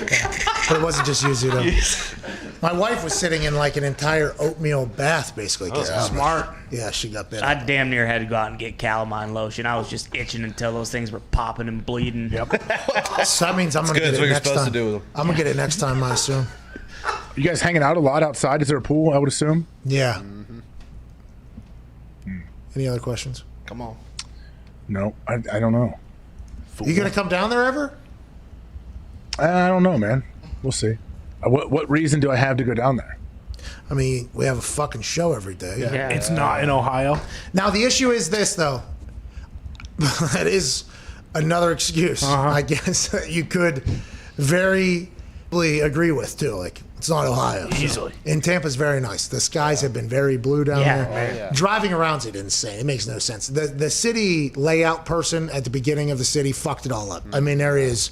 You get on an exit that is a full circle, and then there's an exit to the exit that's a half highway to an exit. I mean, it is. You gotta take. It's terrible. It is, and then there's road closures with arrows pointing at things, and then it is a nightmare to get around. Hardest city I've ever been in to get around, and I'm from Pittsburgh, which is an impossible city to get around. And it's strictly because there's like 8 lanes, and they just break off from each other and then quickly break off from each other and then quickly break off from each other.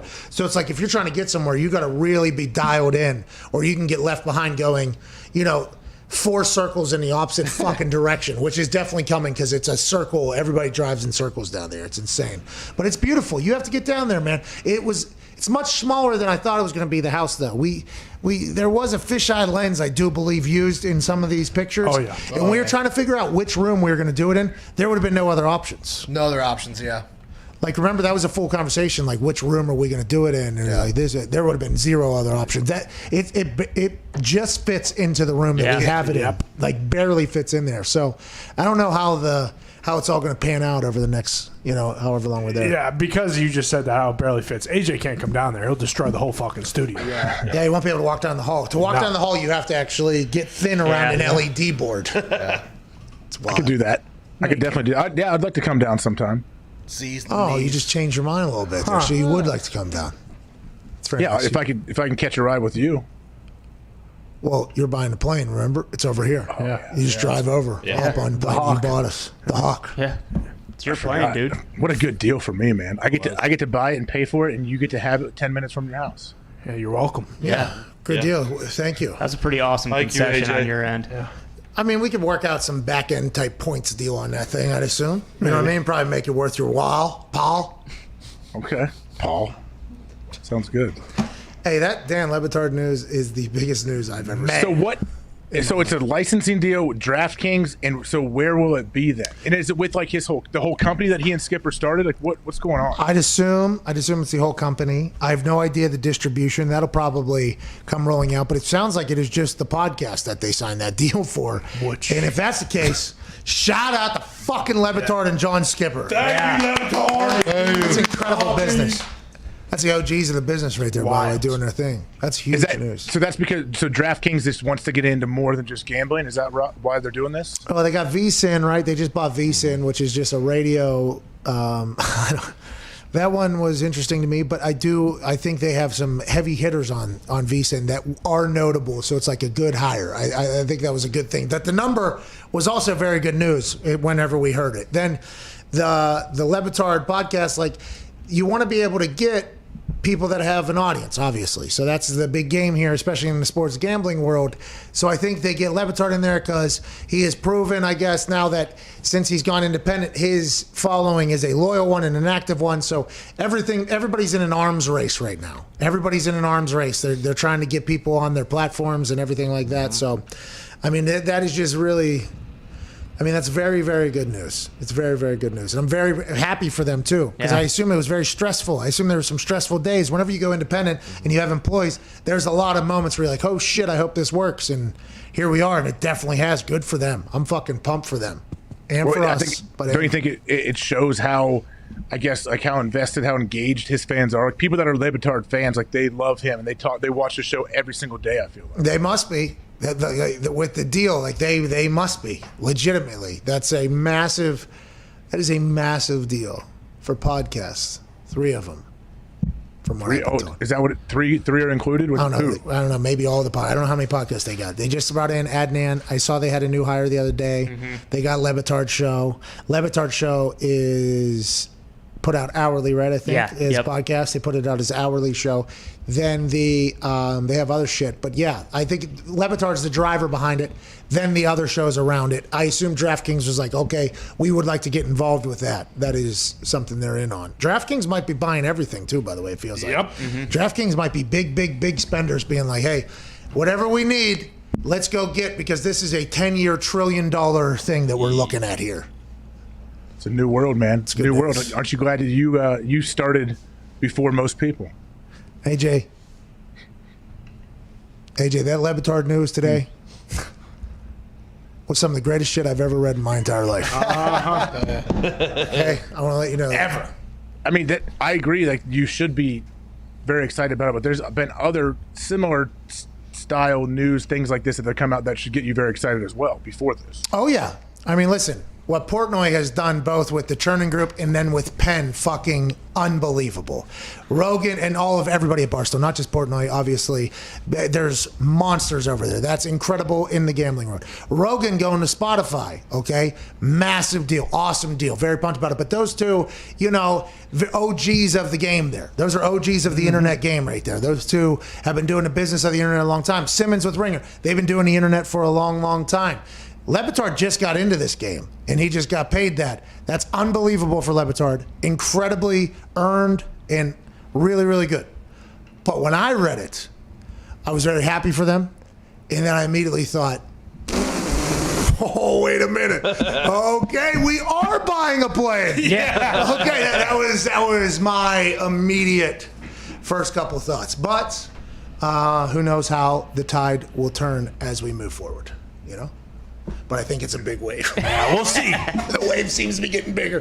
Get the surfboard out, dude. It feels like that son of a bitch is getting big, They say when the tide rises, it's good for every boat. That's right.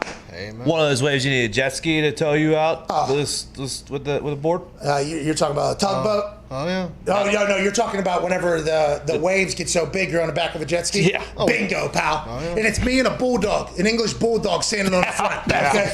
That's what we're doing. We're having a good time out here. People are going to love that video. Might have to turn and run. This might be a tsunami situation. No, this is one of those ones you run right into. Point break. Yeah. Listen, as somebody who's blown out an eardrum from fighting an actual wave in Atlantic City, New Jersey, I am all about running away from a wave. This particular one is one that we're going to want to stare right down. Yep. Let's go ahead and do that. It's a good day to have a good day, isn't it? Congrats, Le Batard. Fucking pumped.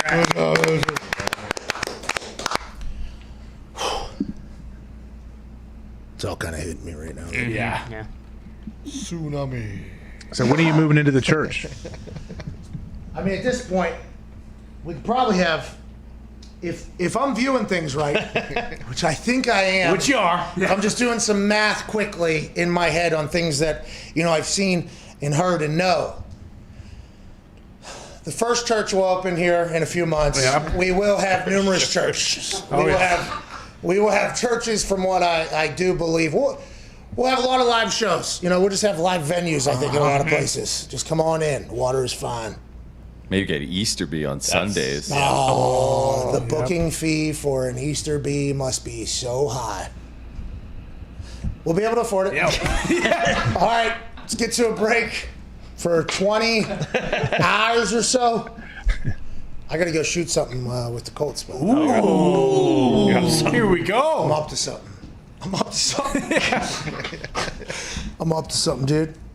The Colts saw me. I don't know if you heard about this, AJ, if I've told you live on air or not, so stop me if I have. The Colts saw me wearing Chargers stuff, and the equipment managers at the Colts got pissed off. So they have sent me one Colts piece of merch every single day for the last month and a half at this point. It is wait till the winter comes. I have jackets from the Colts I didn't even know existed. I have hoodies from the Colts, and they're like, the Chargers are not stealing you. Okay, we want to let that be known. So this is one of the hoodies I got. Obviously cut off the sleeves, make it a custom, but I'm wearing it for something. Hopefully they don't expect anything better now that I'm thinking about it. I mean, that jacket you wore for the Carson Wentz interview, that thing was unreal. He was very jelly. Sweet. Yeah, he wanted to wear that thing, go duck hunting out there. Wear that when the ducks are flying. They won't be flying much longer. I finally found out why he's sponsored by Bobcat. I was watching the Trey Lance Pro Day. North Dakota State sponsored by Bobcat. He just stayed tried and true. Also, alumni from North Dakota State, Bobcat probably. Yeah, I believe Bobcat is a North Dakota product. And how about this? Does Iowa? Is that where John Deere graduated? Did John fucking Deere go to lawn school in Iowa? No, I believe he's from Illinois, but where I'm from actually has one of the biggest John Deere plants in the world. So, you know, I mean, I'm fine with fucking riding my deer right John by Wayne Gacy. Where you're from? Is it John Wayne Gacy Deere? Is he the one that brought that thing in? No. Oh, man. No. Oh, man, was that the young professionals or whatever the hell they're called? Junior Gacy. The junior business people that gave the Man of the Year award to John Wayne Gacy. Did John Deere win that? Is that because John Wayne Gacy brought in his brother John Deere into Waterloo? Listen, let's not fucking tarnish John Deere's name over John Gacy. If John Deere would have known what was going on with John Gacy, he would have blown up that fucking KFC with Gacy inside, killed it, pissed on his ashes, and then we would have had a new John Deere pop-up store right on the corner of Kimball there. Okay. All right. Was that the KFC? John Deere ain't fucking around with John Wayne Gacy. And that's why I ride a Bobcat. All right, now, okay, Zito, we will get to that in a second. Thank you. For sure. But did you find out which KFC was John Wayne Gacy? No, the one on Kimball is the one that's near my house. So what if that was the one, by the way? Like I said, I don't doubt it because, you know, when I was in my, mid-teens, that was the best goddamn KFC in the state. And it stinks now. Yeah, it does. It stinks. Shame when that happened. One of the last times I went home, I said, yep, not much has changed from high school. This place still sucks ass. Did you know that this dude was potentially operating that KFC when you were eating there? No, he wasn't operating it when I was there. Okay. He was long gone by that time. All right, let's get out of here. So when it was good, John was in charge of it. No, he said it was long gone by then. Yeah, it was long gone by then. But yeah, a lot of people do say John Wayne Gacy came up with, it perfected the Colonel's recipe. Interesting. Right, I have heard that. I have. Of course you have. Of course you have. This show stinks. Obviously, it has to get disgusting. I have to go. I'm going to be late. You guys are terrible people. I do know that Waterloo people were not happy with us automatically blaming Waterloo because of John Wayne Gacy. But, I mean, there are some stories and facts that lead to the thought that without Waterloo, there is no John Wayne Gacy. Amen. Thanks, Pat. They gave him a free pass. And that's a Bobcat supporter right there. Thank you. In Illinois. Bobcat stinks. I love Illinois. That's where John Deere's from? Yeah. Moline, Illinois. Don't know shit about history. That's the thing, you know. I mean, he's stabbing John Deere in the back. The guy grew up, 10 miles from his house. And that's why I drive a Bobcat, because it's responsible. Is Yodel Boy from Illinois, too? Yeah. What's he been up to? Where'd Yodel Kid go? I don't know. He's not a Bears fan, though, so I don't know. Well, he's fucking yodeling, dude. Yeah, true. He actually might be. He had quite a... Where did he go? Yeah. Boom. He spit in Nick's face like the height of his career. Yeah. Song. Yeah, he did. I remember that. What's his name? Mason Crosby? Nick flew on a Kia. Yep. Yeah, actually flew it, too, That correct? was a vastly superior machine. Down to Nashville in a plane to go to a Yodel Kid party because we thought we could score a Yodel Kid interview at the time.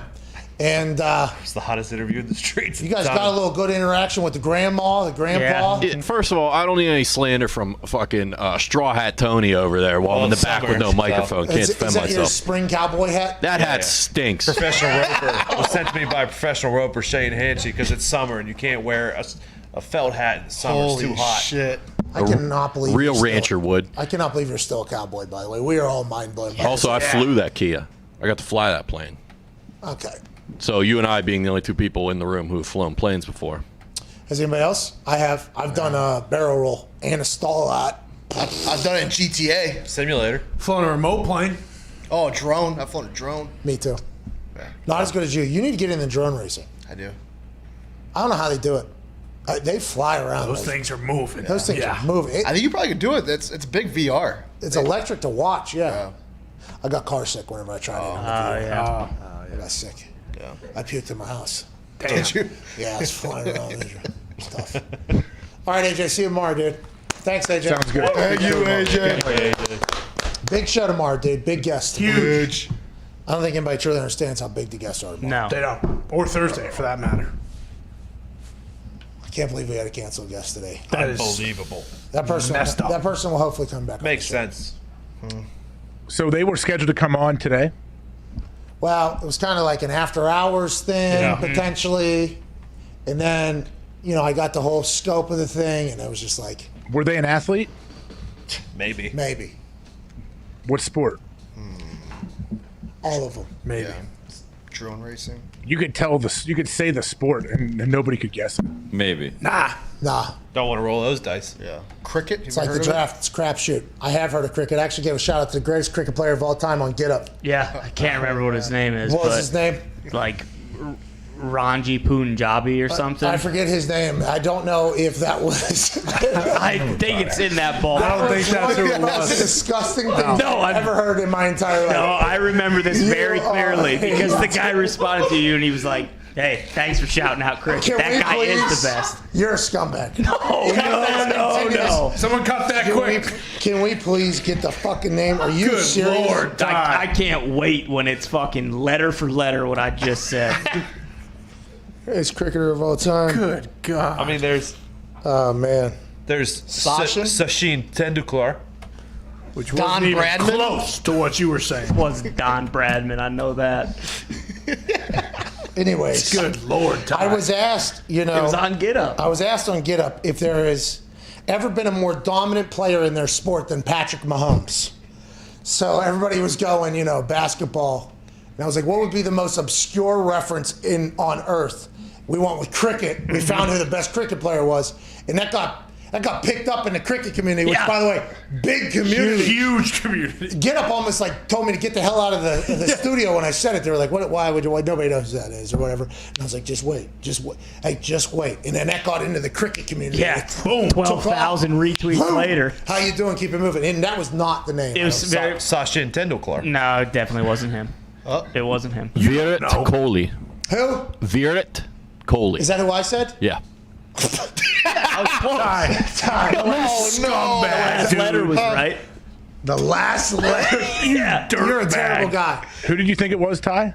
Well, I don't remember what I said, but I know it ended in an I, and that guy's name did too. That's what I think Punjabi is their language, right? I believe it is, yeah. So you said some guy's first name and then the language that is spoke over there. That's despicable. Sue me. If that makes me a terrible guy, then so be it. I'll wear that one. All right, I gotta get out of here. I'm late already. Don Bradman, though. Yeah, there it is. Nick found the tweet. Virat Kohli. Yep. See, so same ballpark. I was right around it. I knew. He's a bad guy. That's why the show's the worst.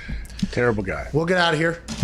That's fucking. Yeah, you should reconsider everything you do. Yeah. What do you mean? Well, with the John Wayne Gacy stuff coming to light more and more. Nah. Of course. And that's why I drop Bobcats. I've actually been getting into cricket. We have it on the upper left-hand TV. It is fun to watch. I don't know what the hell's going on. Some guy's been tweeting me hurling videos. Ooh. Irish hurling videos. Yeah. Puking?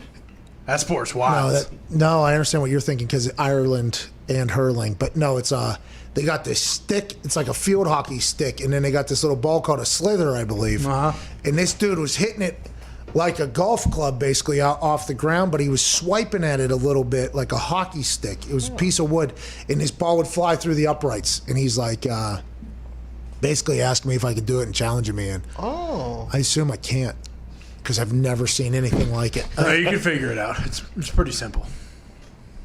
Yeah, I'm not doing that. Wearing hockey helmets, catching these paddles right to the face, I bet. Oh, The Irish are beating the hell out of each other with those sticks. They're throwing bows as well. This is a contact sport. This guy he threw BP to himself, and he hit me 2 days in a row. The first day was off the ground, right hand and left hand chops. And then he said, can I do it out of the air or whatever? And he threw it up and did a baseball bat home run. Can't see the ball go through because it's so small. Yeah, there it is. I knew they probably beat the shit out of each other. Yeah. Then he throws BP to himself, hits it with the other arm. Looks like a home run derby. Looks like an awesome sport. It is, yeah. But I see helmets and I looked up some pictures. People just get their asses kicked in this thing. And by the way, I love it. I love that happens, but I don't know if it's for me out there. The goalie doesn't wear a mask. Can't. Is there a goalie? Because he's putting him through uprights. I thought we were trying There's to... a guy below that's like the soccer net, and then there's an upright above that. I don't know, I'm watching this video. I do believe the soccer net is the big points, and the through the post is like similar to a behind in the AFL. The balls seem to be about like that big, like a baseball. The other guys were wearing masks, though. Why would the other guys in the field wear a mask? They're going to get hit with a stick. There's a goalie wearing a mask, by the way, right there in that picture. The guy I had just a hat on. By the way, that guy probably old school. Yeah, he was grandfathered That guy's old school. He's single bar. You know what I mean? He's single bar. But that sport looks, I mean, we should watch a game, I guess. They probably beat the shit out of each other in that sport. Yeah. Smacking shins. Very entertaining. Ankles. How about Stipe just saying they just run their shins into each other? Nut job. Psycho. Yeah. Nice guy. Yeah. Great guy. Would you want to be his sparring partner? Nah. Never. Kidding me? It's the Washington Generals, dude. Literally, as I was thinking about it, I was like, how come that guy isn't going into UFC? He might be the second greatest heavyweight fighter of all time. Nobody knows. Who's putting in more rounds with the greatest heavyweight fighter of all time other than the sparring partner? Because, I do my virtual boxing still. I've been boxing and knocking people out. And I've been thinking to myself, maybe I try. How is it real life? Maybe is my ability in the virtual reality world going to be able to transfer to real life? So I thought to myself, I'm like, I feel like I have a pretty heavy punch though. So who's just going to sign up to get punched in the face? Oh, somebody that wants to punch me back in the face. Yeah. So I don't know if I'll ever actually get to experience it. You know what I mean? I don't want to get punched in the face. I don't think at this point. Yeah, I don't either. I think it's probably a safe bet for you to stay out of the ring. Like even sparring, like there's no reason. I have no reason to do it. It would be cool to see if it translates though, Mm-hmm. Yeah, for about 10 seconds it would. Yeah, and then once everybody has plans to get punched in the face. Mike Tyson said that. At what point do I go, okay. That's it. All right, putting the fucking Oculus back on. Jeez. Take it easy. My new game in there is only right hooks all the way through. Like you can get everybody in the endurance section almost if you really do it right. So the fight comes out and I just stand and I wait and I just go boom, right hook after right hook, and it's like 13, 14 punches it has taken me to end fights. Then I'll go left hook, okay? Same guy, just one-handed left hook. And then I go up to outclass and I play. It's like my warm-up routine. It is so much fun to land a punch just so cleanly on the AI, and then you just see like the jaw move and then like the legs buckle on this fake thing. It's like, I think that'd be fun if you could do that. Like that Usman punch. Oh, yes. Oh, yeah. Imagine what he felt as it was just landing completely clear and that water was just going out there. He had to be like, oh, everything I ever trained for is happening right now, right in front of. Oh my God, this is awesome. Oh, he's knocked out. Let me jump on him now and throw a couple hammer fists too. But in the virtual reality world, you don't have to worry about Street Jesus potentially coming back and fucking burying you. No. I think I'll stay in the Oculus. Good call. I'm happy we talked that out. Okay. We'll see, though. Maybe down the road. $75 million for a boxing event. Yeah. I mean, maybe I can just... Yeah. Maybe I could give a couple. Whoop-ah! Plus, you get an Askren to take a fall. I mean, shit. You might be good to go. I don't think Askren took a fall. I don't think he did either. Okay. I don't. You do? No, I don't think he did. He either way, he ate a punch. I do not think he took a fall. I agree. All right, let's get out of here. See ya. That's your show. Yeah.